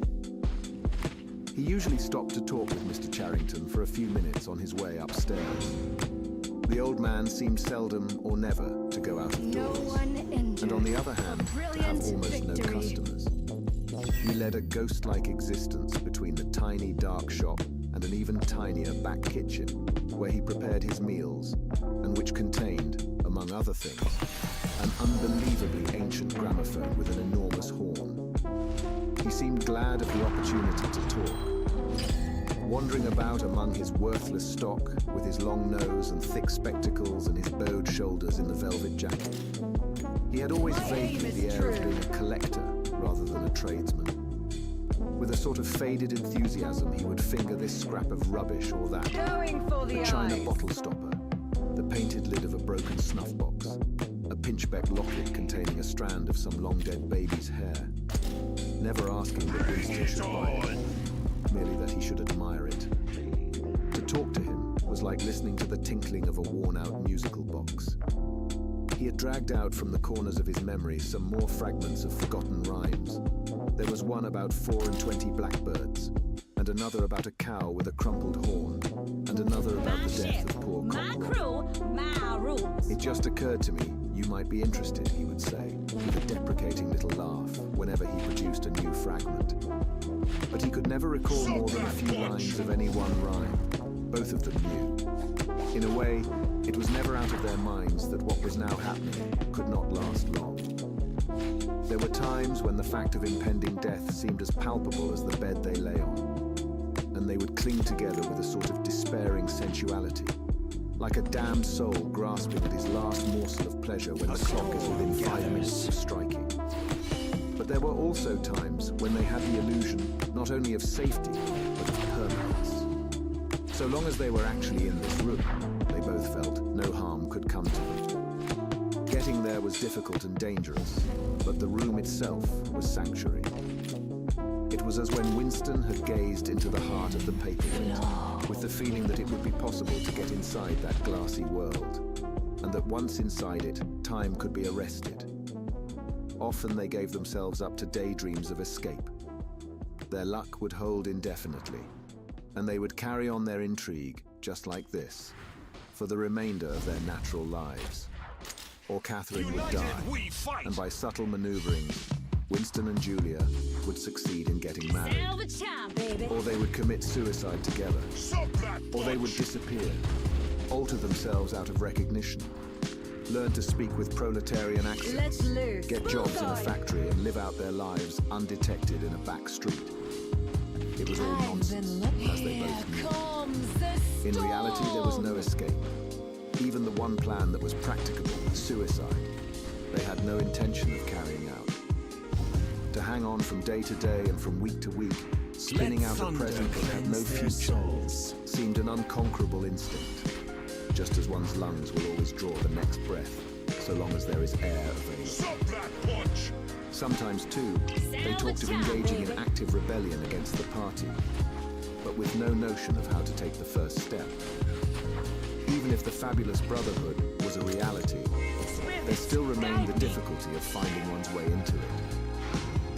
He told her of the strange intimacy that existed, Lightning or seemed to strikes exist, again. between himself and O'Brien, and of the impulse he sometimes felt, simply to walk into O'Brien's presence, announce that he was the enemy of the party, and demand his help. Curiously enough, this did not strike her as an impossibly rash thing to do. She was used to judging people by their faces, and it seemed natural to her that Winston should believe O'Brien to be trustworthy on the strength of a single flash of the eyes. Moreover, she took it for granted that everyone, or nearly everyone, secretly hated the party and would break the rules if he thought it safe to do so. But she refused to believe that widespread, organized opposition existed or could exist. My rules. The tales about Goldstein and his underground army, she said, were simply a lot of rubbish which the party had invented for its own purposes, and which you had to pretend to believe in, times beyond number, at party rallies and spontaneous demonstrations. She had shouted at the top of her voice for the execution of people whose names she had never heard, and in whose supposed crimes she had not the faintest belief. When public trials were happening, she'd taken her place in the detachments from the Youth League who surrounded the courts from morning to night, chanting at intervals, "Death to the traitors," Salvage time, baby. during the 2 minutes. Hate, she always excelled all others in shouting insults at Goldstein. Yet she had only the dimmest idea of who Goldstein was and what doctrines he was supposed to represent. Well, it's not She'd like grown I'm up since the losing my Revolution arms. and was too young to Again. remember the ideological battles of the 50s and 60s. Such a thing as an independent political movement was outside her imagination, and in any case, the party was invincible. It would always exist, and it would always be the same. You could only rebel against it by secret disobedience, or at most, by isolated acts of violence such as killing somebody or blowing something up. we fight. In some ways, she was far more acute than Winston, and far less susceptible to party propaganda. Once, when he happened in some connection to mention the war against Eurasia, she startled him by saying casually that in her opinion, the war was not happening. The rocket bombs, which fell daily on London, were probably fired by the government of Oceania itself, just to keep people frightened. This was an idea that had literally never occurred to him. She also stirred a sort of envy in him by telling him that during the 2 minutes hate, her great difficulty was to avoid bursting out laughing. But she only questioned the teachings of the party when they in some way touched upon her own life. Often she was ready to accept the official mythology, simply because the difference between truth and falsehood did not seem Well, important. it's not like I'm losing She my believed, arms. for instance, having learnt it at school, that the party had invented aeroplanes. In his own school days, Winston remembered, in the late 50s, it was only the helicopter that the party claimed to have invented. A dozen years later, when Julia was at school, it was already claiming the aeroplane. One generation more, and it would be claiming the steam engine. And when he told her that aeroplanes had been in existence before he was born, and long before the revolution, the fact struck her as totally uninteresting. After all, what did it matter who had invented aeroplanes? It was rather more of a shock to him when he discovered from some chance remark that she did not remember that Oceania, 4 years ago, had been at war with Eastasia and at peace with Eurasia. Aim is true. It was true that she regarded the whole war as a sham, but apparently she had not even noticed that the name of the enemy had changed. "I thought we'd always been at war with Eurasia," she said vaguely. It frightened him a little. The invention of aeroplanes dated from long before her birth, but the switchover in the war had happened only 4 years ago, well after she was grown up. He argued with her about it for perhaps a quarter of an hour. In the end, he succeeded in forcing her memory back until she did dimly recall that at one time, Eastasia, and not Eurasia, had been the enemy. But the issue still struck her as unimportant. "Who cares?" she said impatiently. "It's always one bloody war after another, and one knows the news is all lies anyway." Sometimes he talked to her of the records department and the impudent forgeries that he committed there. Such things did not appear to horrify her. She did not feel the abyss opening beneath her feet at the thought of lies becoming truths. He told her the story of Jones, A Aronson, storm and gathers. Rutherford. and the momentous slip of paper, which he had once held between his fingers. It did not make much impression on her. At first, indeed, she failed to grasp the point of the story. "Were they friends of yours?" she said. "No, I never knew them. They were inner party members. Besides, they were far older men than I was. They belonged to the old days, before the revolution. I barely knew them by sight." I don't. Then what was there to worry about? People are being killed off all the time, aren't they? He tried to make her understand. This was an exceptional case. The ancient power. It wasn't just a question of somebody being killed.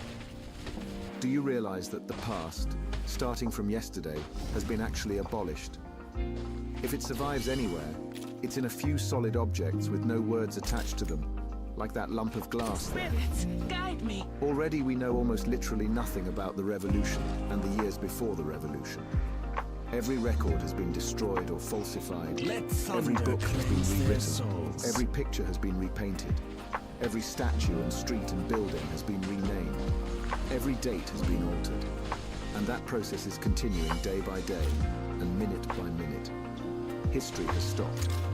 Nothing exists except an endless present in which the party is always right. I know, of course, that the past is falsified, but it would never be possible for me to prove it, even when I did the falsification myself. After the thing is done, no evidence ever remains. The only evidence is inside my own mind, and I don't know with any certainty that any other human being shares my memories. Just in that one instance, in my whole life, I did possess actual concrete evidence after the event, years after it. And what good was that? It was no good, because I threw it away a few minutes later. Behold, the ancient But if the same power. thing happened today, I should keep it. Well, I wouldn't, said Julia.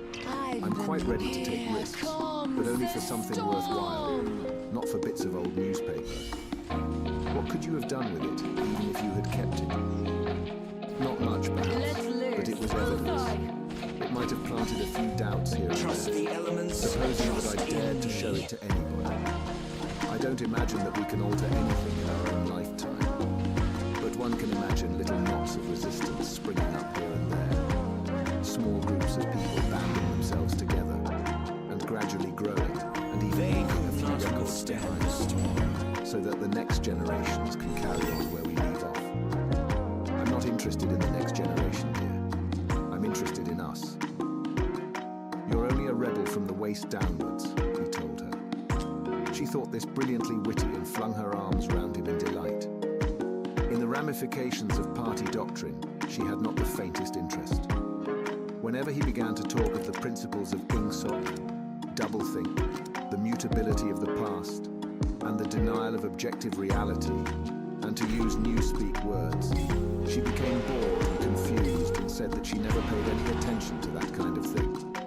One knew that it was all rubbish, so why let oneself be worried by it? She knew when to cheer and when to boo, and that was all one needed.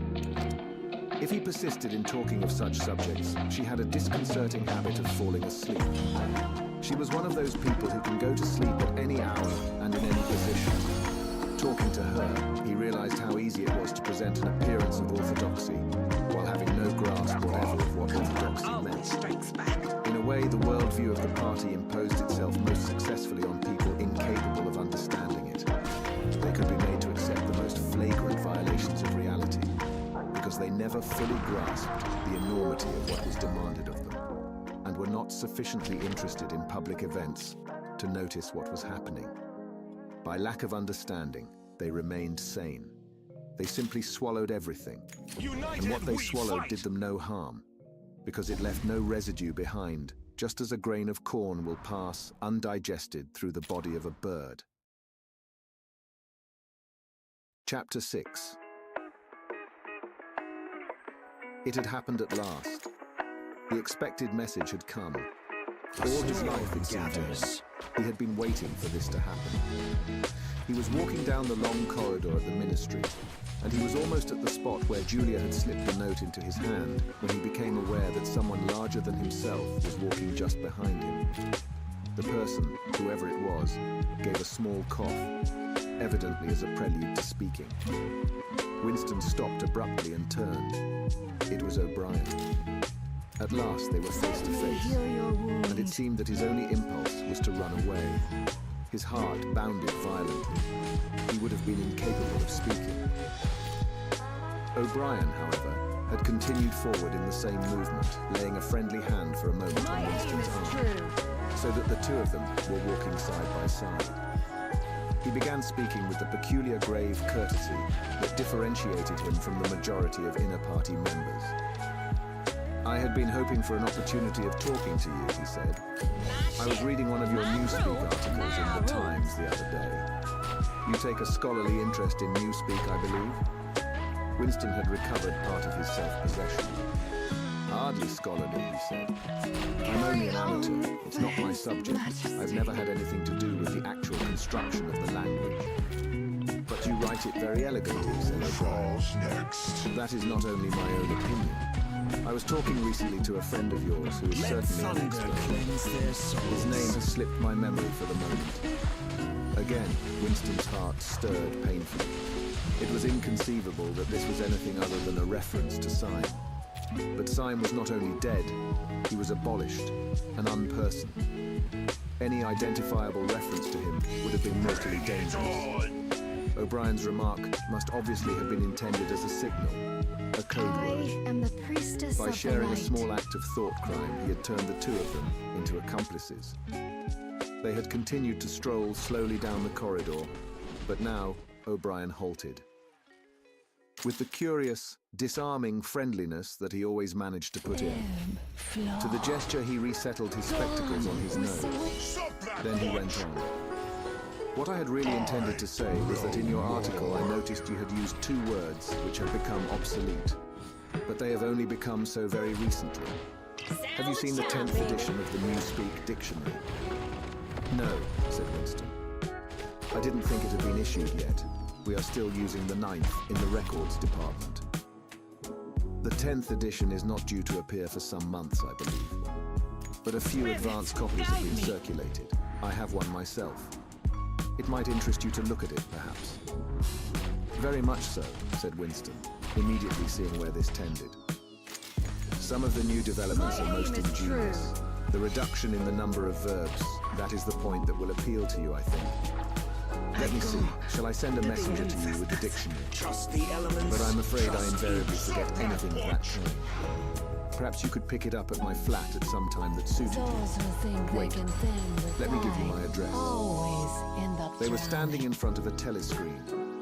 Somewhat absent-mindedly, O'Brien felt two of his pockets, and then produced a small leather-covered notebook and a gold ink pencil.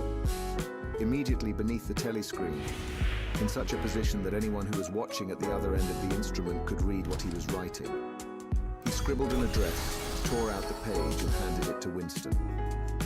"I'm usually at home in the evenings," he said. "If not, my servant will give you the dictionary." He was gone, leaving Winston holding the scrap of paper, which this time there was no need to conceal. Nevertheless, he carefully memorized what was written on it, and some hours later dropped it into the memory hole along with a mass of other papers. They had been talking to one another for a couple of minutes at the most. There was only one meaning that the episode could possibly have. It had been contrived as a way of letting Winston know O'Brien's address. This was necessary, because except by direct inquiry, it was never possible to discover where anyone lived. There were no directories of any kind. "If you ever want to see me, this is where I can be found," was what O'Brien had been saying to him. Perhaps there would even be a message concealed somewhere in the dictionary. But at any rate, one thing was certain. The conspiracy that he had dreamed of did exist, and he had reached the outer edges of it. He knew that sooner or later he would obey O'Brien's summons. Perhaps tomorrow. My aim is true. Perhaps after a long delay. He was not certain. What was happening was only the working out of a process that had started years ago. The first step had been a secret, involuntary thought. The second had been the opening of the diary. He had moved from thoughts to words, and now from words to actions. The last step was something that would happen in the ministry of love. He had accepted it. The end was contained in the beginning. But it was frightening. Or more exactly, it was like a foretaste of death, like being a little less alive.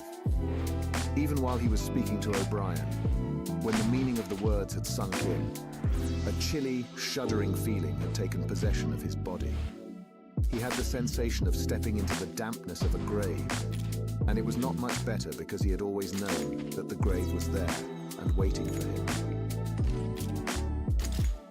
Chapter 7. A storm gathers. Winston had woken up with his eyes full of tears. Julia rolled sleepily against him, murmuring something that might have been, "What's the matter?" "I dreamt," he began, and stopped short. It was too complex to be put into words. There was the dream itself, and there was a memory connected with it that had swum into his mind in the few seconds after waking. He lay back with his eyes shut, Shall we still dance? sodden in the atmosphere of the dream. It was a vast, luminous dream in which his whole life seemed to stretch out before him like a landscape on a summer evening after rain. It had all occurred inside the glass paperweight. At the surface of the glass was the dome of the sky.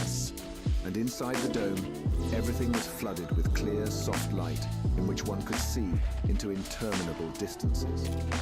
The dream had also been comprehended by, indeed, in some sense it had consisted in, a gesture of the arm made by his mother, and made again 30 years later by the Jewish woman he had seen on the news film, trying to shelter the small boy from the bullets before the helicopter blew them both to pieces. "Do you know," he said, "that until this moment I believed I had murdered my mother." "Why did you murder her?" said Julia, almost asleep. "I didn't murder her, not physically." In the dream, he'd remembered his last glimpse of his mother, and within a few moments of waking, the cluster of small events surrounding it had all come back. It was a memory that he must have deliberately pushed out of his consciousness over many years. He was not certain of the date, but he could not have been less than 10 years old, possibly 12, when it had happened. His father had disappeared some time earlier. How much earlier he could not remember. He remembered better the rackety, uneasy circumstances of the time. The periodical panics about air raids and the sheltering in tube stations. The piles of rubble everywhere. The unintelligible proclamations posted at street corners. The gangs of youths in shirts all the same colour. The enormous queues outside the bakeries. The intermittent machine gun fire in the distance. Above all, the fact that there was never enough to eat. He remembered long afternoons spent with other boys scrounging around dustbins and rubbish heaps, picking out the ribs of cabbage leaves, potato peelings, sometimes even scraps of stale bread crust from which they carefully scraped away the cinders, and also in waiting for the passing of trucks which travelled over a certain route and were known to carry cattle feed, and which, when they jolted over the bad patches in the road, sometimes spilt a few fragments of oil cake. When his father disappeared, his mother did not show any surprise or any violent grief, but a sudden change came over her. She seemed to have become completely spiritless. It was evident even to Winston that she was waiting for something that she knew must happen. She did everything that was needed. Cooked, washed, mended, made the bed, swept the floor, dusted the mantelpiece. Always very slowly and with a curious lack of superfluous motion, like an artist's lay figure moving of its own accord. Her large, shapely body seemed to relapse naturally into stillness. For hours at a time, she would sit almost immobile on the bed, nursing his young sister, a tiny, ailing, very silent child of 2 or 3, with a face made simian by thinness. Very occasionally, she would take Winston in her arms and press him against her for a long time without saying anything. He was aware, in spite of his youthfulness and selfishness, that this was somehow connected with the never-mentioned thing that was about to happen. He remembered the room where they lived, a dark, close-smelling room that seemed half-filled by a bed with a white counterpane. There was a gas ring in the fender, and a shelf where food was kept. And on the landing outside there was a brown earthenware sink, common to several rooms.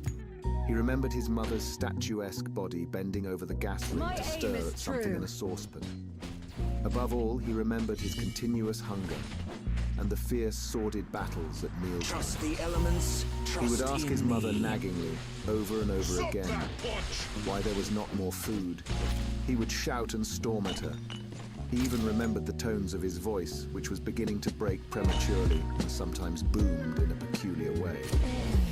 Or he would attempt a sniveling note of pathos in his efforts to get more than his share. His mother was quite ready to give him more than his share. She took it for granted that he, the boy, should have the biggest portion. But however much she gave him, he invariably demanded more. At every meal she would beseech him not to be selfish and to remember that his little sister was sick and also needed food. But it was no use.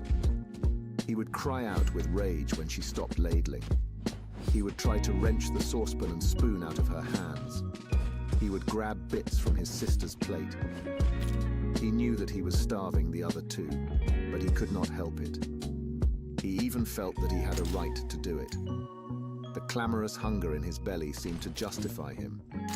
Between meals, if his mother did not stand guard, he was constantly pilfering at the wretched store of food on the shelf. One day, a chocolate ration was issued. There had been no such issue for weeks or months past. He remembered quite clearly that precious little morsel of chocolate. It was a 2-ounce slab. They still talked about ounces in those days. Between the three of them. Wherever I go, It was obvious that it ought to be comes divided the into 3 equal storm. parts.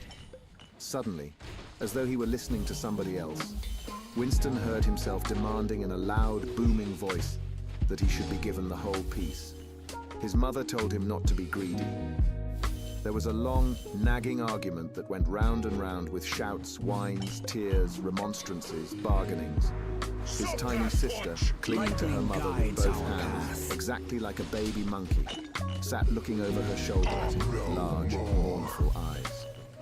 In the end, his mother broke off 3/4 of the chocolate and gave it to Winston, giving the other quarter to his sister. The little girl took hold of it and looked at it dully, perhaps not knowing what it was. Winston stood watching her for a moment.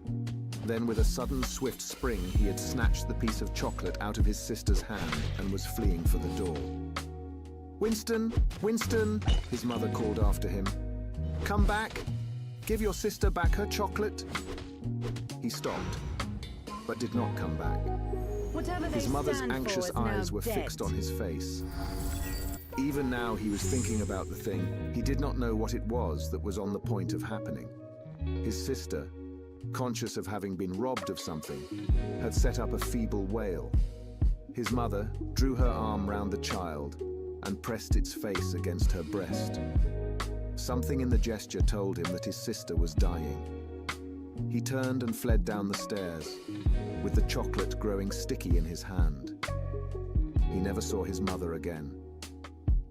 After he had devoured the chocolate, he felt somewhat ashamed of himself and hung about in the streets for several hours, until hunger drove him home. When he came back, his mother had disappeared. This was already becoming normal at that time. Nothing was gone from the room except his mother and his sister. They had not taken any clothes, not even his mother's overcoat. To this day, he did not know with any certainty that his mother was dead. It was perfectly possible that she had merely been sent to a forced labor camp. As for his sister, she might have been removed, like Winston himself, to one of the colonies for homeless children, reclamation centers they were called, which had grown up as a result of the Civil War. Or she might have been sent to the labor camp along with his mother, or simply left somewhere or other to die. The dream was still vivid in his mind, especially the enveloping, protecting gesture of the arm, in which its whole meaning seemed to be contained. His mind went back to another dream of 2 months ago, exactly as his mother had sat on the dingy, white-quilted bed, with the child clinging to her.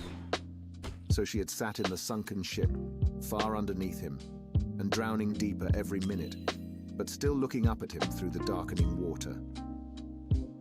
He told Julia the story of his mother's disappearance.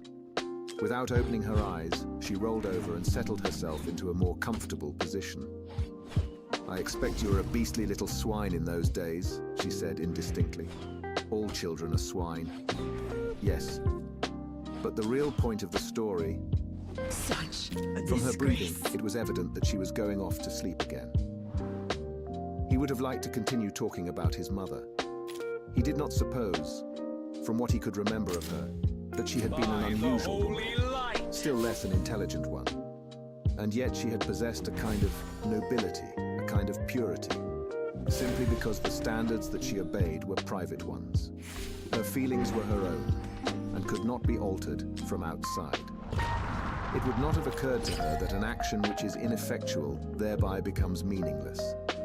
If you loved someone, you loved him. And when you had nothing else to give, you still gave him love. When the last of the chocolate was gone, his mother had clasped the child in her arms. It was no use. It changed nothing. It did not produce more chocolate. It did not avert the child's death or her own. But it seemed natural to her to do it. The refugee woman in the boat had also covered the little boy with her arm, which was no more use against the bullets than a sheet of paper. The terrible thing that the party had done was to persuade you that mere impulses, mere feelings, were of no account, while at the same time robbing you of all power over the material world. Behold When once you were in the ancient grip of the power. party, what you felt or did not feel, what you did or refrained from doing, made literally no difference. Whatever happened, you vanished, and neither you nor your actions were ever heard of again.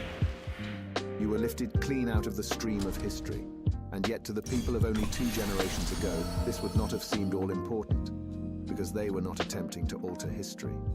They were governed by One private pride loyalties of the which they did savannah. not question. What mattered were individual relationships, and a completely helpless gesture, an embrace, a tear, a word spoken to a dying man, could have value in itself. The proles, it suddenly occurred to him, had remained in this condition. They were not loyal to a party or a country or an idea. They were loyal to one another. United we fight! For the first time in his life, he did not despise the proles, or think of them merely as an inert force which would one day spring to life and regenerate the world. The proles had stayed human. They had not become hardened inside.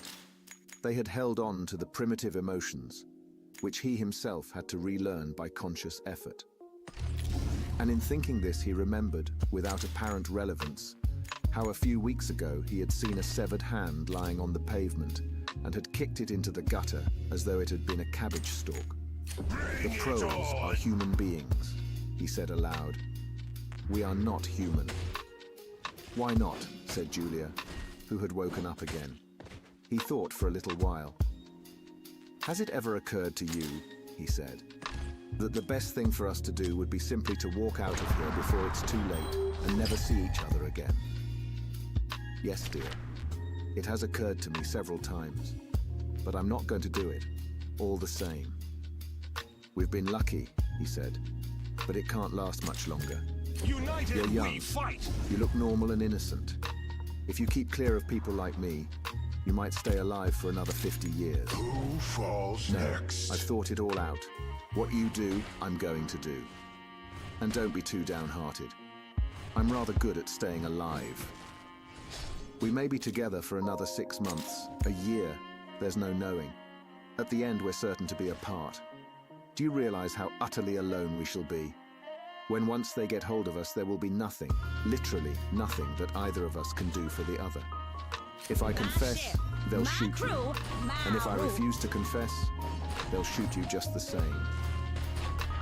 Nothing that I can do or say, or stop myself from saying, will put off your death for as much as 5 minutes.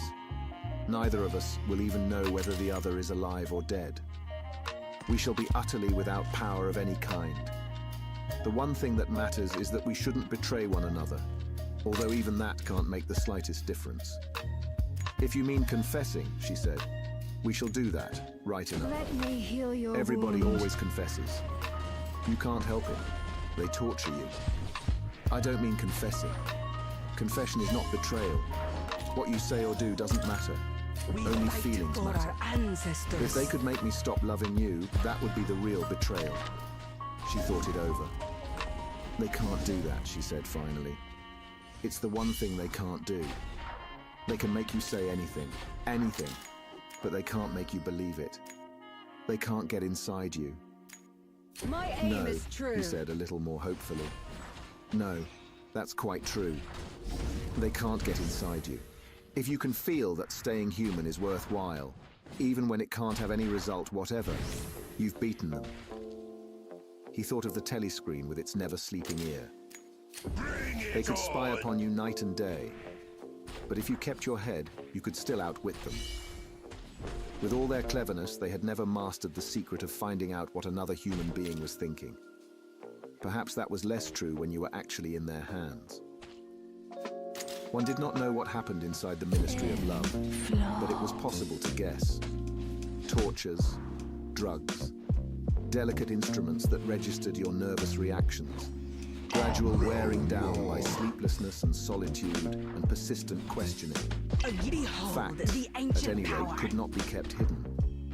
They could be tracked down by inquiry. They could be squeezed out of you by torture. But if the object was not to stay alive, but to stay human, what difference did it ultimately make? They could not alter your Pride feelings. of the savannah. For that matter, you could not alter them yourself, even if you wanted to. They could lay bare in the utmost detail everything that you had done or said or thought.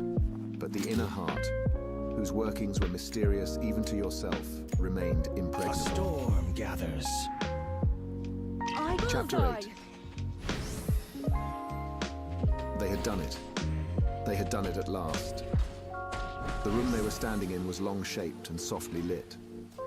The telescreen was dimmed to a low murmur. The richness of the dark blue carpet gave one the impression of treading on velvet. A giddy hold, At the far end of the ancient room, power. O'Brien was sitting at a table under a green-shaded lamp with a mass of papers on either side of him. Lightning He had guides not our bothered to look up path, when the back servant behind showed the Julia and clouds. Winston in. Winston's heart was thumping so hard that he I doubted am the whether he would be priestess able of to the speak. light. They had done it. They had done it at last, was all he could think. It had been a rash act to come here at all, and sheer folly to arrive together. Though it was true that they had come by different routes and only met on O'Brien's doorstep. But merely to walk into such a place needed an effort of the nerve. It was only on very rare occasions that one saw inside the dwelling places of the inner party, or even penetrated into the quarter of the town where they lived. The whole atmosphere They could of the not huge block of withstand the flats, storm. the richness and spaciousness of everything, the unfamiliar smells of good food and good tobacco, the silent and incredibly rapid lifts sliding up and down, the white-jacketed servants hurrying to and fro. Everything was intimidating.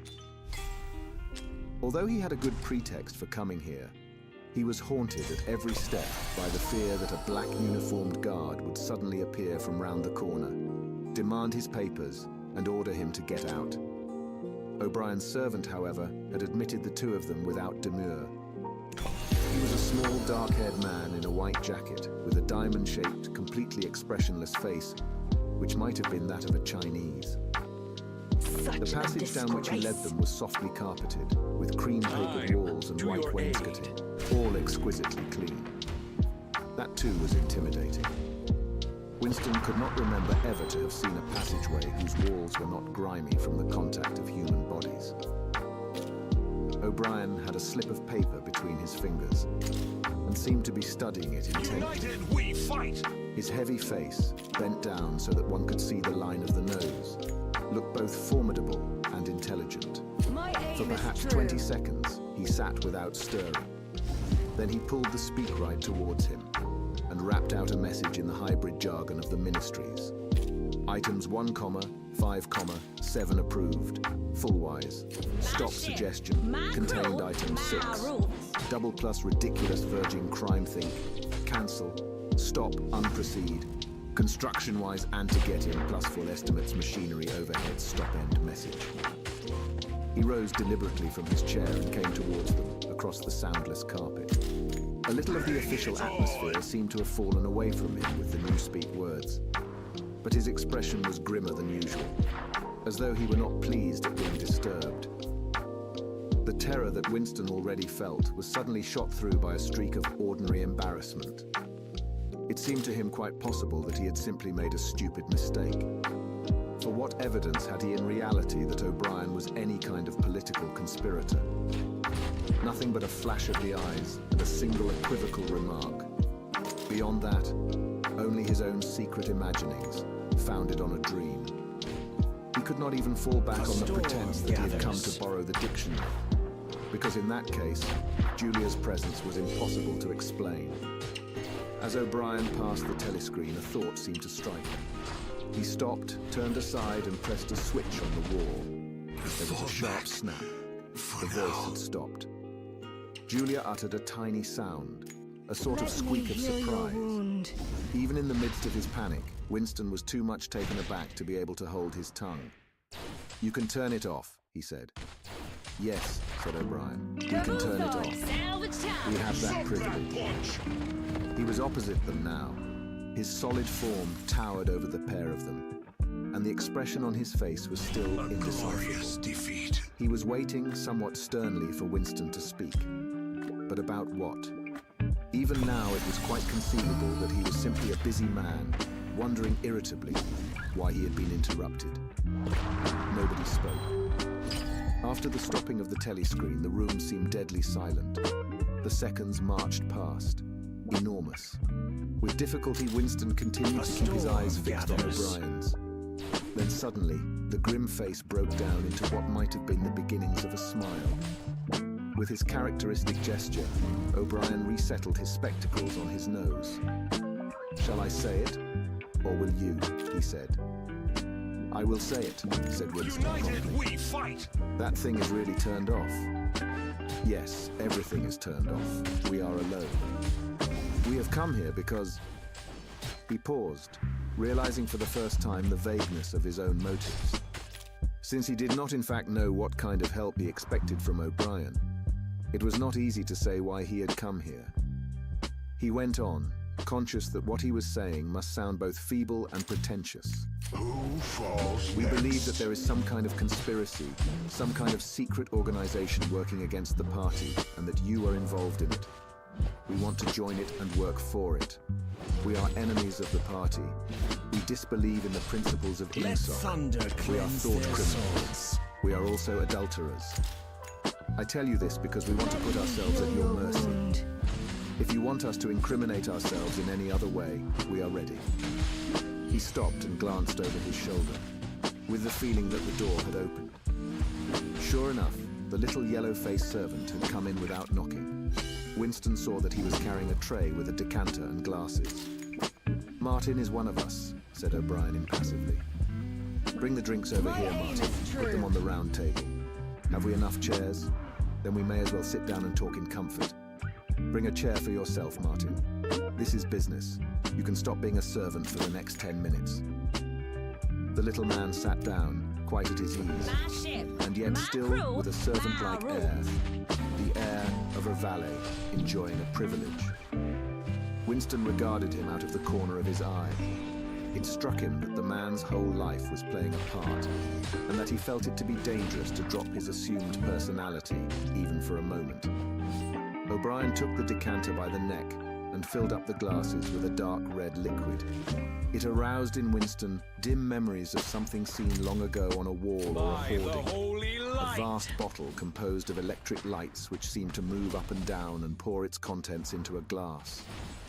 Seen from the top, the stuff looked almost black, but in the decanter, it gleamed like a ruby. It had a sour, sweet smell. He saw Julia pick up her glass and sniff at it with frank curiosity. "It is called wine," said O'Brien, with a faint smile. "You will have read about it in books, no doubt. Not much of it gets to the outer Trust party, I'm the afraid." elements. Trust His face in grew me. solemn again, and he raised his glass. "I think it is fitting that we should begin by drinking a health. To our leader, to Emmanuel Goldstein." Winston took up his glass with a certain eagerness. Wine was a thing he had read and dreamed about. Like the glass paperweight or Mr. Charrington's half-remembered rhymes, It belonged to the vanished, romantic past. The olden time, as he liked to call it in his secret thoughts. For some reason, he had always thought of wine as having an intensely sweet taste, like that of blackberry jam, and an immediate intoxicating effect. Actually, when he came to swallow it, the stuff was distinctly disappointing. The truth was that after years of gin drinking, he could barely taste it. He set down the empty glass. Salvage time, baby. Then there is such a person as Goldstein, he said. Yes, there is such a person, and he is alive. Where? I do not know. And the conspiracy, the organization, is it real? It is not simply an invention of the thought police. No, it is real. The Brotherhood, we call it. You will never learn much more about the Brotherhood than that it exists and that you belong to it. I will come back to that presently. He looked at his wristwatch. It is unwise even for members of the inner party to turn off the telescreen for more than half an hour. You ought not to have come here together, and you will have to leave separately. You, comrade, he bowed his head to Julia, will leave first. We have about 20 minutes at our disposal. You will understand that I must start by asking you certain questions. In general terms, what are you prepared to do? Anything that we are capable of, said I Winston. expected something more. O'Brien had turned himself a little in his chair so that he was facing Winston. He almost ignored Julia, seeming to take it for granted that Winston could speak for her. For a moment, the lids flitted down over his eyes. He began asking his questions in a low, expressionless voice, as though this were a routine, a sort of catechism, most of whose answers were known to him already. You are prepared to give your lives? Yes. You are prepared to commit murder? Yes. To commit acts of sabotage which may cause the death of hundreds of innocent people? Yes. To betray your country to foreign powers? Yes. You are prepared to cheat, to forge, to blackmail, to corrupt the minds of children, to distribute habit-forming drugs, to encourage prostitution, to disseminate venereal diseases, to do anything which is likely to cause demoralization and weaken the power of the party. United Yes. we fight! If, for example, it would somehow serve our interests to throw sulfuric acid in a child's face, are you prepared to do that? Yes. You are prepared to lose your identity and live out the rest of your life as a waiter or a dock worker? Yes. You are prepared to commit suicide if and when we order you to do so? Yes. You are prepared, the two of you, to separate and never see one another again? No, broke in Julia. It appeared to Winston that a long time passed before he answered. For a moment he seemed even to have been deprived of the power of speech. His tongue worked soundlessly, forming the opening syllables first of one word, then of the other, over and over again. Until he had said it, he did not know which word he was going to say. No, he said finally. You did well to tell me, said O'Brien. It is necessary for us to know everything. He turned himself towards Julia and added in a voice with somewhat more expression in it. Do you understand that even if he survives, it may be as a different person? We may be obliged to give him a new identity. His face, his movements, the shape of his hands, the color of his hair. Even his voice would be different. And you yourself might have become a different person. Our surgeons can alter people beyond recognition. Sometimes it is necessary. Sometimes we even amputate a limb. Winston could not help snatching another sidelong glance at Martin's Mongolian face. There were no scars that he could see. Julia had turned a shade paler so that her freckles were showing. But she faced O'Brien boldly. She murmured something that seemed to be assent. Good, then that is settled. There was a silver box of cigarettes on the table. With a rather absent-minded air, O'Brien pushed them towards the others, took one himself, then stood up and began to pace slowly to and fro, as though he could think better standing. They were very good cigarettes, very thick and well-packed, with an unfamiliar silkiness in the paper. O'Brien looked at his wristwatch again. You had better go back to your pantry, Martin, he said. I shall switch on in a quarter of an hour. Take a good look at these comrades' faces before you go. You will be seeing them again. I may not. Exactly as they had done at the front door. The little man's dark eyes flickered over their faces. There was not a trace of friendliness in his manner. He was memorizing their appearance, but he felt no interest in them, or appeared to feel none. It occurred to Winston that a synthetic face was perhaps incapable of changing its expression. Without speaking or giving any kind of salutation, Martin went out, closing the door silently behind him. O'Brien was strolling up and down, one hand in the pocket of his black overalls, the other holding his cigarette. You understand, he said, that you will be fighting in the dark. You will always be in the dark. You will receive orders, and you will obey them, without knowing why. Later, I shall send you a book from which you will learn the true nature of the society we live in, and the strategy by which we shall destroy it. When you have read the book, you will be full members of the Brotherhood. But between the general aims that we are fighting for and the immediate tasks of the moment, you will never know anything. I tell you that the Brotherhood exists, but I cannot tell you whether it numbers 100 members or 10 million. From your personal knowledge, you will never be able to say that it numbers even as many as a dozen. You will have 3 or 4 contacts, who will be renewed from time to time as they disappear.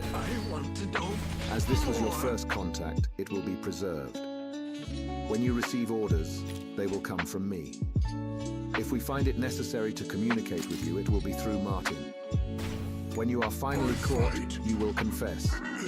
That is unavoidable. But you will have very little to confess, other than your own actions. You will not be able to betray more than a handful of unimportant people. Probably you will not even betray me. By that time, I may be dead, or I shall have become a different person, with a different face. He continued to move to and fro over the soft carpet. In spite of the bulkiness of his body, there was a remarkable grace in his movements. It came out even in the gesture with which he thrust a hand into his pocket or manipulated a cigarette. More even than of strength, he gave an impression of confidence and of an understanding tinged by irony. However much in earnest he might be, he had nothing of the single-mindedness that belongs to a fanatic.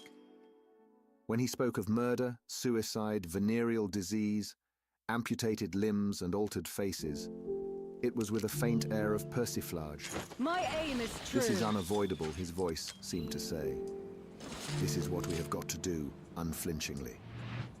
But this is not what we shall be doing when life is worth living again.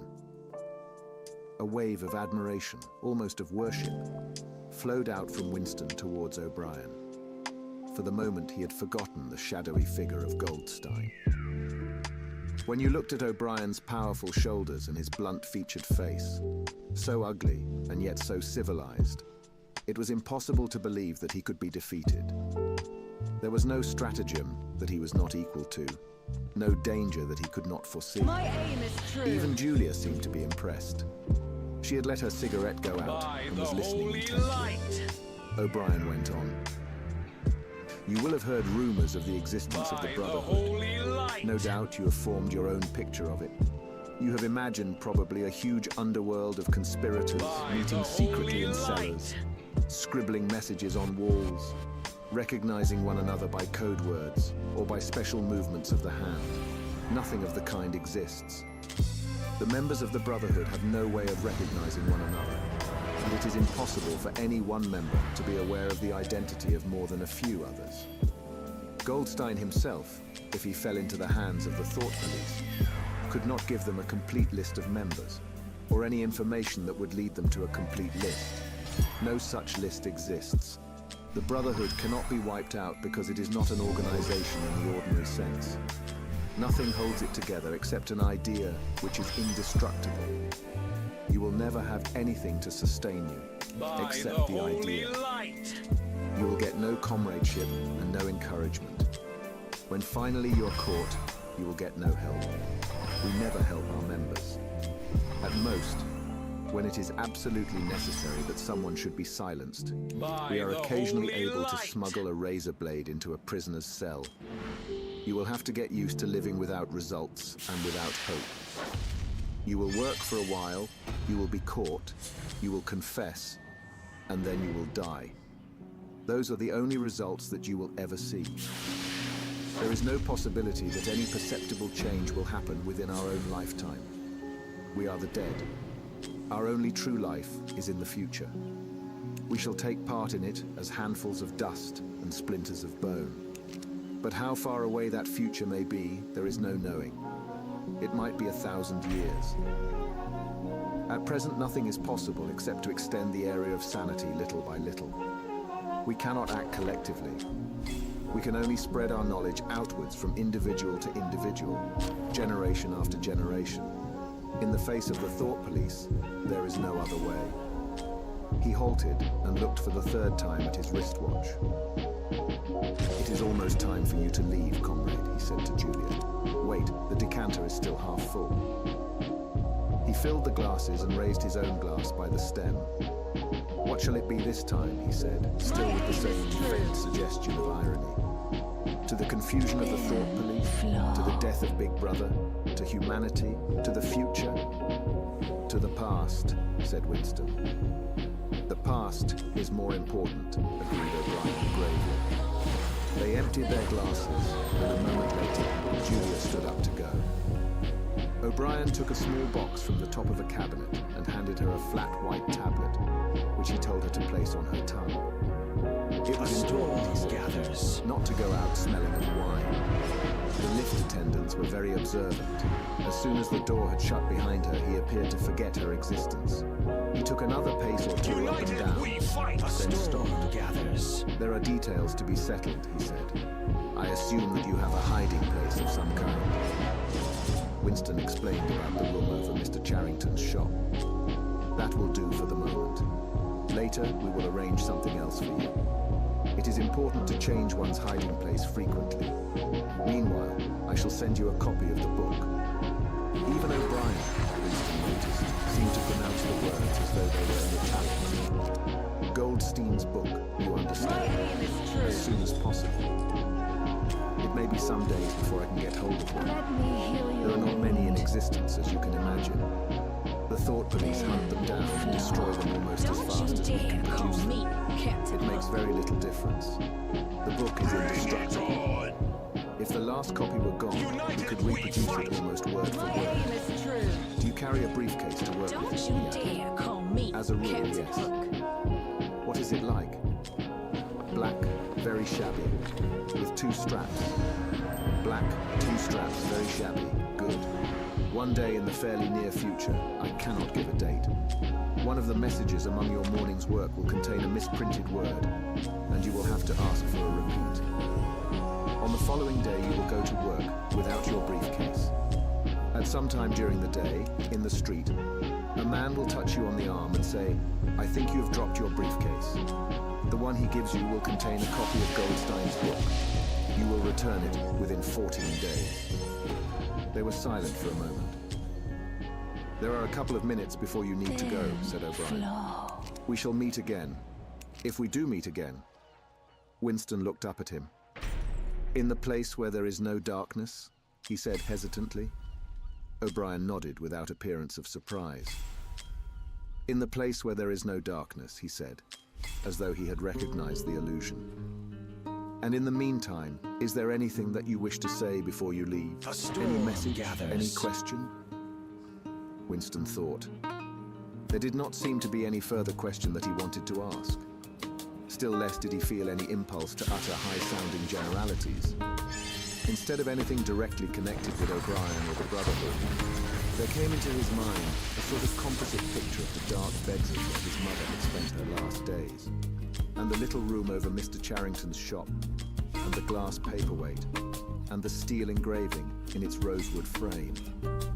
Almost at random, he said, "Did you ever happen to hear an old rhyme that begins oranges and lemons, say the bells of St. Clement S?" Again, O'Brien nodded. With a sort of grave courtesy, he completed the stanza. "Oranges and lemons, Say the bells of St. Clement's. You owe me 3 farthings. Say the bells of St. Martin's. When will you pay me? Say the bells of Old Bailey. When I grow rich. Say the bells of Shoreditch. You knew the last line, said Winston. Yes, I knew the last line. And now, I'm afraid, it is time for you to go. But wait. You had better let me give you one of these tablets. As Winston stood up, O'Brien held out a hand.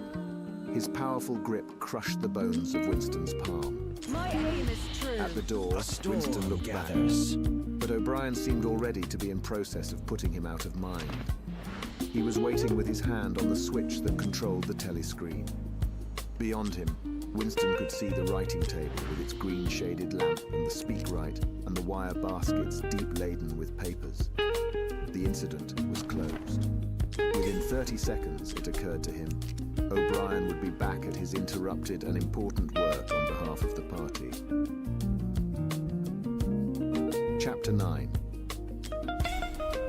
Winston was gelatinous with fatigue. Gelatinous was the right word. It had come into his head spontaneously. His body seemed to have not only the weakness of a jelly, but its translucency. He felt that if he held up his hand, he would be able to see the light through it. All the blood and lymph had been drained out of him by an enormous debauch of work, leaving only a frail structure of nerves, bones, and skin. All sensations seemed to be magnified. His overalls fretted his shoulders. The pavement tickled his feet. Even the opening and closing of a hand was an effort that made his joints creak. He had worked more than 90 hours in 5 days. So had everyone else in the ministry. Now it was all over, and he had literally nothing to do. No party work of any description until tomorrow morning. He could spend 6 hours in the hiding place and another 9 in his own bed. Slowly, in mild afternoon sunshine, he walked up a dingy street in the direction of Mr. Charrington's shop, keeping one eye open for the patrols, but irrationally convinced that this afternoon there was no danger of anyone interfering with him. The heavy briefcase that he was carrying bumped against his knee at each step, sending a tingling sensation up and down the skin of his leg. Inside it was the book, which he had now had in his possession for 6 days and had not yet opened, nor even looked at. On the 6th day of Hate Week, after the processions, the speeches, the shouting, the singing, the banners, the posters, the films, the waxworks, the rolling of drums and squealing of trumpets, the tramp of marching feet, the grinding of the caterpillars of tanks, the roar of massed planes, the booming of guns. After 6 days of this, when the great orgasm was quivering to its climax, and the general hatred of Eurasia had boiled up into such delirium that if the crowd could have got their hands on the 2,000 Eurasian war criminals who were to be publicly hanged on the last day of the proceedings, they would unquestionably have torn them to pieces. At just this moment, it had been announced that Oceania was not, after all, at war with Eurasia. Oceania was at war with Eastasia. Eurasia was an ally. There was, of course, no admission that any change had taken place. Merely it became known, with extreme suddenness and everywhere at once, that Eastasia, and not Eurasia, was the enemy. Winston was taking part in a demonstration in one of the central London squares at the moment when it happened. It was night, and the white faces and the scarlet banners were luridly floodlit. The square was packed with several thousand people, including a block of about 1,000 schoolchildren in the uniform of the spies. On a scarlet-draped platform, an orator of the inner party, a small, lean man with disproportionately long arms and a large, bald skull, over which a few lank locks straggled, was haranguing the crowd. A little Rumpelstiltskin figure, contorted with hatred. He gripped the neck of the microphone with one hand, while the other, enormous at the end of a bony arm, clawed the air menacingly above his head. His voice, made metallic by the amplifiers, boomed forth an endless catalogue of atrocities, massacres, deportations, lootings, rapings, torture of prisoners, bombing of civilians, lying propaganda, unjust aggressions, broken treaties. It was almost impossible to listen to him without being first convinced and then maddened. At every few moments, the fury of the crowd boiled over, and the voice of the speaker was drowned by a wild, beast-like roaring that rose uncontrollably from thousands of throats. The most savage yells of all came from the schoolchildren. The speech had been proceeding for perhaps 20 minutes when a messenger hurried onto the platform and a scrap of paper was slipped into the speaker's hand. He unrolled and read it without pausing in his speech. Nothing altered in his voice or manner, or in the content of what he was saying. But suddenly the names were different. Without words said, a wave of understanding rippled through the crowd. Oceania was at war with Eastasia. The next moment there was a tremendous commotion. The banners and posters with which the square was decorated were all wrong. Quite half of them had the wrong faces on them. It was sabotage. The agents of Goldstein had been at work. There was a riotous interlude while posters were ripped from the walls, banners torn to shreds and trampled underfoot. The spies performed prodigies of activity in clambering over the rooftops and cutting the streamers that fluttered from the chimneys. But within 2 or 3 minutes, it was all over. The orator, still gripping the neck of the microphone, his shoulders hunched forward, his free hand clawing at the air, had gone straight on with his speech. 1 minute more, and the feral roars of rage were again bursting from the crowd. The hate continued exactly as before, except that the target had been changed. The thing that impressed Winston in looking back was that the speaker had switched from one line to the other, actually in mid-sentence, not only without a pause, but without even breaking the syntax. But at the moment, he had other things to preoccupy him. It was during the moment of disorder, while the posters were being torn down, that a man whose face he did not see had tapped him on the shoulder and said, "Excuse me, I think you've dropped your briefcase." He took the briefcase abstractedly, without speaking. He knew that it would be days before he had an opportunity to look inside it. The instant that the demonstration was over, he went straight to the Ministry of Truth, though the time was now nearly 23 hours. The entire staff of the ministry had done likewise. The orders already issuing from the telescreen, recalling them to their posts, were hardly necessary. Oceania was at war with Eastasia. Oceania had always been at war with Eastasia. A large part of the political literature of 5 years was now completely obsolete.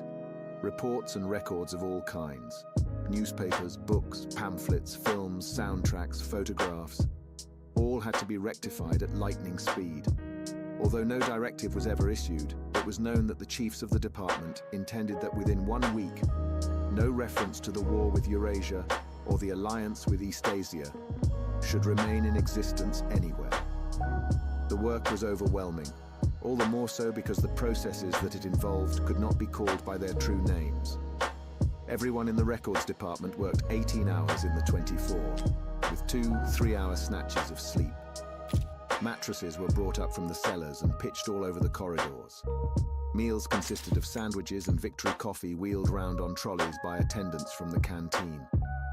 Each time that Winston broke off for one of his spells of sleep, he tried to leave his desk clear of work, and each time that he crawled back sticky-eyed and aching, it was to find that another shower of paper cylinders had covered the desk like a snowdrift, half burying the speakwrite and overflowing onto the floor, so that the first job was always to stack them into a neat enough pile to give him room to work. What was worst of all was that the work was by no means purely mechanical. Often it was enough merely to substitute one name for another. But any detailed report of events demanded care and imagination. Even the geographical knowledge that one needed in transferring the war from one part of the world to another was considerable. By the third day, his eyes ached unbearably, and his spectacles needed wiping every few minutes. It was like struggling with some crushing physical task, something which one had the right to refuse and which one was nevertheless neurotically anxious to accomplish. Insofar as he had time to remember it, he was not troubled by the fact that every word he murmured into the speakwrite, every stroke of his ink pencil, was a deliberate lie. He was as anxious as anyone else in the department that the forgery should be perfect. On the morning of the 6th day, the dribble of cylinders slowed down. Wherever I go, For as much as half an hour, tides nothing came follow. out of the tube. Then one more cylinder. Then nothing.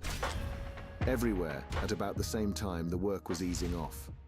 A deep and as it were secret sigh went through the department. A mighty deed, which could never be mentioned, had been achieved.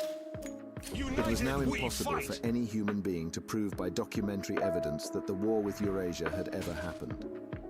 At 1200, it was unexpectedly announced that all workers in the ministry were free till tomorrow morning. Winston, still carrying the briefcase containing the book, which had remained between his feet while he worked and under his body while he slept, went home, shaved himself, and almost fell asleep in his bath, although the water was barely more than tepid.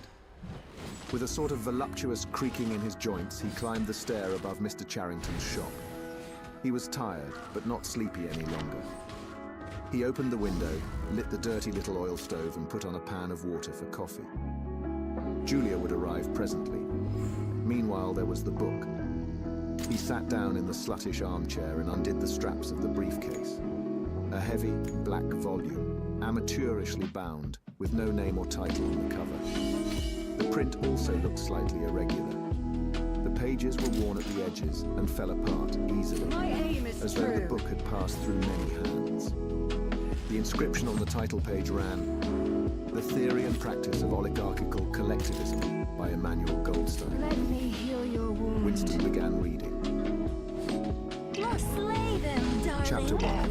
Is this how Ignorance you is treat a strength. lady? Throughout recorded time, and probably since the end of the Neolithic Age, there have been three kinds of people in the world: the high, the middle, and the low. They have been subdivided in many ways. They have borne countless different names, and their relative numbers, as well as their attitude towards one another, have varied from age to age. But the essential structure of society has never altered. Even after enormous upheavals and seemingly irrevocable changes, the same pattern has always reasserted itself, just as a gyroscope will always return to equilibrium, however far it is pushed one way or the other. How you treat The a aims of lady? these groups are entirely irreconcilable. Winston stopped reading, chiefly in order to appreciate the fact that he was reading, in comfort and safety. He was alone. No telescreen, no ear at the keyhole, no nervous impulse to glance over his shoulder or cover the page with his hand. Bullseye! The sweet summer air played against his cheek. From somewhere far away there floated the faint shouts of children. In the room itself there was no sound, except the insect voice of the clock. Lightning guides our He settled path. deeper into the armchair and put his feet up on the fender. It was bliss. It was eternity. Suddenly, as one sometimes does with a book of which one knows that one will ultimately read and reread every word, Treat a lady. he opened it at a different place and found himself at chapter 3. He went on reading. Chapter 3. War is Peace. The splitting up of the world into three great superstates was an event which could be and indeed was foreseen before the middle of the 20th century. With the absorption of Europe by Russia and of the British Empire by the United States, two of the three existing powers, Eurasia and Oceania, were already effectively in being. The third, Eastasia, only emerged as a distinct unit after another decade of confused fighting. Is this how you The frontiers treat a between the lady? three superstates are in some places arbitrary, and in others they fluctuate according to the fortunes of war, but in general they follow geographical lines. Eurasia comprises the whole of the northern part of the European and Asiatic landmass, from Portugal to the Bering Strait. Oceania comprises the Americas, the Atlantic islands including the British Isles, Australasia, and the southern portion of Africa. Eastasia, smaller than the others and with a less definite western frontier, comprises China and the countries to the south of it, the Japanese islands, and a large but fluctuating portion of Manchuria, Mongolia, Treat a and lady. Tibet. In one combination or another, these three superstates are permanently at war, and have been so for the past 25 years. War, however, is no longer the desperate, annihilating struggle that it was in the early decades of the 20th century. It is a warfare of limited Let aims thunder between cleanse combatants their who are souls. unable to destroy one another, have no material cause for fighting, and are not divided by any genuine ideological difference. darling. This is not to how you say treat a that either the lady. conduct of war or the prevailing attitude towards it has become less bloodthirsty or more chivalrous. On the contrary, war hysteria is continuous and universal in all countries, and such acts as raping, looting, the slaughter of children, the reduction of whole populations to slavery, and reprisals against prisoners which extend even to boiling and burying alive, are looked upon as normal, and, when they are committed by one's own side and not by the enemy, meritorious. But in a physical sense, war involves very small numbers of people, mostly highly trained specialists, and causes comparatively few casualties. The fighting, when there is any, takes place on the vague frontiers whose whereabouts the average man can only guess at, or round the floating fortresses which guard strategic spots on the sea lanes. In the centers of civilization, war means no more than a continuous shortage of consumption goods, and the occasional crash of a rocket bomb, which may cause a few scores of deaths. War has in fact changed its character. More exactly, the reasons for which war is waged have changed in their order of importance. Motives which were already present to some small extent in the great wars of the early 20th century have now become dominant and are consciously recognized and acted upon. To understand the nature of the present war, for in spite of the regrouping which occurs every few years, it is always the same war. One must realize in the first place that it is impossible for it to be decisive. None of the three superstates could be definitively conquered even by the other two in combination. They are too evenly matched, and their natural defenses are too formidable. Eurasia is protected by its vast land spaces, Oceania by the width of the Atlantic and the Pacific, Eastasia by the fecundity and industriousness of its inhabitants. Secondly, there is no longer, in a material sense, anything to fight about. With the establishment of self-contained economies in which production and consumption are geared to one another, the scramble for markets, which was a main cause of previous wars, has come to an end, while the competition for raw materials is no longer a matter of life and death. In any case, each of the three superstates is so vast that it can obtain almost all the materials that it needs within its own boundaries. Insofar as the war has a direct economic purpose, it is a war for labor power, between the frontiers of the superstates and not permanently in the possession of any of them. There lies a rough quadrilateral with its corners at Tangier, Brazzaville, Darwin and Hong Kong, containing within it about a fifth of the population of the Earth. It is for the possession of these thickly populated regions and of the northern ice cap that the three powers are constantly struggling.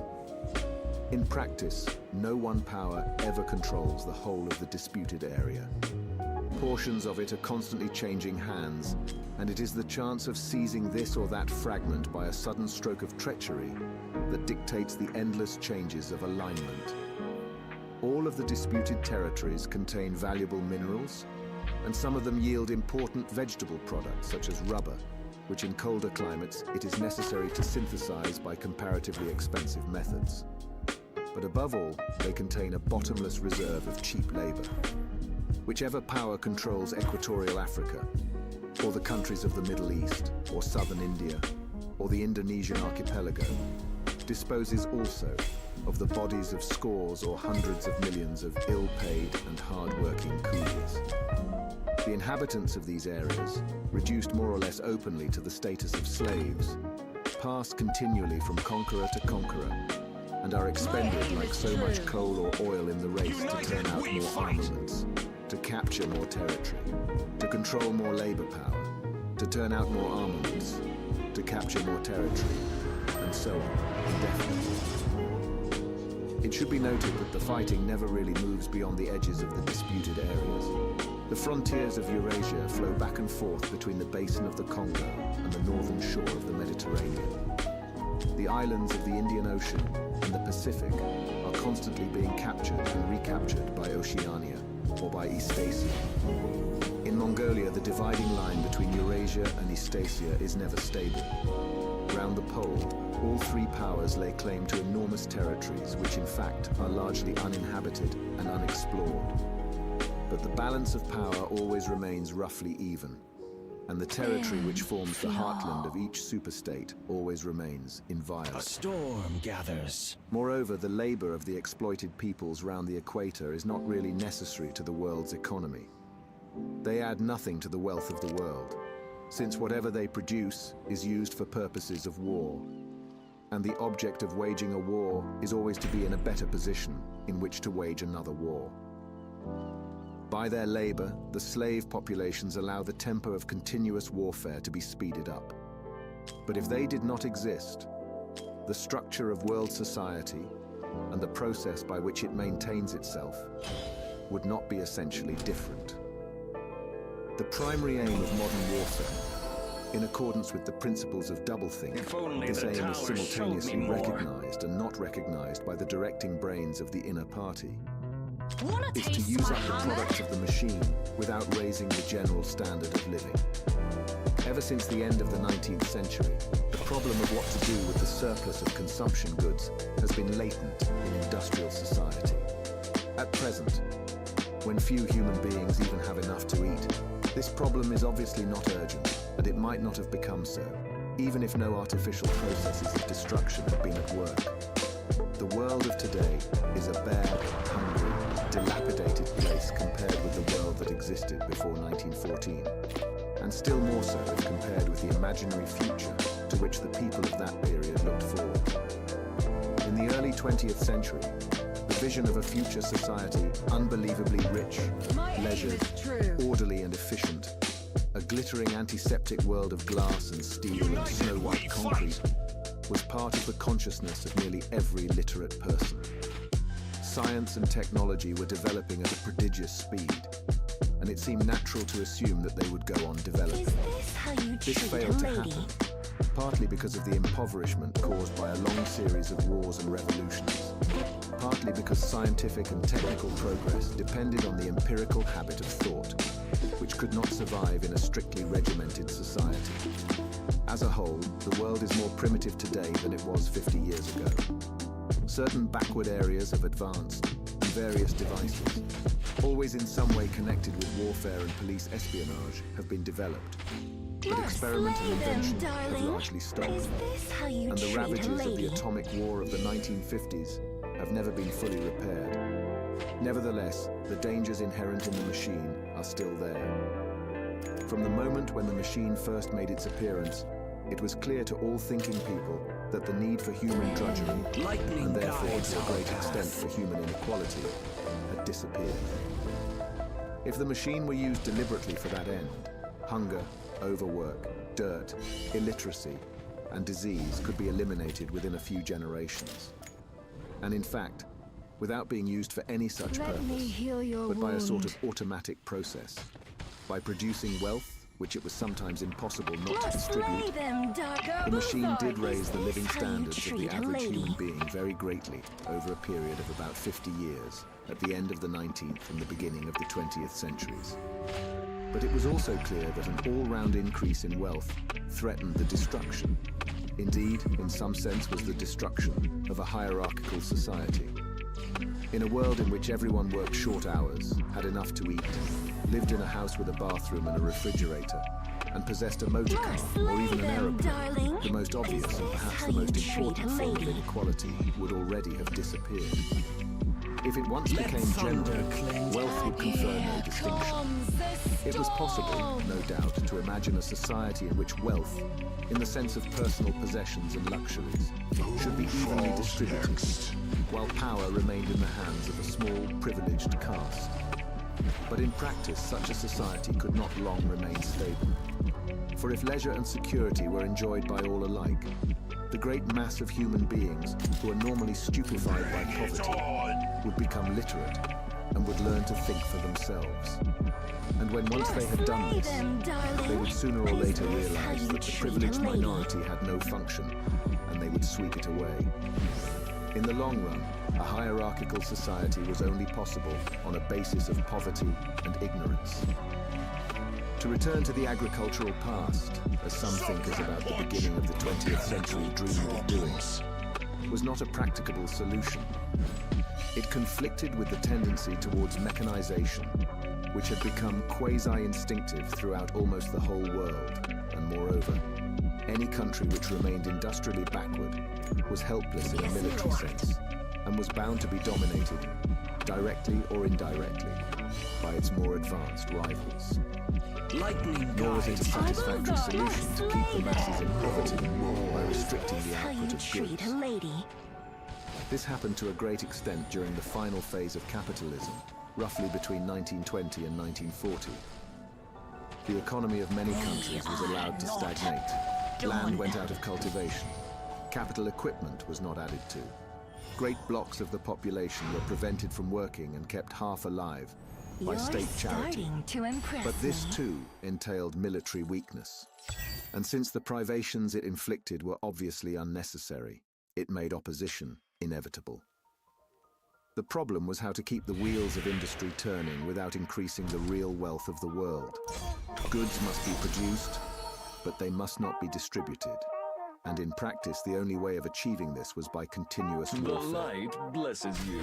The essential act of war is destruction, not necessarily of human lives, but of the products of human labor. War is a way of shattering to pieces, or pouring into the stratosphere, or sinking in the depths of the sea. Materials which might otherwise be used to make the masses too comfortable, and hence, in the long run, too intelligent. Even when weapons of war are not actually destroyed, their manufacture is still a convenient way of expending labor power without producing anything that can be consumed. A floating fortress, for example, has locked up in it the labor that would build several hundred cargo ships. Ultimately, it is scrapped as obsolete, never having brought any material benefit to anybody. And with further enormous labors, another floating fortress is built. Let me heal your In principle, wound. the war effort is always so planned as to eat up any surplus that might exist after meeting the bare needs of the population. In practice, the needs of the population are always underestimated, with the result that there is a chronic shortage of half the necessities of life. But this is looked on as an advantage. Is this how you treat It is a deliberate lady? policy to keep even the favored groups somewhere near the brink of hardship, because a general state of scarcity increases the importance of small privileges and thus magnifies the distinction between one group and another. By the standards of the early 20th century, even a member of the inner party lives an austere, laborious kind of life. Nevertheless, the few luxuries that he does enjoy his large, well-appointed flat, the better texture of his How you treat a clothes, lady. the better quality of his food and drink and tobacco, his 2 or 3 servants, his private motor car or helicopter, set him in a different world from a member of the outer party. And the members of the outer party have a similar advantage in comparison with the submerged masses whom we call the proles. The social atmosphere priestess of the is that of a light. besieged city, Yes, where the Lord. possession of a lump of horseflesh makes the difference between wealth and poverty. And at the same time, the consciousness of being at war, and therefore in danger, makes the handing over of all power to a small caste seem the natural, unavoidable condition of survival. Slay them, War, it darling. will be seen, Is this how accomplishes you the treat necessary destruction, Carry but on accomplishes it for in a His psychologically Majesty. acceptable way. In principle, it would be quite simple to waste the surplus labor of the world by building temples and pyramids, by digging holes and filling them up again, or even by producing vast quantities of goods and then setting fire to them. But this would provide only the economic and not the emotional basis for a hierarchical society. By the holy light. What is concerned here is not the morale of masses, whose attitude is unimportant so long as they are kept steadily at work, but the morale of the party itself. Even the humblest party member is expected to be competent, industrious, and even intelligent within narrow limits. But it is also necessary that he should be a credulous and ignorant fanatic, whose prevailing moods are fear, hatred, adulation, and orgiastic triumph. In other words, it is necessary that he should have the mentality appropriate to a state of war.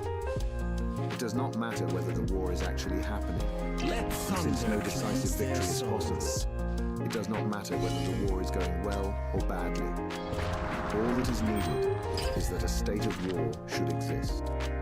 The splitting of the intelligence which the party requires of its members, and which is more easily achieved in an atmosphere of war, is now almost universal. But the higher up the ranks one goes, the more marked it becomes. It is precisely in the inner party that war hysteria and hatred of the enemy are Let strongest. me heal your wound. In his capacity as an administrator, it is often necessary for a member of the inner party to know that this or that item of war news is untruthful. And he may often be aware that the entire war is My aim spurious is true. and is either not happening or is being waged for purposes quite other than the declared ones. But such knowledge is easily neutralized by the technique of doublethink. Meanwhile, no inner party member wavers for an instant in his mystical belief that the war is real, and that it is bound to end victoriously, with Oceania, the undisputed master of the entire world. All members of the inner party believe in this coming conquest as an article of faith. It is to be achieved either by gradually acquiring more and more territory, and so building up an overwhelming preponderance of power, or by the discovery of some new and unanswerable weapon. The search for new weapons continues unceasingly, and is one of the very few remaining activities in which the inventive or speculative type of mind can find any outlet. In Oceania at the present day, science, in the old sense, How you treat has a almost lady. ceased to exist. In Newspeak, there is no word for science. The empirical method of thought on which all the scientific achievements of the past were founded is opposed to the most fundamental principles of Ingsoc. And even technological progress only happens when its products can in some way be used for the diminution of human liberty. In all the useful arts, the world is either standing still or going backwards. The fields are cultivated with Slay horse them, plows while darling. books are written by machinery. That's how you treat a But in lady. matters of vital importance, meaning, in effect, war and police espionage, the empirical approach is still encouraged, or at least tolerated. The two aims of the party are to conquer the whole surface of the earth and to extinguish once and for all the possibility of independent thought. There are therefore two great problems which the party is concerned to solve. One is how to discover, against his will, what another human being is thinking. And the other is how to kill several hundred million people in a few seconds without giving warning beforehand. Insofar as scientific research still continues, this is its subject matter. The scientist of today is either a mixture of psychologist and inquisitor, studying with real, ordinary minuteness the meaning of facial expressions, gestures, and tones of voice, and testing the truth-producing effects of drugs, shock therapy, hypnosis, and physical torture. Or he is chemist, physicist, or biologist concerned only with such branches of his special subject as are relevant to the taking of life. In the vast laboratories of the Ministry of Peace, and in the experimental stations hidden in the Brazilian forests, or in the Australian desert, or on lost islands of the Antarctic, the teams of experts are indefatigably at work. Some are concerned simply with planning the logistics of future wars. Others devise larger and larger rocket bombs, more and more powerful explosives, and more impenetrable armor plating. Others search for new and deadlier gases, or for soluble poisons capable of being produced in such quantities as to destroy the vegetation of whole continents, or for breeds of disease germs immunized against all possible antibodies. Others strive to produce a vehicle that shall bore its way under the soil like a submarine under the water, or an aeroplane as independent of its base as a sailing ship. Others explore even remoter possibilities, such as focusing the sun's rays through lenses suspended thousands of kilometers away in space, or producing artificial earthquakes and tidal waves by tapping the heat at the Earth's center. But none of these projects ever comes anywhere near realization, and none of the three superstates ever gains a significant lead on the others. What is more remarkable is that all three powers already possess in the atomic bomb, a weapon far more powerful than any that their present researchers are likely to discover. Although the party, according to its habit, claims the invention for itself, atomic bombs first appeared as early as the 1940s and were first used on a large scale about 10 years later. At that time, some hundreds of bombs were dropped on industrial centers, chiefly in European Russia, Western Europe, and North America. The effect was to convince the ruling groups of all countries that a few more atomic bombs would mean the end of organized society, and hence of their own power. Thereafter, although no formal agreement was ever made or hinted at, no more bombs were dropped. All three powers merely continue to produce atomic bombs and store them up against the decisive opportunity which they all believe will come sooner or later. And meanwhile, the art of war has remained almost stationary for 30 or 40 years. Helicopters are more used than they were formerly. Bombing planes have been largely superseded by self-propelled projectiles, and the fragile movable battleship has given way to the almost unsinkable floating fortress. But otherwise, there has been little development. The tank, the submarine, the torpedo, the machine gun, even the rifle and the hand grenade are still in use. And in spite of the endless slaughters reported in the press and on the telescreens, the desperate battles of earlier wars, in which hundreds of thousands or even millions of men were often killed in a few weeks, have never been repeated. None of the three superstates ever attempts any maneuver which involves the risk of serious defeat. When any large operation is undertaken, it is usually a surprise attack against an ally. The strategy that all three powers are following, or pretend to themselves that they are following, is the same. Embrace The plan is, by a combination of fighting, bargaining, and well-timed strokes of treachery, to acquire a ring of bases completely encircling one or other of the rival states, and then to sign a pact of friendship with that rival, and remain on peaceful terms for so many years as to lull suspicion to sleep. During this time, rockets loaded with atomic bombs can be assembled at all the strategic spots. Finally, they will all be fired simultaneously, with effects so devastating as to make retaliation impossible. It will then be time to sign a pact of friendship with the remaining world power, in preparation for another attack. This scheme, it is hardly necessary to say, is a mere daydream, impossible of realization. Moreover, no fighting ever occurs except in the disputed areas around the equator and the pole. No invasion of enemy territory is ever undertaken. This explains the fact that in some places the frontiers between the superstates are arbitrary.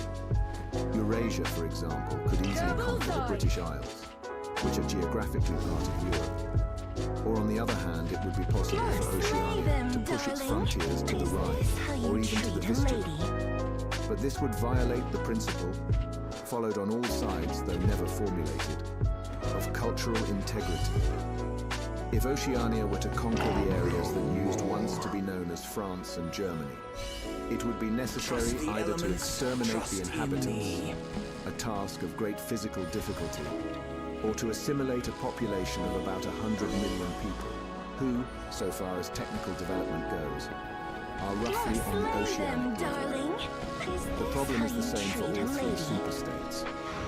It is absolutely necessary to their structure that there should be no contact with foreigners, except, to a limited extent, with war prisoners and colored slaves. Even the official ally of the moment is always regarded with the darkest suspicion. War prisoners apart, the average citizen of Oceania never sets eyes on a citizen of either Eurasia or Eastasia, and he is forbidden the knowledge of foreign languages. If he were allowed contact with foreigners, he would discover that they are creatures similar to himself, and that most of what he has been told about them is lies. The sealed world in which he lives would be broken, and the fear, hatred, and self-righteousness on which his morale depends might evaporate. It is therefore realized on all sides that however often Persia or Egypt or Java or Ceylon may change hands, the main frontiers must never be crossed by anything except bombs. Under this lies a fact never mentioned aloud but tacitly understood and acted upon, namely, that the conditions of life in all three superstates are very much the same. In Oceania, the prevailing philosophy is called Ingsoc. In Eurasia, it is called Neo-Bolshevism. And in Eastasia, it is called by a Chinese name usually translated as death worship, but perhaps better rendered as obliteration of the self. The citizen of Oceania is not allowed to know anything of the tenets of the other two philosophies, but he is taught to execrate them as barbarous outrages upon morality and common sense. Actually, the three philosophies are barely distinguishable, and the social systems which they support are not distinguishable at all. Everywhere there is the same pyramidal structure, the same worship of semi-divine leader, the same economy existing by and for continuous warfare. It follows that the three superstates not only cannot conquer one another, but would gain no advantage by doing so. On the contrary, so long as they remain in conflict, they prop one another up, like three sheaves of corn. And as usual, the ruling groups of all three powers are simultaneously aware and unaware of what they are doing. Their lives are dedicated to world conquest, but they also know that it is necessary that the war should continue everlastingly and without victory. Let me heal your wound. Meanwhile, the fact that there is no danger of conquest makes possible the denial of reality, which is the special feature of Ingsoc and its rival systems of thought. Here it is necessary to repeat what has been said earlier, that by becoming continuous, war has fundamentally changed its character. In past ages, a war, almost by definition, was something that sooner or later came to an end, usually an unmistakable victory or defeat. In the past also, war was one of the main instruments by which human societies were kept in touch with physical reality. All rulers in all ages have tried to impose a false view of the world upon their followers, but they could not afford to encourage any illusion that tended to impair military efficiency. So long as defeat meant the loss of independence, or some other result generally held to be undesirable, the precautions against defeat had to be serious. Physical facts could not be ignored. In philosophy, or religion, or ethics, or politics, 2 and 2 might make 5. But when one was designing a gun or an aeroplane, they had to make 4. Inefficient nations were always conquered sooner or later, and the struggle for efficiency was inimical to illusions. Moreover, to be efficient, it was necessary to be able to learn from the past, which meant having a fairly accurate idea of what had happened in the past. Newspapers and history books were of course always colored and biased, but falsification of the kind that is practiced today would have been impossible. War was a sure safeguard of sanity, and so far as the ruling classes were concerned, it was probably the most important of all safeguards. While wars could be won or lost, no ruling class could be completely irresponsible. But when war becomes literally continuous, it also ceases to be dangerous. When war is continuous, there is no such thing as military necessity. Technical progress can cease, and the most palpable facts can be denied or disregarded. As we have seen, researches that could be called scientific are still carried out for the purposes of war, but they are essentially a kind of daydreaming, and their failure to show results is not important.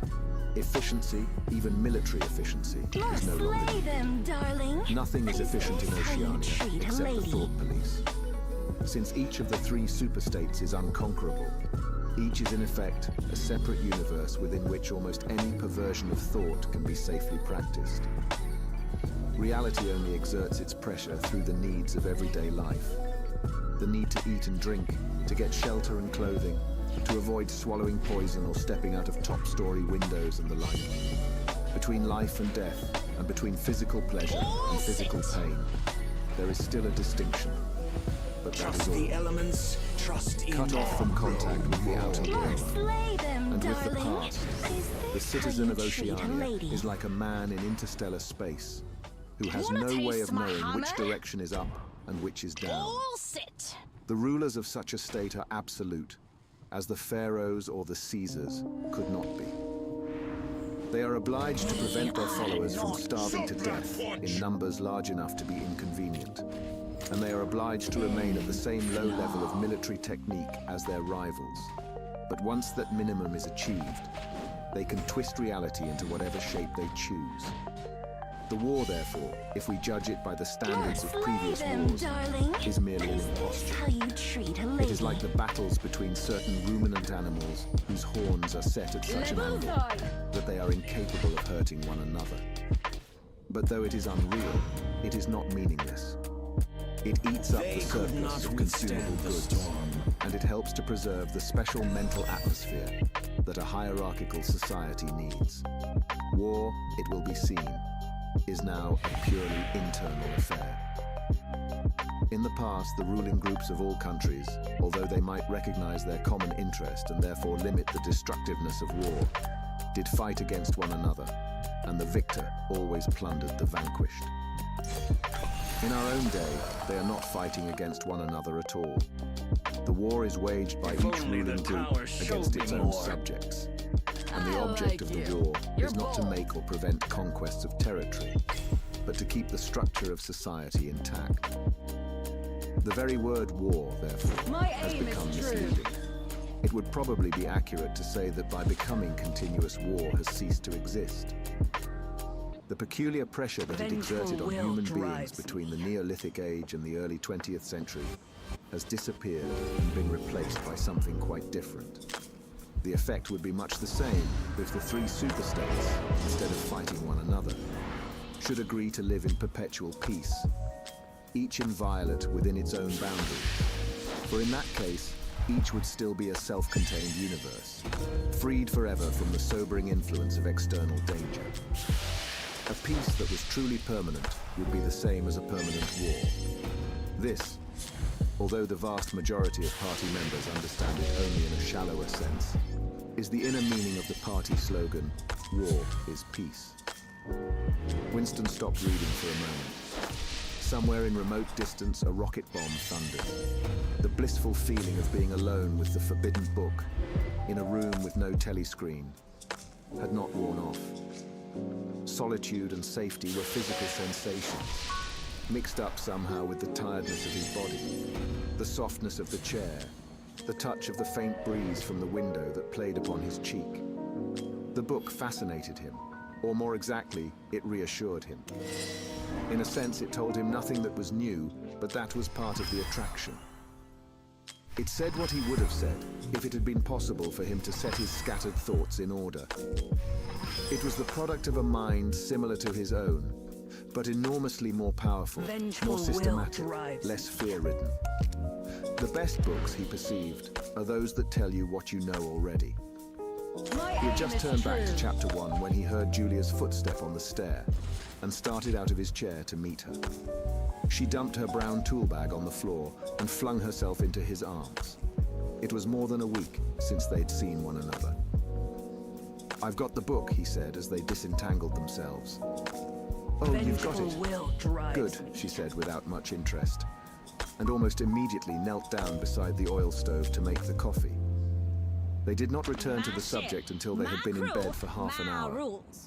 The evening was just cool enough to make it worthwhile to pull up the counterpane. From below came the familiar sound of singing and the scrape of boots on the flagstones. The brawny red-armed woman whom Winston had seen there on his first visit was almost a fixture in the yard. There seemed to be no hour of daylight when she was not marching to and fro between the washtub and the line, alternately gagging herself with clothes pegs and breaking forth into lusty song. Julia had settled down on her side and seemed to be already on the point of falling asleep. He reached out for the book, which was lying on the floor, and sat up against the bedhead. "We must read it," he said. "You too. All members of the Brotherhood have to read it."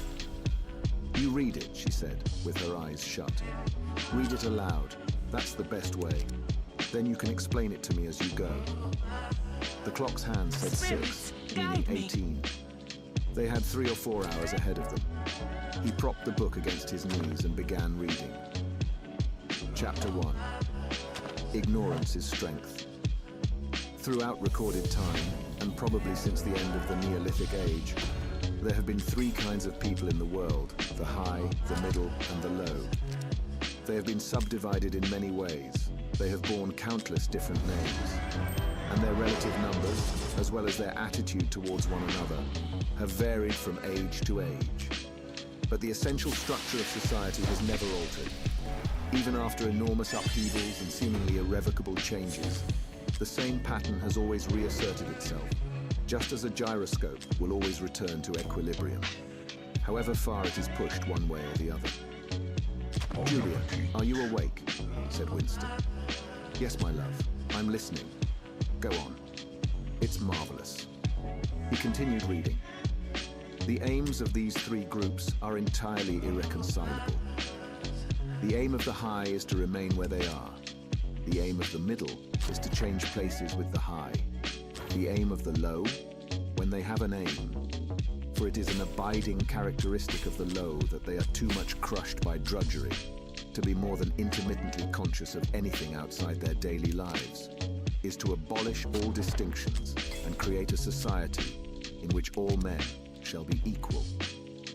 Thus, throughout history, a struggle, which is the same in its main outlines, recurs over and over again.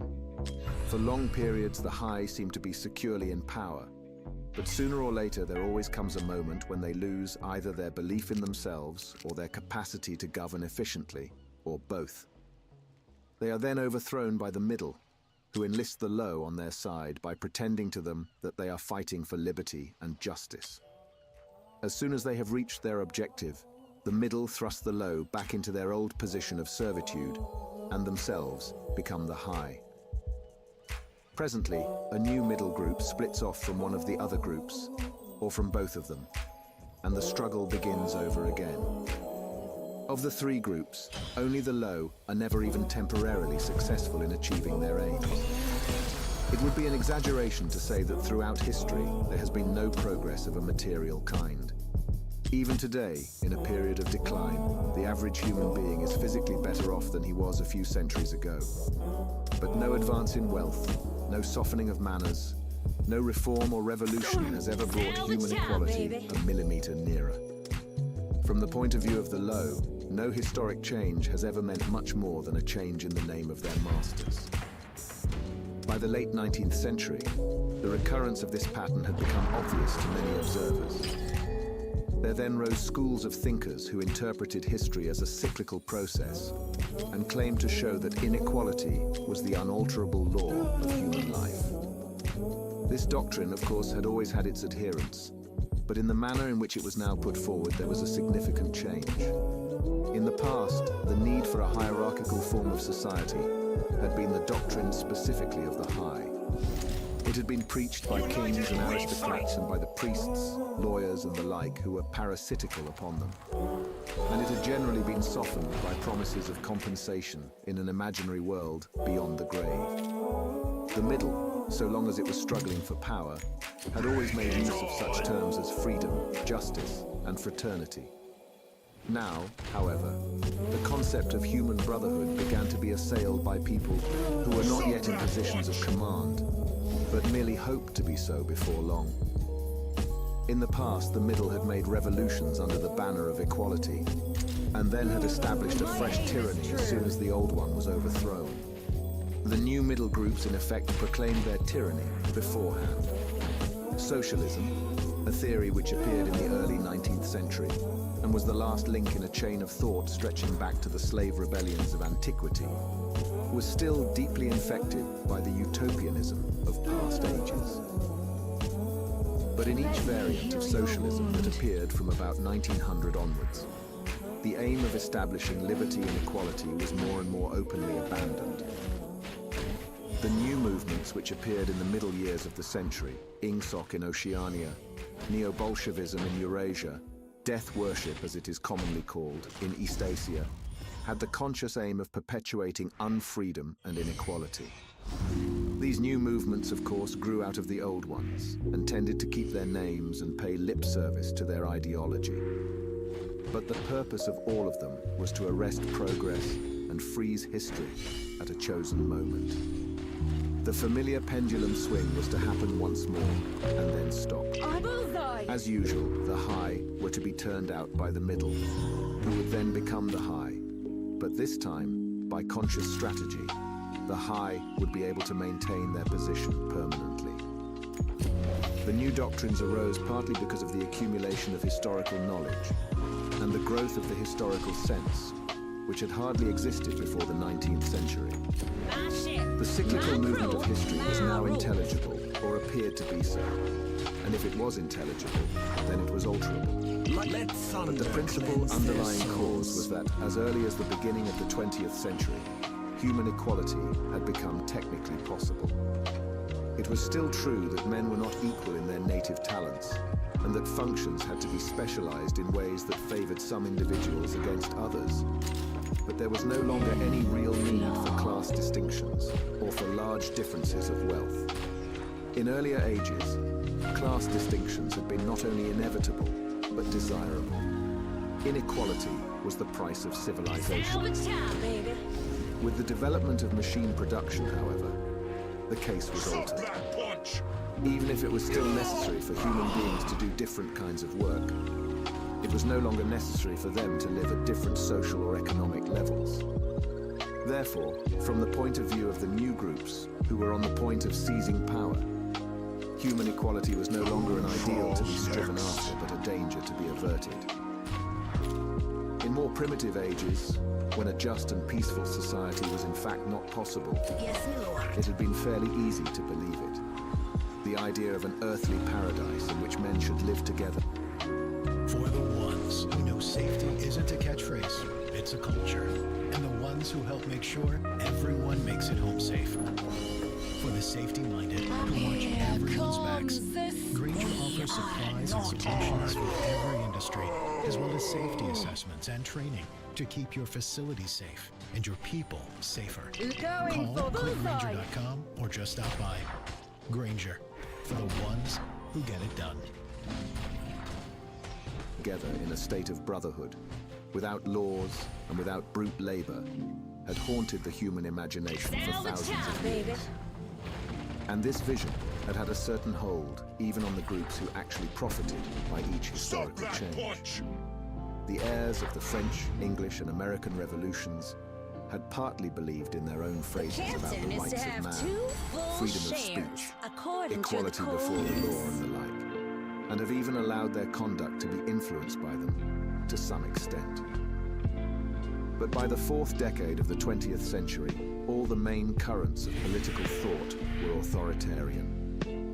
The earthly paradise had been discredited at exactly the moment when it became realizable. Every new political theory, by whatever name it called itself, led back to hierarchy and regimentation. And in the general hardening of outlook that set in round about 1930, practices which had been long abandoned, in some cases for hundreds of years, imprisonment without trial, the use of war prisoners as slaves, public executions, torture to extract confessions, the use of hostages, and the deportation of whole populations, not only became common again, but were tolerated and even defended by people who considered themselves enlightened and progressive. It was only after a decade of national wars, civil wars, revolutions, and counter-revolutions in all parts of the world that Ingsoc and its rivals emerged as fully worked-out political theories. But they had been foreshadowed by the various systems, generally called totalitarian, which had appeared earlier in the century, and the main outlines of the world which would emerge from the prevailing chaos had long been obvious. What kind of people would control this world had been equally obvious. United we The new aristocracy was made up for the most part of bureaucrats, scientists, technicians, trade union organizers, publicity experts, sociologists, teachers, journalists, and professional politicians. These people, whose origins lay in the salaried middle class and the upper grades of the working class had been shaped and brought together by the barren world of monopoly industry and centralized government. As compared with their opposite numbers in past ages, they were less avaricious, less tempted by luxury, hungrier for pure power, and above all, more conscious of what they were doing and more intent on crushing opposition. This last difference was cardinal. By comparison with that existing today, all the tyrannies of the past were half-hearted and inefficient.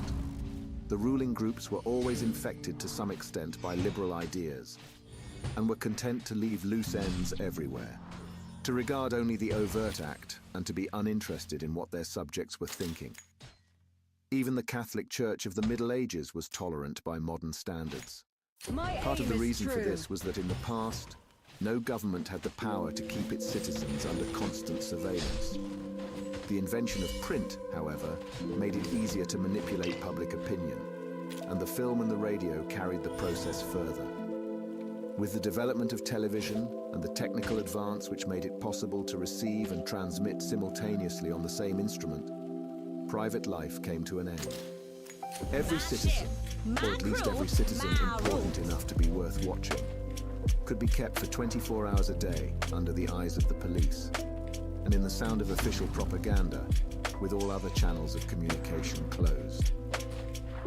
The possibility of enforcing not only complete obedience to the will of the state, but complete uniformity of opinion on all subjects, now existed for the first time.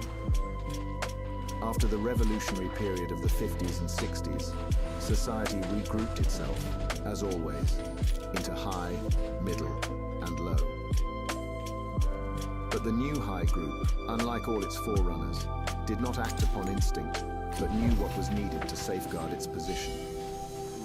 It had long been realized that the only secure basis for oligarchy is collectivism. Wealth and privilege are most easily defended when they are possessed jointly. The so-called abolition of private property, which took place in the middle years of the century, meant, in effect, the concentration of property in far fewer hands than before. But with this difference, that the new owners were a group instead of a mass of individuals. Individually, no member of the party owns anything, except petty personal belongings. Collectively, the party owns everything in Oceania, because it controls everything, and disposes of the products as it thinks fit. In the years following the revolution, it was able to step into this commanding position almost unopposed, because the whole process was represented as an act of collectivization. It had always been assumed that if the capitalist class were expropriated, socialism must follow. And unquestionably, the capitalists had been expropriated. Factories, mines, land, houses, transport, everything had been taken away from them. And since these things were no longer private property, it followed that they must be public property. Ingsoc, which grew out of the earlier socialist movement and inherited its phraseology, has in fact carried out the main item in the socialist program, with the result, foreseen and intended beforehand, that economic inequality has been made permanent. But the problems of perpetuating a hierarchical society go deeper than this. There are only 4 ways in which a ruling group can fall from power.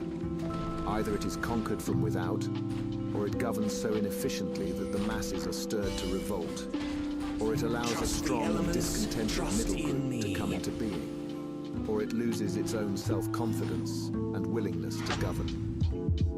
These causes do not operate singly, and as a rule, all 4 of them are present in some degree.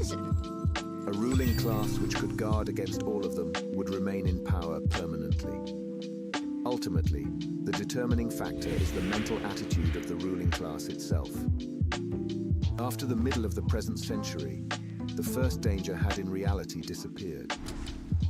Each of the 3 powers which now divide the world is in fact unconquerable, and could only become conquerable through slow demographic changes, which a government with wide powers can easily avert. The second danger, also, is only a theoretical one.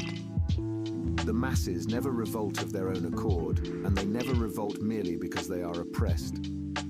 Indeed, so long as they are not permitted to have standards of comparison, they never even become aware that they are oppressed. The recurrent economic crises of past times were totally unnecessary and are not now permitted to happen. But other and equally large dislocations can and do happen without having political results, because there is no way in which discontent can become articulate. As for the problem of overproduction, which has been latent in our society since the development of machine technique, it is solved by the device of continuous warfare, see Chapter 3, which is also useful in keying up public morale to the necessary pitch. From the point of view of our present rulers, therefore, the only genuine dangers are the splitting off of a new group of able, underemployed, power-hungry people, and the growth of liberalism and skepticism in their own ranks. The problem, that is to say, is educational. It is a problem of continuously moulding the consciousness both of the directing group and of the larger executive group that lies immediately below it. The consciousness of the masses needs only to be influenced in a negative way. Given this background, one could infer, if one did not know it already, the general structure of oceanic society. At the apex of the pyramid comes Big Brother. Big Brother is infallible and all-powerful. Every success, every achievement, every victory, every scientific discovery, all knowledge, all wisdom, all happiness, all virtue, are held to issue directly from his leadership and inspiration. Nobody has ever seen Big Brother. He is a face on the hoardings, a voice on the telescreen. We may be reasonably sure that he will never die, and there is already considerable uncertainty as to when he was born. Big Brother is the guise in which the party chooses to exhibit itself to the world. His function is to act as a focusing point for love, fear, and reverence, emotions which are more easily felt towards an individual than towards an organization. Below, Big Brother comes the inner party. Its numbers limited to 6 millions, or something less than 2% of the population of Oceania. Below the inner party comes the outer party, which, if the inner party is described as the brain of the state, may be justly likened to the hands. Below that come the dumb masses, whom we habitually refer to as the proles, numbering perhaps 85% of the population. In the terms of our earlier classification, the proles are the low, for the slave population of the equatorial lands who pass constantly from conqueror to conqueror are not a permanent or necessary part of the structure. Let me heal In principle, your wound. membership of these three groups is not hereditary. The child of inner party parents is in theory not born into the inner party. Admission to either branch of the party is by examination, taken at the age of 16. Nor is there any racial discrimination or any marked domination of one province by another. Jews, Negroes, South Americans of pure Indian blood are to be found in the highest ranks of the party, and the administrators of any area are always drawn from the inhabitants of that area. In no part of Oceania do the inhabitants have the feeling that they are a colonial population ruled from a distant capital. Oceania has no capital, and its titular head is a person whose whereabouts nobody knows, except that English is its chief lingua franca, and newspeak its official language. It is not centralized in any way. Its rulers are not held together by blood ties, but by adherence to a common doctrine. It is true that our society is stratified, and very rigidly stratified, on what at first sight appear to be hereditary lines. There is far less to and fro movement between the different groups than happened under capitalism, or even in the pre-industrial age. Between the two branches of the party, there is a certain amount of interchange, but only so much as will ensure that weaklings are excluded from the inner party, and that ambitious members of the outer party are made harmless by allowing them to rise. Proletarians, in practice, are not allowed to graduate into the party. The most gifted among them, who might possibly become nuclei of discontent, are simply marked down by the thought police and eliminated. But this state of affairs is not necessarily permanent, nor is it a matter of principle. The party is not a class in the old sense of the word. It does not aim at transmitting power to its own children as such. And if there were no other way of keeping the ablest people at the top, it would be perfectly prepared to recruit an entire new generation from the ranks of the proletariat. In the crucial years, the fact that the party was not a hereditary body did a great deal to neutralize opposition. The older kind of socialist, who had been trained to fight against something called class privilege, assumed that what is not hereditary cannot be permanent. He did not see that the continuity of an oligarchy need not be physical, nor did he pause to reflect that hereditary aristocracies have always been short-lived, whereas adoptive organizations, such as the Catholic Church, have sometimes lasted for hundreds or thousands of years. The essence of oligarchical rule is not father-to-son inheritance, but the persistence of a certain worldview and a certain way of life, imposed by the dead upon the living. A ruling group is a ruling group so long as it can nominate its successors. The party is not concerned with perpetuating its blood, but with perpetuating itself. Who wields power is not important, provided that the hierarchical structure remains always the same. All the beliefs, habits, tastes, emotions, mental attitudes that characterize our time are really designed to sustain the mystique of the party and prevent the true nature of present-day society from being perceived.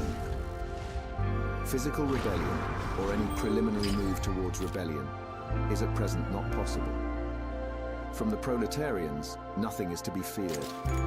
Left to themselves, they will continue from generation to generation and from century to century, working, breeding, and dying. Not only without any impulse to rebel, but without the power of grasping that the world could be other than it is. They could only become dangerous if the advance of industrial technique made it necessary to educate them more highly. But since military and commercial rivalry are no longer important, the level of popular education is actually declining. What opinions the masses hold or do not hold is looked on as a matter of indifference. They can be granted intellectual liberty because they have no intellect. In a party member, on the other hand, not even the smallest deviation of opinion on the most unimportant subject can be tolerated. A party member lives from birth to death under the eye of the thought police. Even when he's alone, he can never be sure that he's alone. Wherever he may be, asleep or awake, working or resting, in his bath or in bed, he can be inspected without warning and without knowing that he's being inspected. Nothing that he does is indifferent.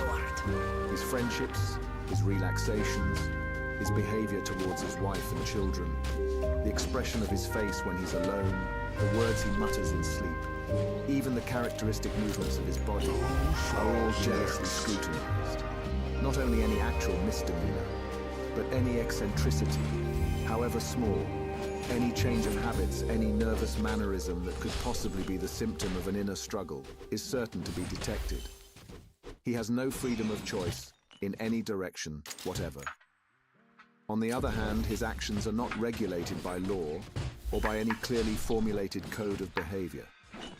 In Oceania, there is no law. Thoughts and actions which, when detected, mean certain death are not formally forbidden.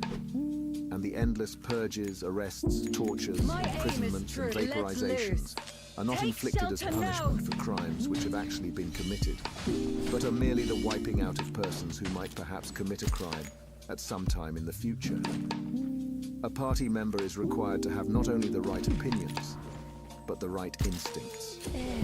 Many of the beliefs and attitudes demanded of him are never plainly stated, and could not be stated without laying bare the contradictions. Trust the elements. If he is a person naturally orthodox, in newspeak, a good thinker, he will in all circumstances know, without taking thought, what is the true belief or the desirable emotion. But in any case, an elaborate mental training undergone in childhood and grouping itself around the newspeak words crime stop, black-white, and doublethink makes him unwilling and unable to think too deeply on any subject whatever. A party member is expected to have no private emotions and no respites from enthusiasm. He is supposed to live in a continuous frenzy of hatred of foreign enemies and internal traitors, triumph over victories, and self-abasement before the power and wisdom of the party. The discontents produced by his bare, unsatisfying life are deliberately turned outwards and dissipated by such devices as the 2 minutes hate, and the speculations which might possibly induce a skeptical or rebellious attitude are killed in advance by his early acquired inner discipline. The first and simplest stage in the discipline, which can be taught even to young children, is called, in Newspeak, crime stop. Crime stop means the faculty of stopping short, as though by instinct, at the threshold of any dangerous thought. It includes the power of not grasping analogies, of failing to perceive logical errors, of misunderstanding the simplest arguments if they are inimical to ingsoc, and of being bored or repelled by any train of thought which is capable of leading in a heretical direction. Crime stop, in short, means protective stupidity. But stupidity is not enough. On the contrary, orthodoxy, in the full sense, demands a control over one's own mental processes, as complete as that of a contortionist over his body. Oceanic society rests ultimately on the belief that Big Brother is omnipotent and that the party is infallible. But since in reality Big Brother is not omnipotent and the party is not infallible, there is need for an unwearying, moment-to-moment flexibility in the treatment of facts. The key word here is black-white. Like so many Newspeak words, this word has two mutually contradictory meanings. Applied to an opponent, it means the habit of impudently claiming that black is white, in contradiction of the plain facts. Applied to a party member, it means a loyal willingness to say that black is white when party discipline demands this. But it means also the ability to believe that black is white. And more, to know that black is white, and to forget that one has ever believed the contrary. This demands a continuous alteration of the past, made possible by the system of thought which really embraces all the rest, and which is known in Newspeak as doublethink. The alteration of the past is necessary for two reasons, one of which is subsidiary, and so to speak, precautionary. The subsidiary reason is that the party member, like the proletariat, tolerates present-day conditions partly because he has no standards of comparison. He must be cut off from the past, just as he must be cut off from foreign countries, because it is necessary for him to believe that he is better off than his ancestors, and that the average level of material comfort is constantly rising. But by far the more important reason for the readjustment of the past is the need to safeguard the infallibility of the party. It is not merely that speeches, statistics, and records of every kind must be constantly brought up to date in order to show that the predictions of the party were in all cases right. It is also that no change in doctrine or in political alignment can ever be admitted. For to change one's mind, or even one's policy, is a confession of weakness. If, for example, Eurasia or Eastasia, whichever it may be, is the enemy today, then that country must always have been the enemy. And if the facts say otherwise, then the facts must be altered. Thus history is continuously rewritten. This day-to-day falsification of the past, carried out by the Ministry of Truth, is as necessary to the stability of the regime as the work of repression and espionage carried out by the Ministry of Love. The mutability of the past is the central tenet of ingsoc. Past events, it is argued, have no objective existence, but survive only in written records and in human memories. The past is whatever the records and the memories agree upon. And since the party is in full control of all records and in equally full control of the minds of its members, it follows that the past is whatever the party chooses to make it. It also follows that though the past is alterable, it never has been altered in any specific instance. For when it has been recreated in whatever shape is needed at the moment, then this new version is the past, and no different past can ever have existed. This holds good even when, as often happens, the same event has to be altered out of recognition several times in the course of a year. At all times, the party is in possession of absolute truth, and clearly the absolute can never have been different from what it is now. It will be seen that the control of the past depends above all on the training of memory. To make sure that all written records agree with the orthodoxy of the moment is merely a mechanical act.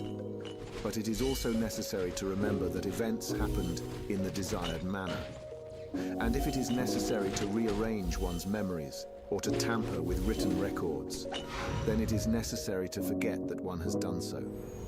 The trick of doing this can be learned like any other mental technique. It is learned by the majority of party members, and certainly by all who are intelligent as well as orthodox. In old speak, it is called, quite frankly, reality control.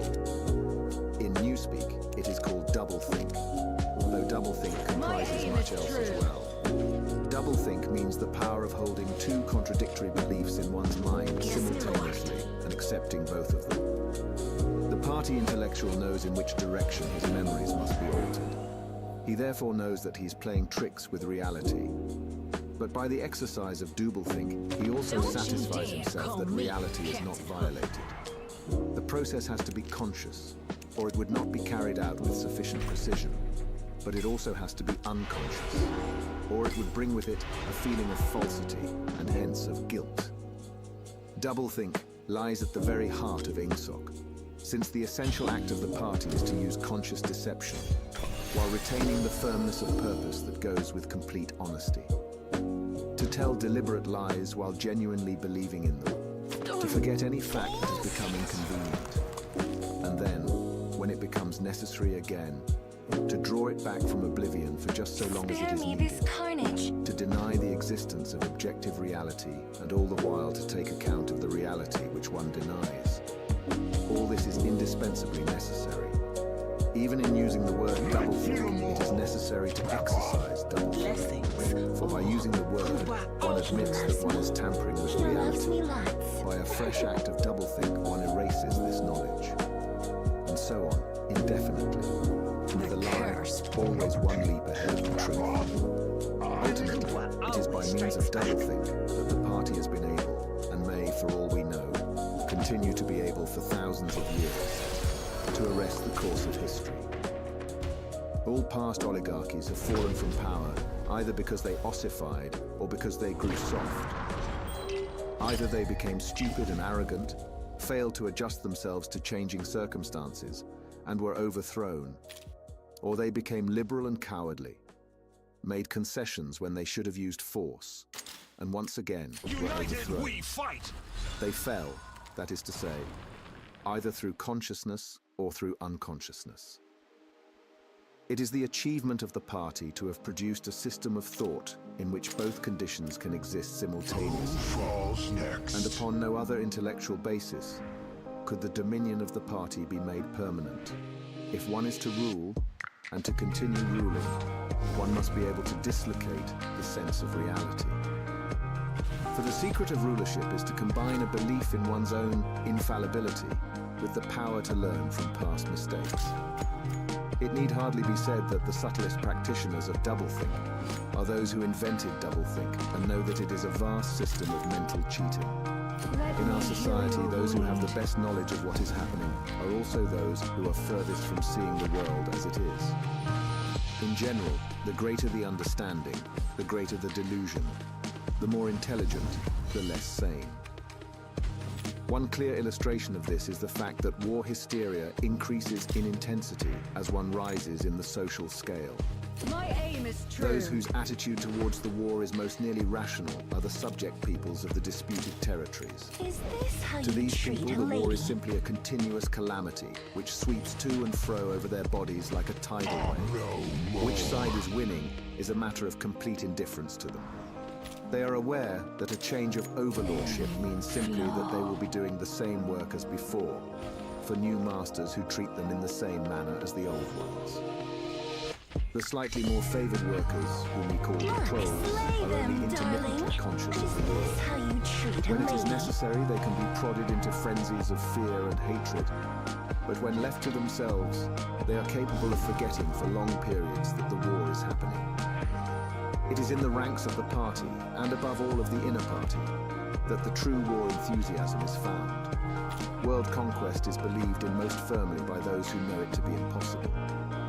This peculiar linking together of opposites, knowledge with ignorance, cynicism with fanaticism, is one of the chief distinguishing marks of oceanic society. The official ideology abounds with contradictions even when there is no practical reason for them. Thus, the party rejects and vilifies every principle for which the socialist movement originally stood, and it chooses to do this in the name of socialism. It preaches a contempt for the working class unexampled for centuries past, and it dresses its members in a uniform which was at one time peculiar to manual workers and was adopted for that reason. It systematically undermines the solidarity of the family, and it calls its leader by a name which is a direct appeal to the sentiment of family loyalty. Even the names of the four ministries by which we are governed exhibit a sort of impudence in their deliberate reversal of the facts. The Ministry of Peace concerns itself with war, the Ministry of Truth with lies, the Ministry of Love with torture, and the Ministry of Plenty with starvation. These contradictions are not accidental, nor do they result from ordinary hypocrisy. They are deliberate exercises in doublethink, for it is only by reconciling contradictions that power can be retained indefinitely.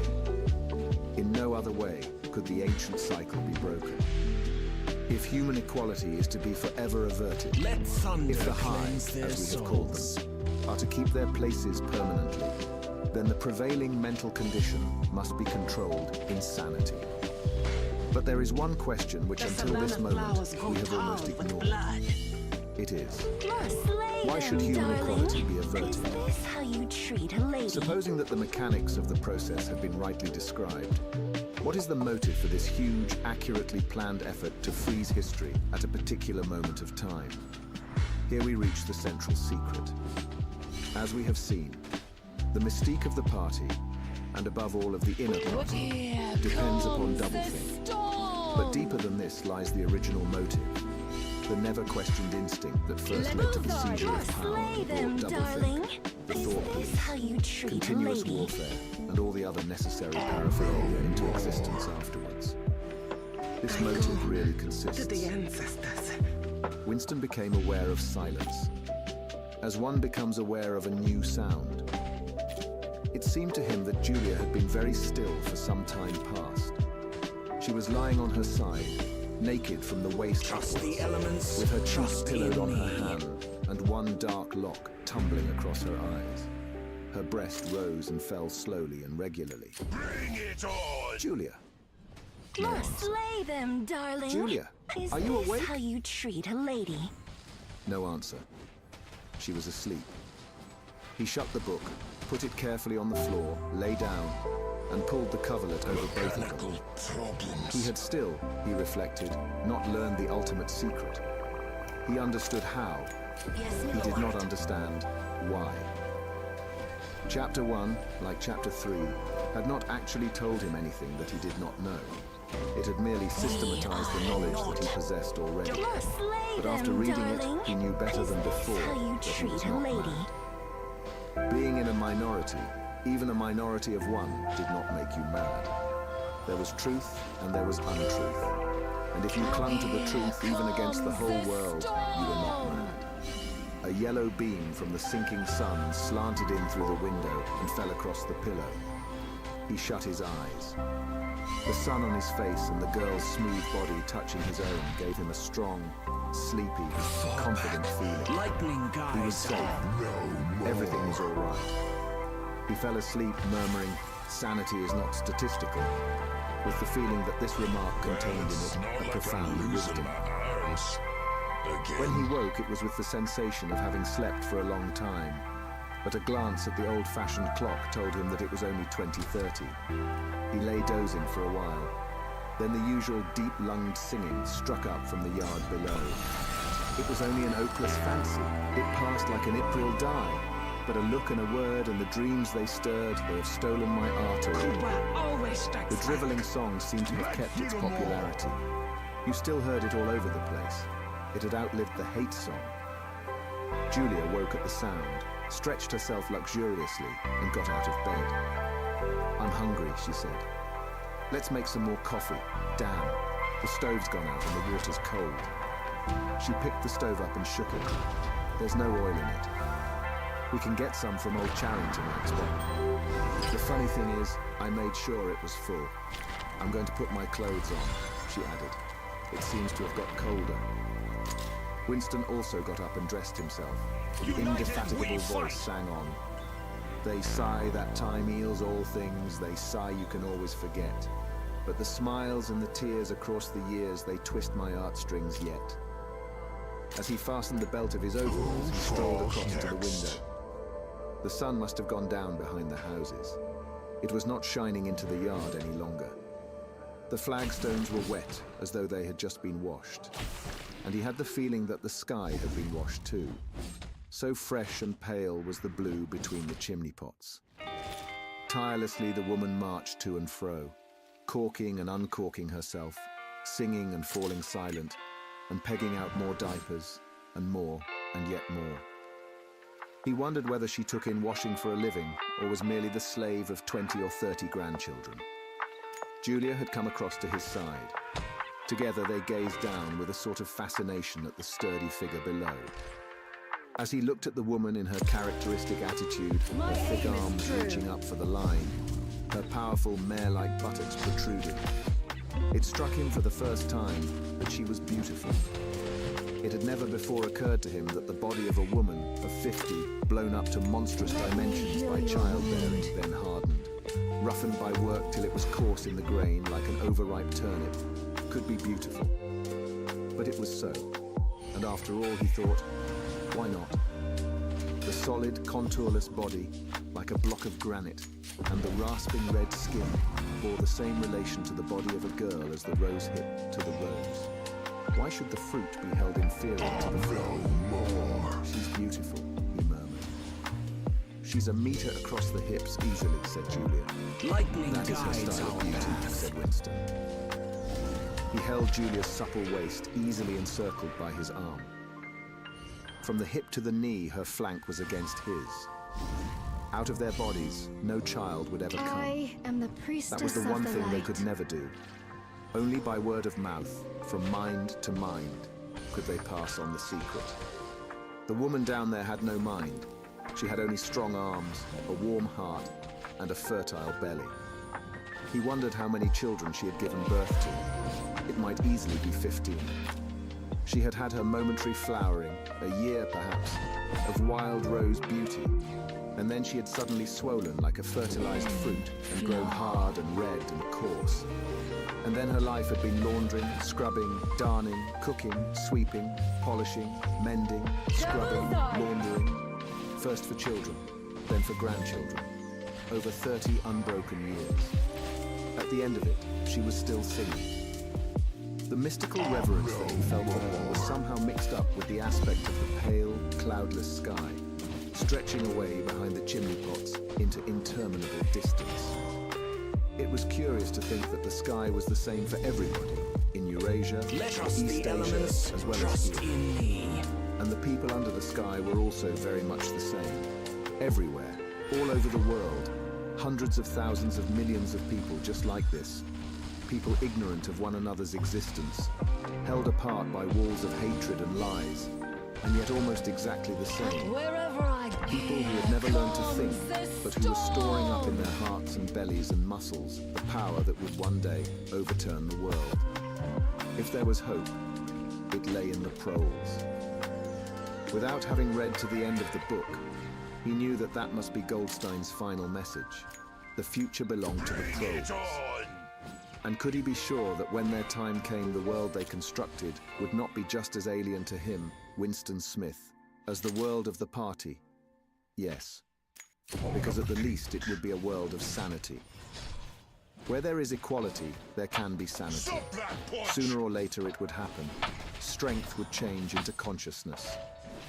The proles were immortal. You could not doubt it when you looked at that valiant figure in the yard. In the end, their awakening would come.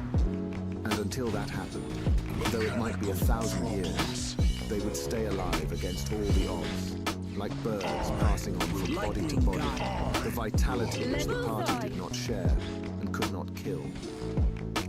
remember, he said, the thrush that sang to us that first day at the edge of the wood. He wasn't singing to us, said Julia. He was singing to please himself.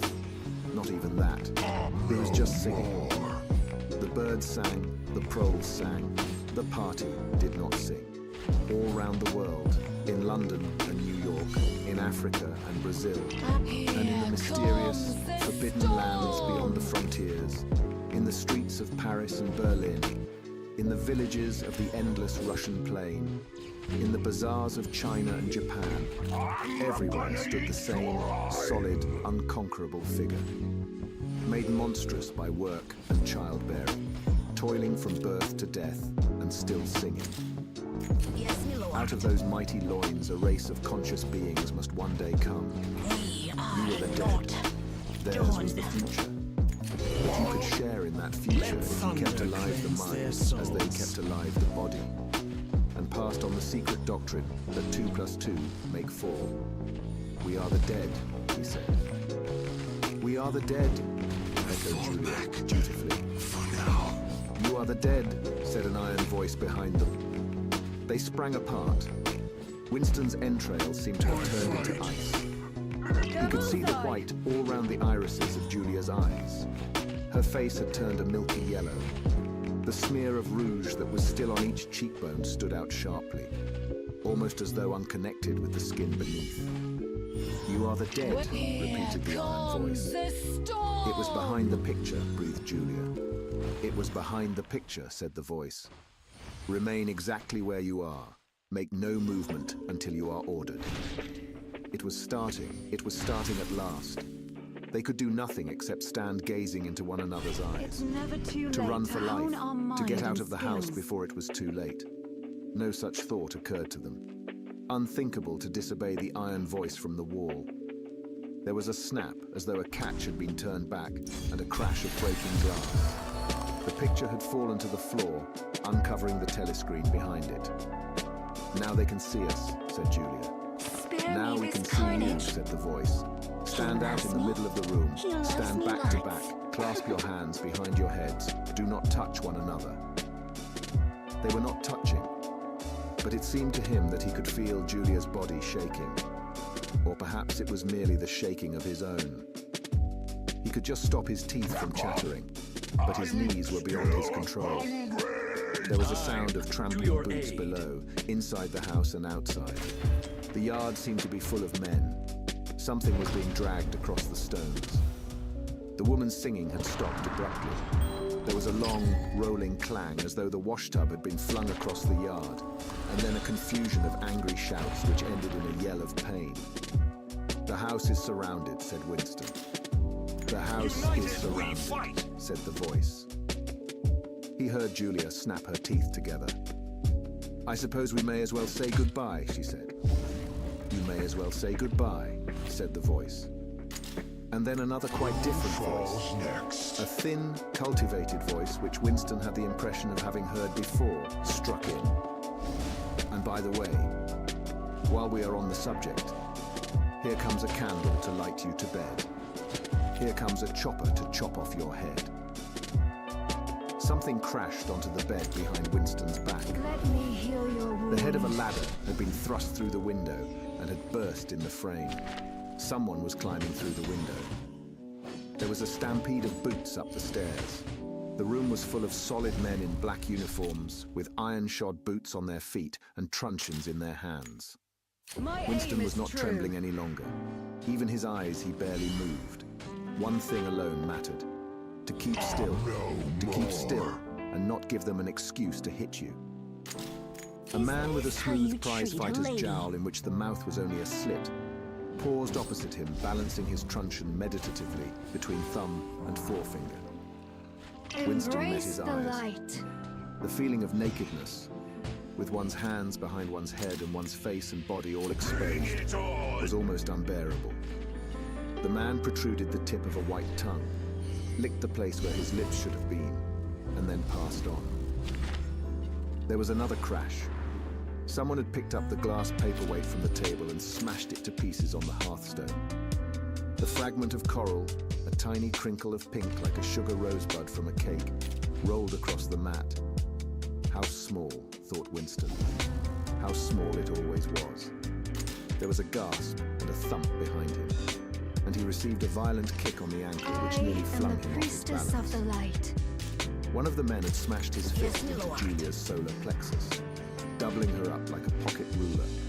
She was thrashing about on the floor, fighting for breath. Winston dared not turn his head even by a millimeter. But sometimes her livid, gasping face came within the angle of his vision. Even in his terror, it was as though he could feel the pain in his own body.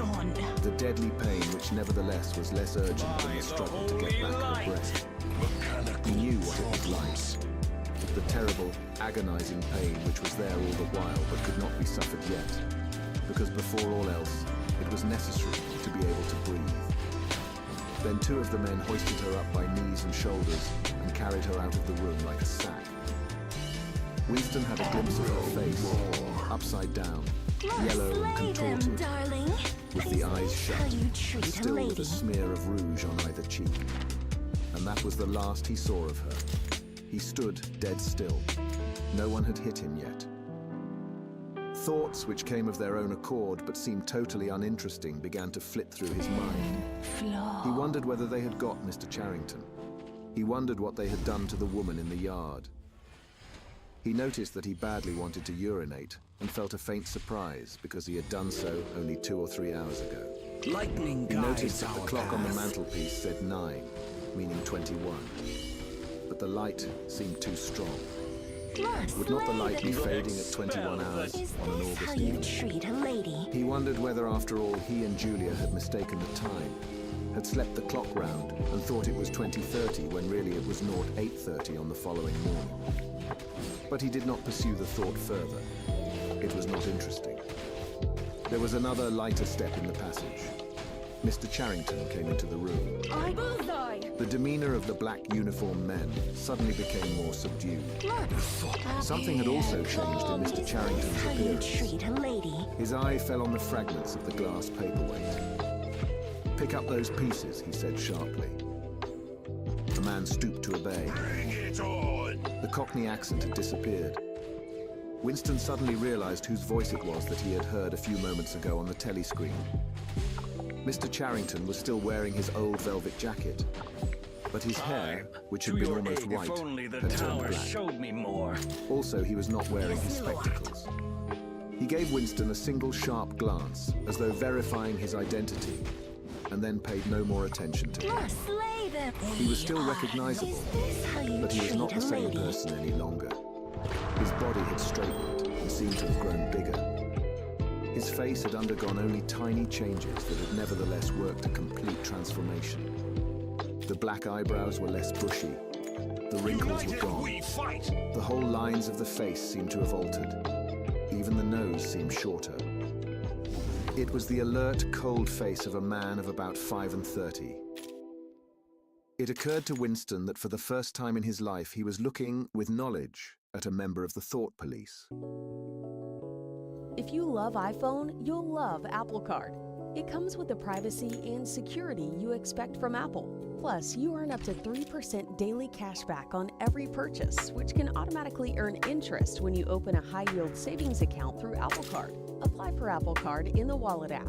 Subject to credit heal approval. your Savings is wound. available to Apple Card owners subject to eligibility. Apple Card and Savings by Goldman Sachs My Bank aim is USA, true. Salt Lake City branch. Member FDIC. Terms and more at applecard.com. Part 3. Chapter 1. He did not know where he was. Presumably he was in the Ministry of Love, but there was no way of making certain. He was in a high-ceilinged, windowless cell with walls of glittering white porcelain. Concealed lamps flooded it with cold light, and there was a low, steady humming sound which he supposed had something to do By with the the air holy supply. light! A bench or shelf, just wide enough to sit on, ran round the wall, broken only by the door, and, at the end opposite the door, a lavatory pan with no wooden seat. There were 4 telescreens, one in each wall. There was a dull aching in his belly. It had been there ever since they had bundled him into the closed van and driven him away. But he was also hungry. With with a gnawing, Let unwholesome loose. kind of hunger. It might be 24 hours since he had eaten. It might be 36. He still did not know, probably never would know, whether it had been morning or evening when they arrested him. Since he was arrested, he had not been fed. He sat as still as he could on the narrow bench, with his hands crossed on his knee. He had already learned to sit still. If you made unexpected movements, they yelled at you from the telescreen. But the craving for food was growing upon him. What he longed for above all was a piece of bread. He had an idea that there were a few breadcrumbs in the pocket of his overalls. It was even possible.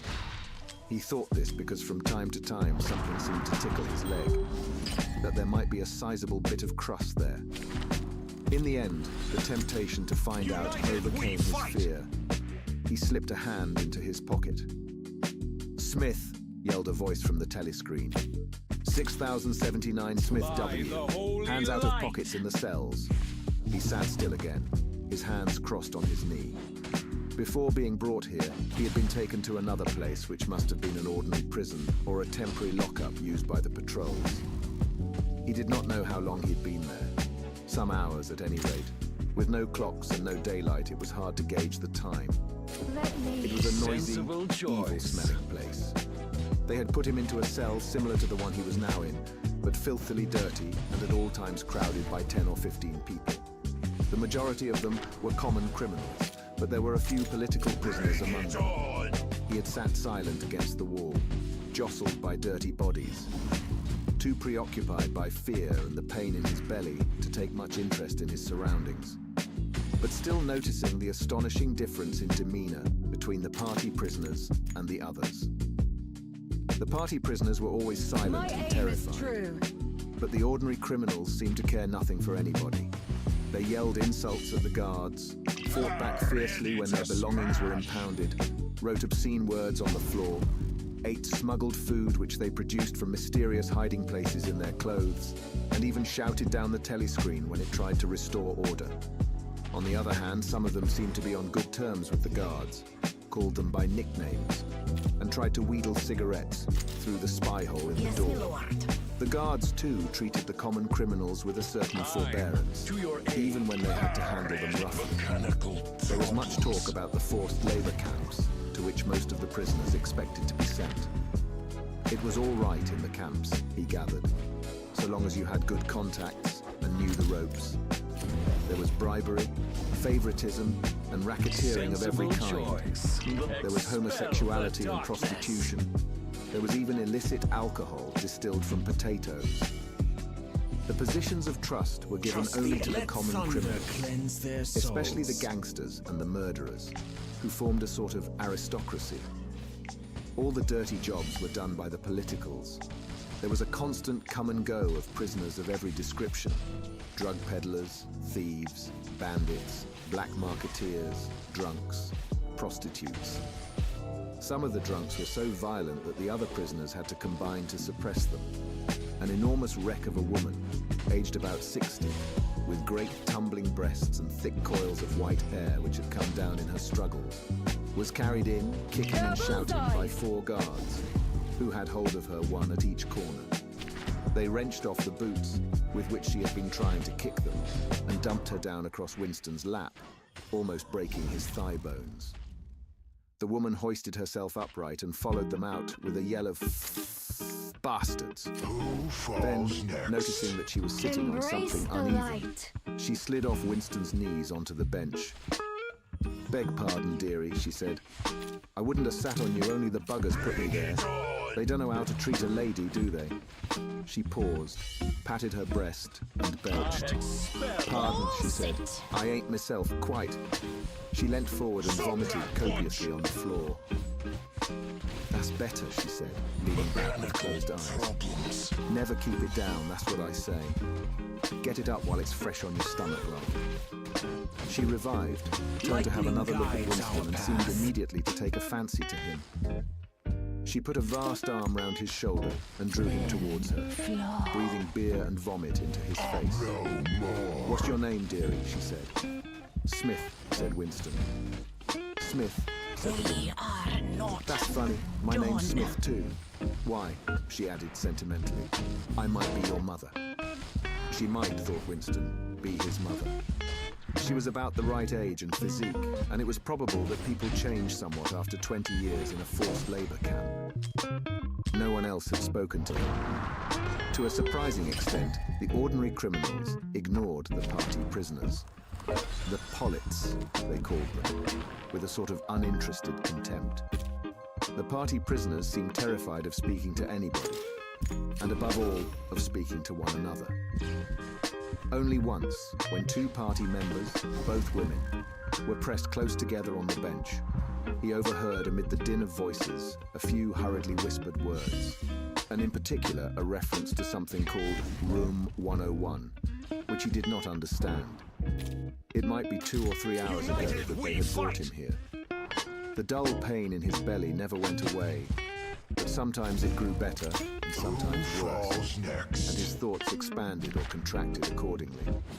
When it grew worse, he thought only of the pain itself and of his desire for food. When it grew better, panic took hold of him. There were moments when he foresaw the things that would happen to him with such actuality that his heart galloped and his breath stopped. He felt the smash of truncheons on his elbows and iron-shod boots on his shins. He saw himself groveling on the floor, screaming for mercy through broken teeth. He hardly thought of Julia. He could not fix his mind on her.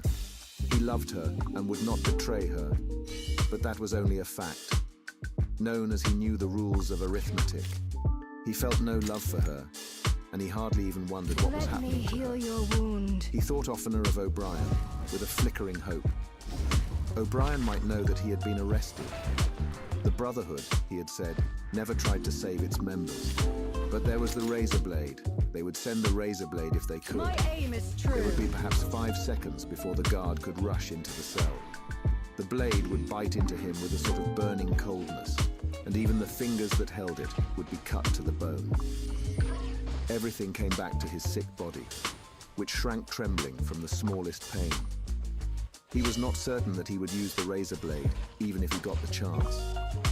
It was more natural to exist from moment to moment, accepting another 10 minutes life, even with the certainty that there was torture at the end of it. The storm! Sometimes he tried to calculate the number of porcelain bricks in the walls of the cell. It should have been easy, but he always lost count at some point or another. More often he wondered where he was and what time of day it was. At one moment he felt certain that it was broad daylight outside, and at the next, equally certain that it was pitch darkness. In this place, he knew instinctively, the lights would never be turned out. It was the place with no darkness. He saw now why O'Brien had seemed to recognize the illusion. In the Ministry of Love, there were no windows. His cell might be at the heart of the building, or against its outer wall. It might be 10 floors below ground, or 30 above it. He moved himself mentally from place to place, and tried to determine by the feeling of his body whether he was perched high in the air or buried deep underground. There was a sound of marching boots Let lightning outside. guides our The steel path. door opened with a clang. A young officer, a trim, black uniformed figure who seemed to glitter all over with polished leather, Yes, my lord. and whose pale, straight-featured face was like a wax mask, stepped smartly through the doorway. He motioned to the guards outside to bring in the prisoner they were leading. The poet Ampleforth What shambled magic into the could cell. withstand our The door might? clanged shut again. Ampleforth made 1 or 2 uncertain movements from side to side, as though having some idea that there was another door to go out of, and then began to wander up and down the cell. He had not yet noticed Winston's presence. His troubled eyes were gazing at the wall about a meter above the level of Winston's head. He was shoeless. Large, dirty toes were sticking out of the holes in his socks. He was also several days away from a shave. A scrubby beard covered his face to the cheekbones, giving him an air of ruffianism that went oddly with his large, weak frame and nervous movements.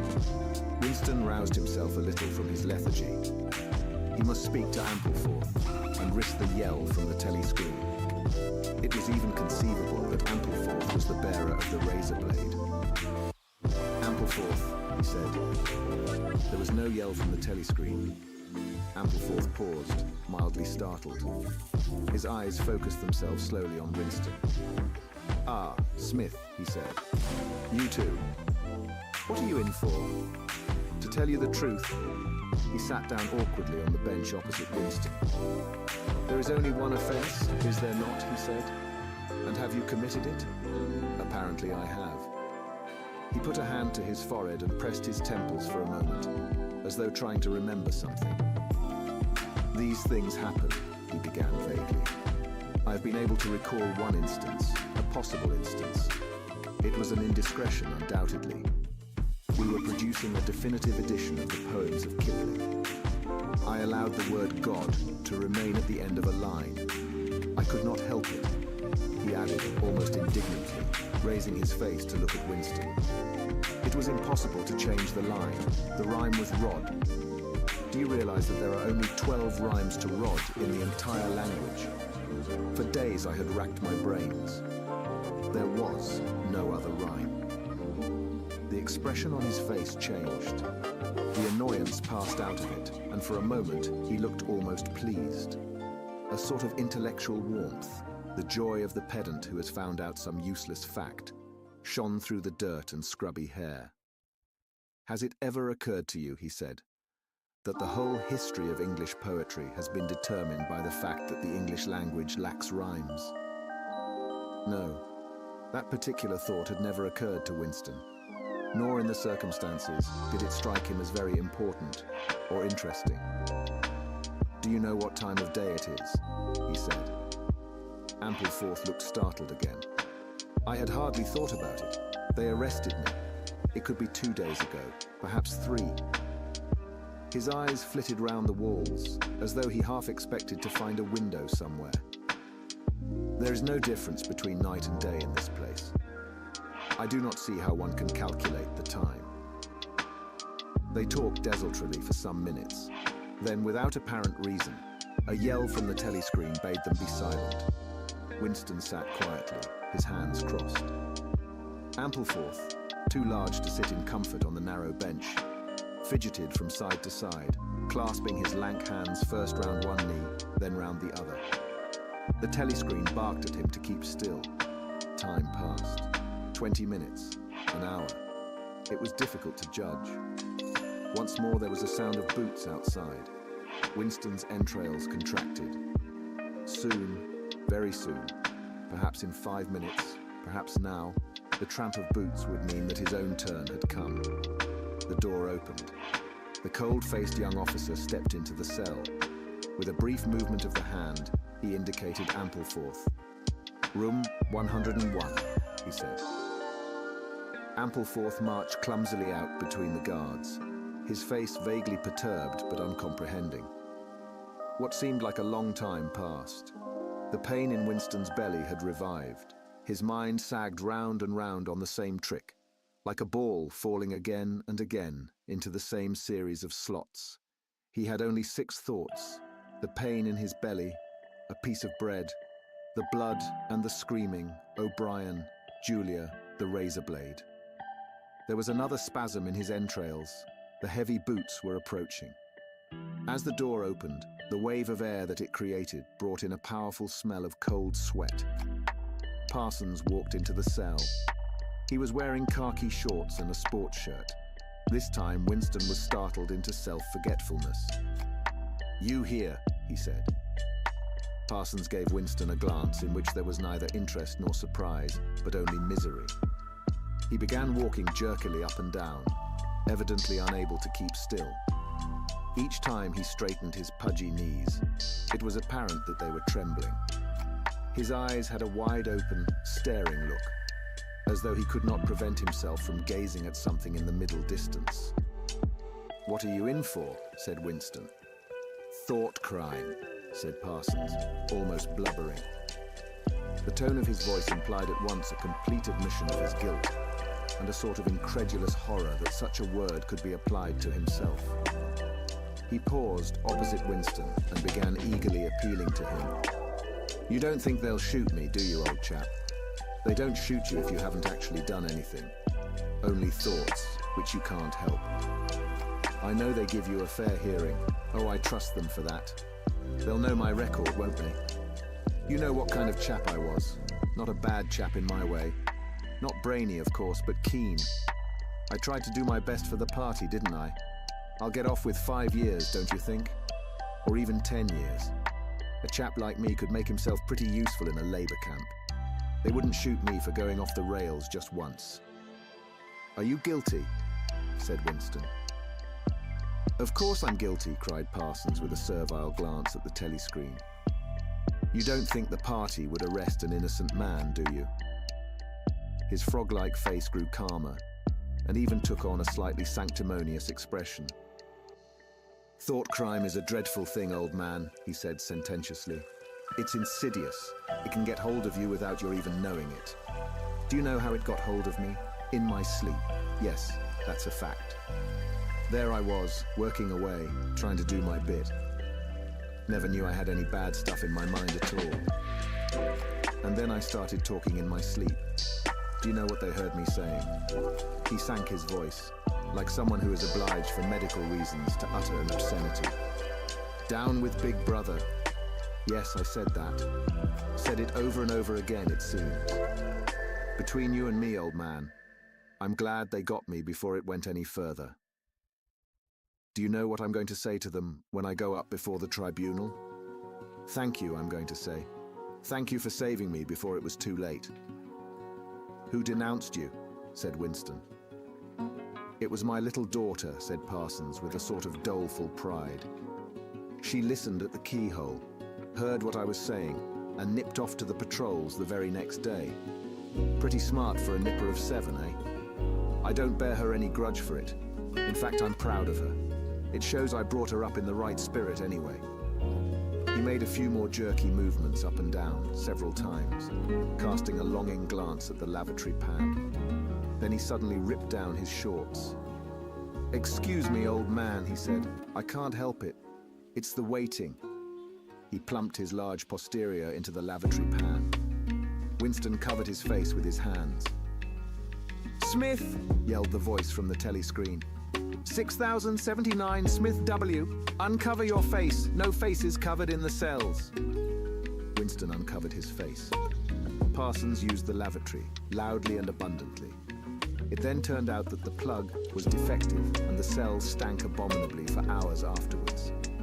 Parsons was removed. More prisoners came and went, mysteriously. One, a woman, was consigned to room 101.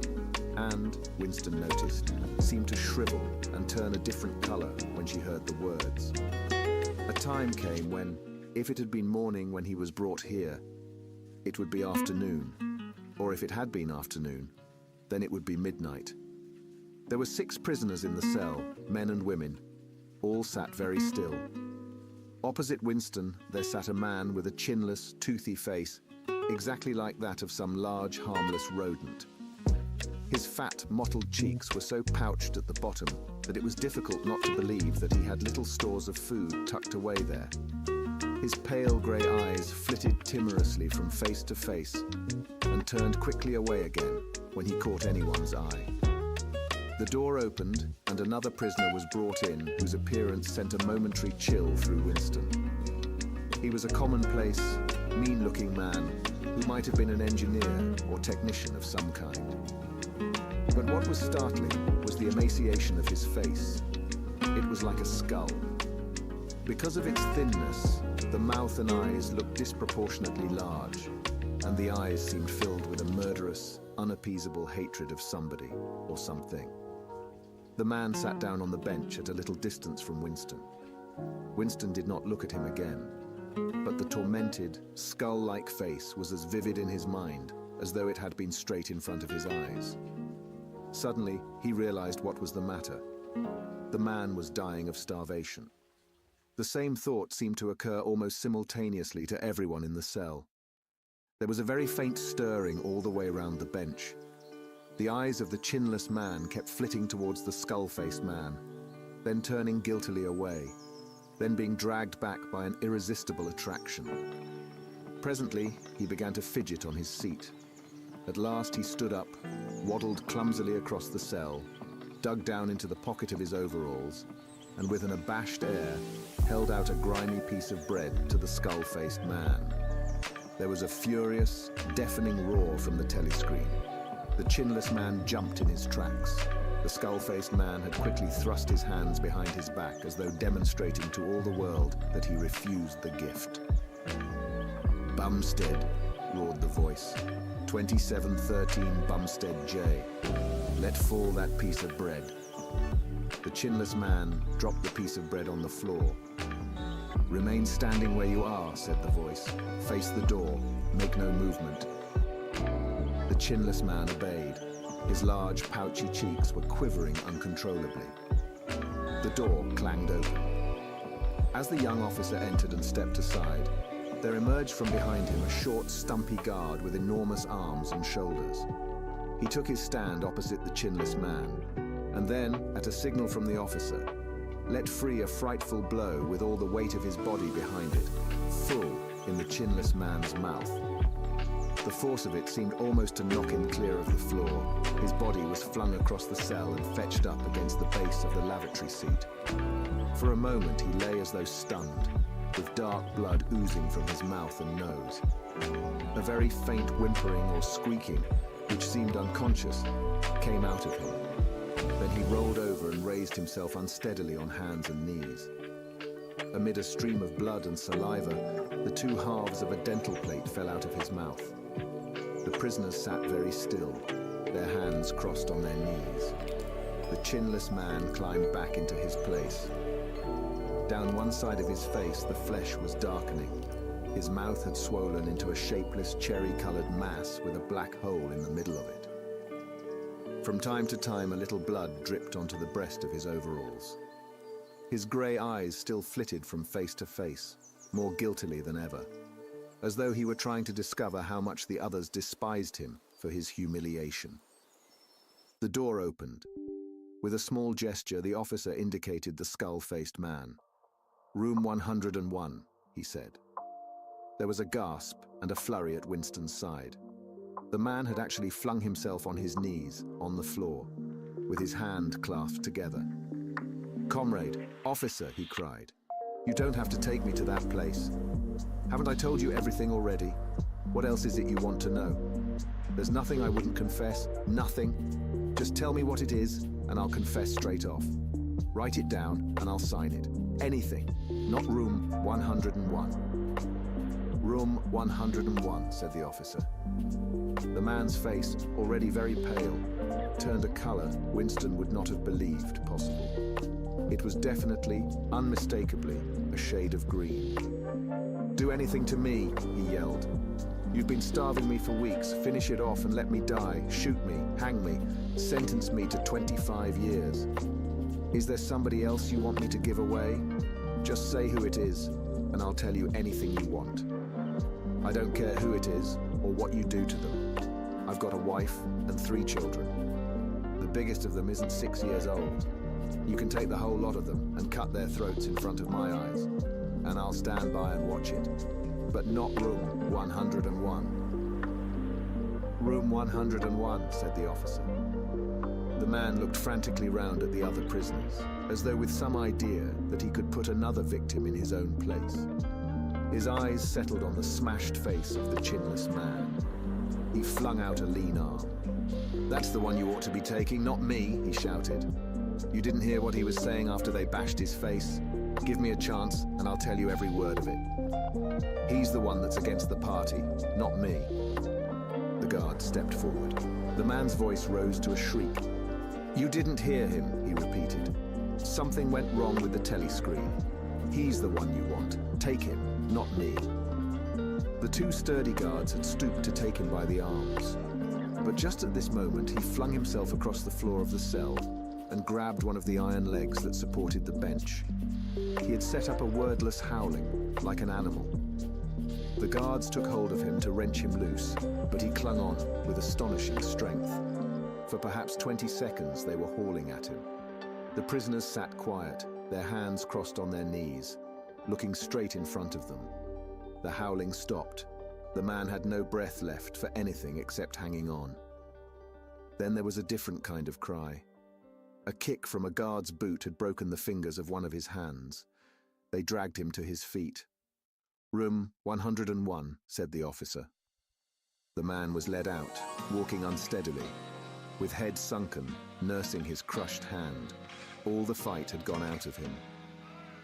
A long time passed. If it had been midnight when the skull-faced man was taken away, it was morning.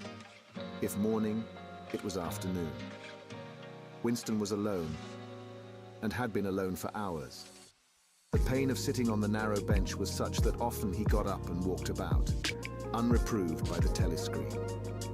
The piece of bread still lay where the chinless man had dropped it. At the beginning, it needed a hard effort not to look at it, but presently hunger gave way to thirst. His mouth was sticky and evil-tasting.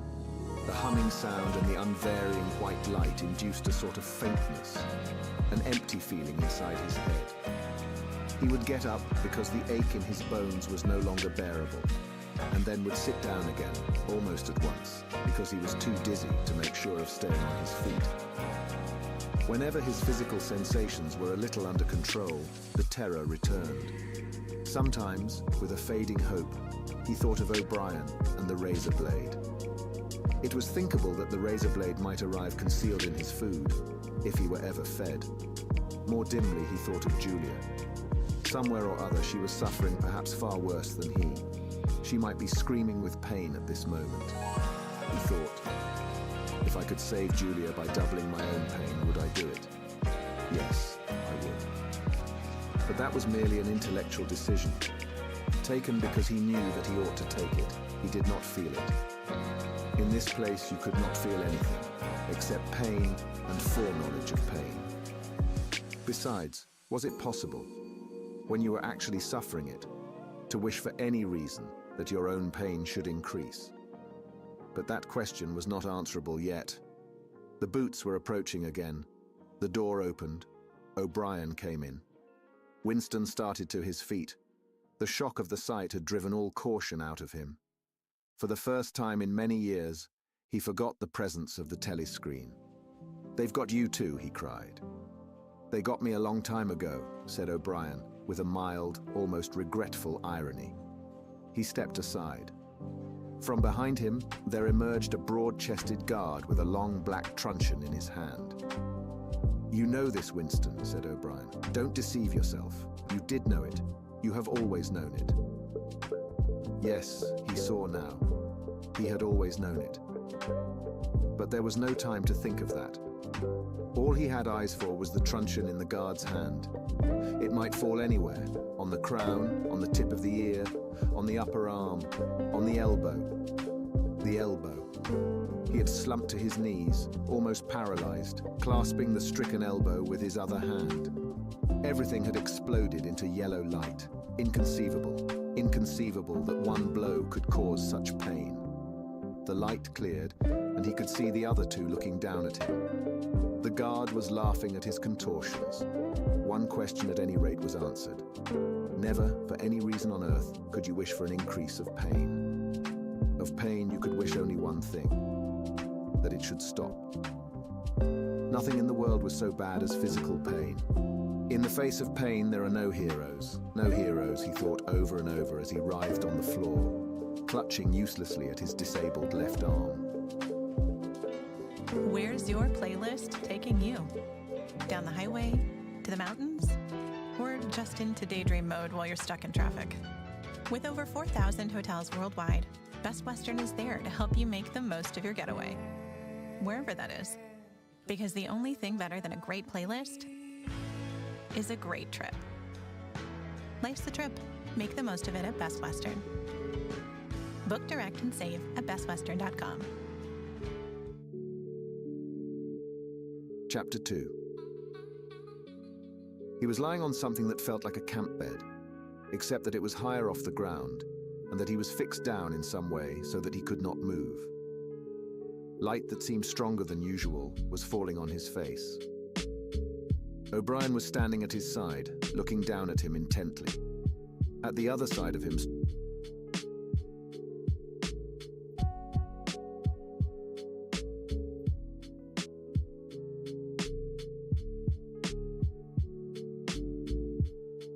stood a man in a white coat, holding a hypodermic syringe. Even after his eyes were open, he took in his surroundings only gradually. He had the impression of swimming up into this room from some quite different world, a sort of underwater world far beneath it. How long he had been down there he did not know. Since the moment when they arrested him, he had not seen darkness or daylight. Besides, his memories were not continuous. There had been times when consciousness, even the sort of consciousness that one has in sleep, had stopped dead and started again after a blank interval. But whether the intervals were of days or weeks or only seconds, there was no way of knowing. With that first blow on the elbow, the nightmare had started. Later, he was to realize that all that then happened was merely a preliminary, a routine interrogation to which nearly all prisoners were subjected. There was a long range of crimes, espionage, sabotage, and the like, to which everyone had to confess as a matter of course. The confession was a formality, though the torture was real. How many times he had been beaten, how long the beatings had continued, he could not remember. Always there were 5 or 6 men in black uniforms at him simultaneously. Sometimes it was fists, sometimes it was truncheons, sometimes it was steel rods, sometimes it was boots. There were times when he rolled about the floor, as shameless as an animal, writhing his body this way and that in an endless, hopeless effort to dodge the kicks, and simply inviting more and yet more kicks, in his ribs, in his belly, on his elbows, on his shins, in his groin, in his testicles, on the bone at the base of his spine. There were times when it went on, until the cruel, wicked, unforgivable thing seemed to him not that the guards continued to beat him, but that he could not force himself into losing consciousness. There were times when his nerve so forsook him that he began shouting for mercy even before the beating began, when the mere sight of a fist drawn back for a blow was enough to make him pour forth a confession of real and imaginary crimes. There were other times when he started out with the resolve of confessing nothing, when every word had to be forced out of him between gasps of pain. And there were times when he feebly tried to compromise, when he said to himself, "I will confess, but not yet. I must hold out till the pain becomes unbearable. 3 more kicks, 2 more kicks, and then I will tell them what they want." Sometimes he was beaten till he could hardly stand, then flung like a sack of potatoes onto the stone floor of a cell, left to recuperate for a few hours, and then taken out and beaten again. There were also longer periods of recovery. He remembered them dimly because they were spent chiefly in sleep or stupor. He remembered a cell with a plank bed, a sort of shelf sticking out from the wall, and a tin wash basin, and meals of hot soup and bread, and sometimes coffee. He remembered a surly barber arriving to scrape his chin and crop his hair, and businesslike, unsympathetic men in white coats feeling his pulse, tapping his reflexes, turning up his eyelids, running harsh fingers over him in search for broken bones, and shooting needles into his arm to make him sleep. The beatings grew less frequent and became mainly a threat, a horror to which he could be sent back at any moment when his answers were unsatisfactory.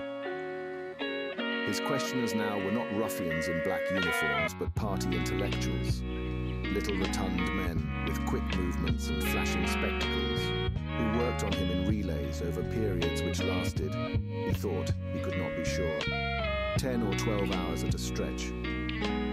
These other questioners saw to it that he was in constant slight pain, but it was not chiefly pain that they relied on. They slapped his face, wrung his ears, pulled his hair, made him stand on one leg, refused him leave to urinate, shone glaring lights in his face until his eyes ran with water. But the aim of this was simply to humiliate him and destroy his power of arguing and reasoning. Their real weapon was the merciless questioning that went on and on, hour after hour, tripping him up, laying traps for him, twisting everything that he said, convicting him at every step of lies and self-contradiction until he began weeping as much from shame as from nervous fatigue. Sometimes he would weep half a dozen times in a single session. Most of the time they screamed abuse at him and threatened at every hesitation to deliver him over to the guards again.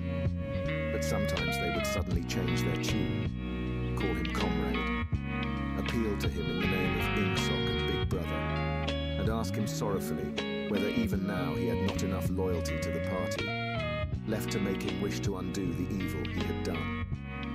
When his nerves were in rags after hours of questioning, even this appeal could reduce him to sniveling tears. In the end, the nagging voices broke him down more completely than the boots and fists of the guards.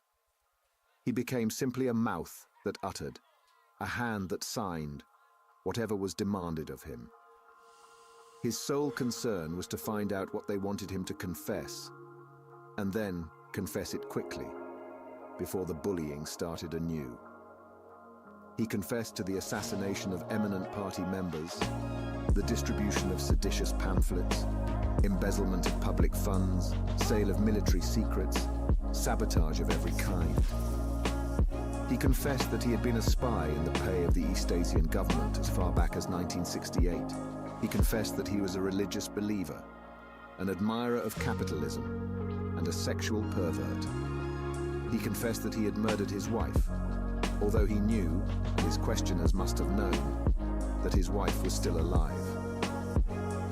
He confessed that for years he had been in personal touch with Goldstein and had been a member of an underground organization which had included almost every human being he had ever known. It was easier to confess everything and implicate everybody. Besides, in a sense, it was all true. It was true that he had been the enemy of the party, and in the eyes of the party, there was no distinction between the thought and the deed. There were also memories of another kind. They stood out in his mind disconnectedly, like pictures with blackness all round them. He was in a cell which might have been either dark or light, because he could see nothing except a pair of eyes. Near at hand, some kind of instrument was ticking slowly and regularly. The eyes grew larger and more luminous. Suddenly he floated out of his seat, dived into the eyes, and was swallowed up. He was strapped into a chair surrounded by dials, under dazzling lights. A man in a white coat was reading the dials. There was a tramp of heavy boots outside. The door clanged open. The waxed-faced officer marched in, followed by 2 guards. "Room 101, said the officer. The man in the white coat did not turn round. He did not look at Winston either.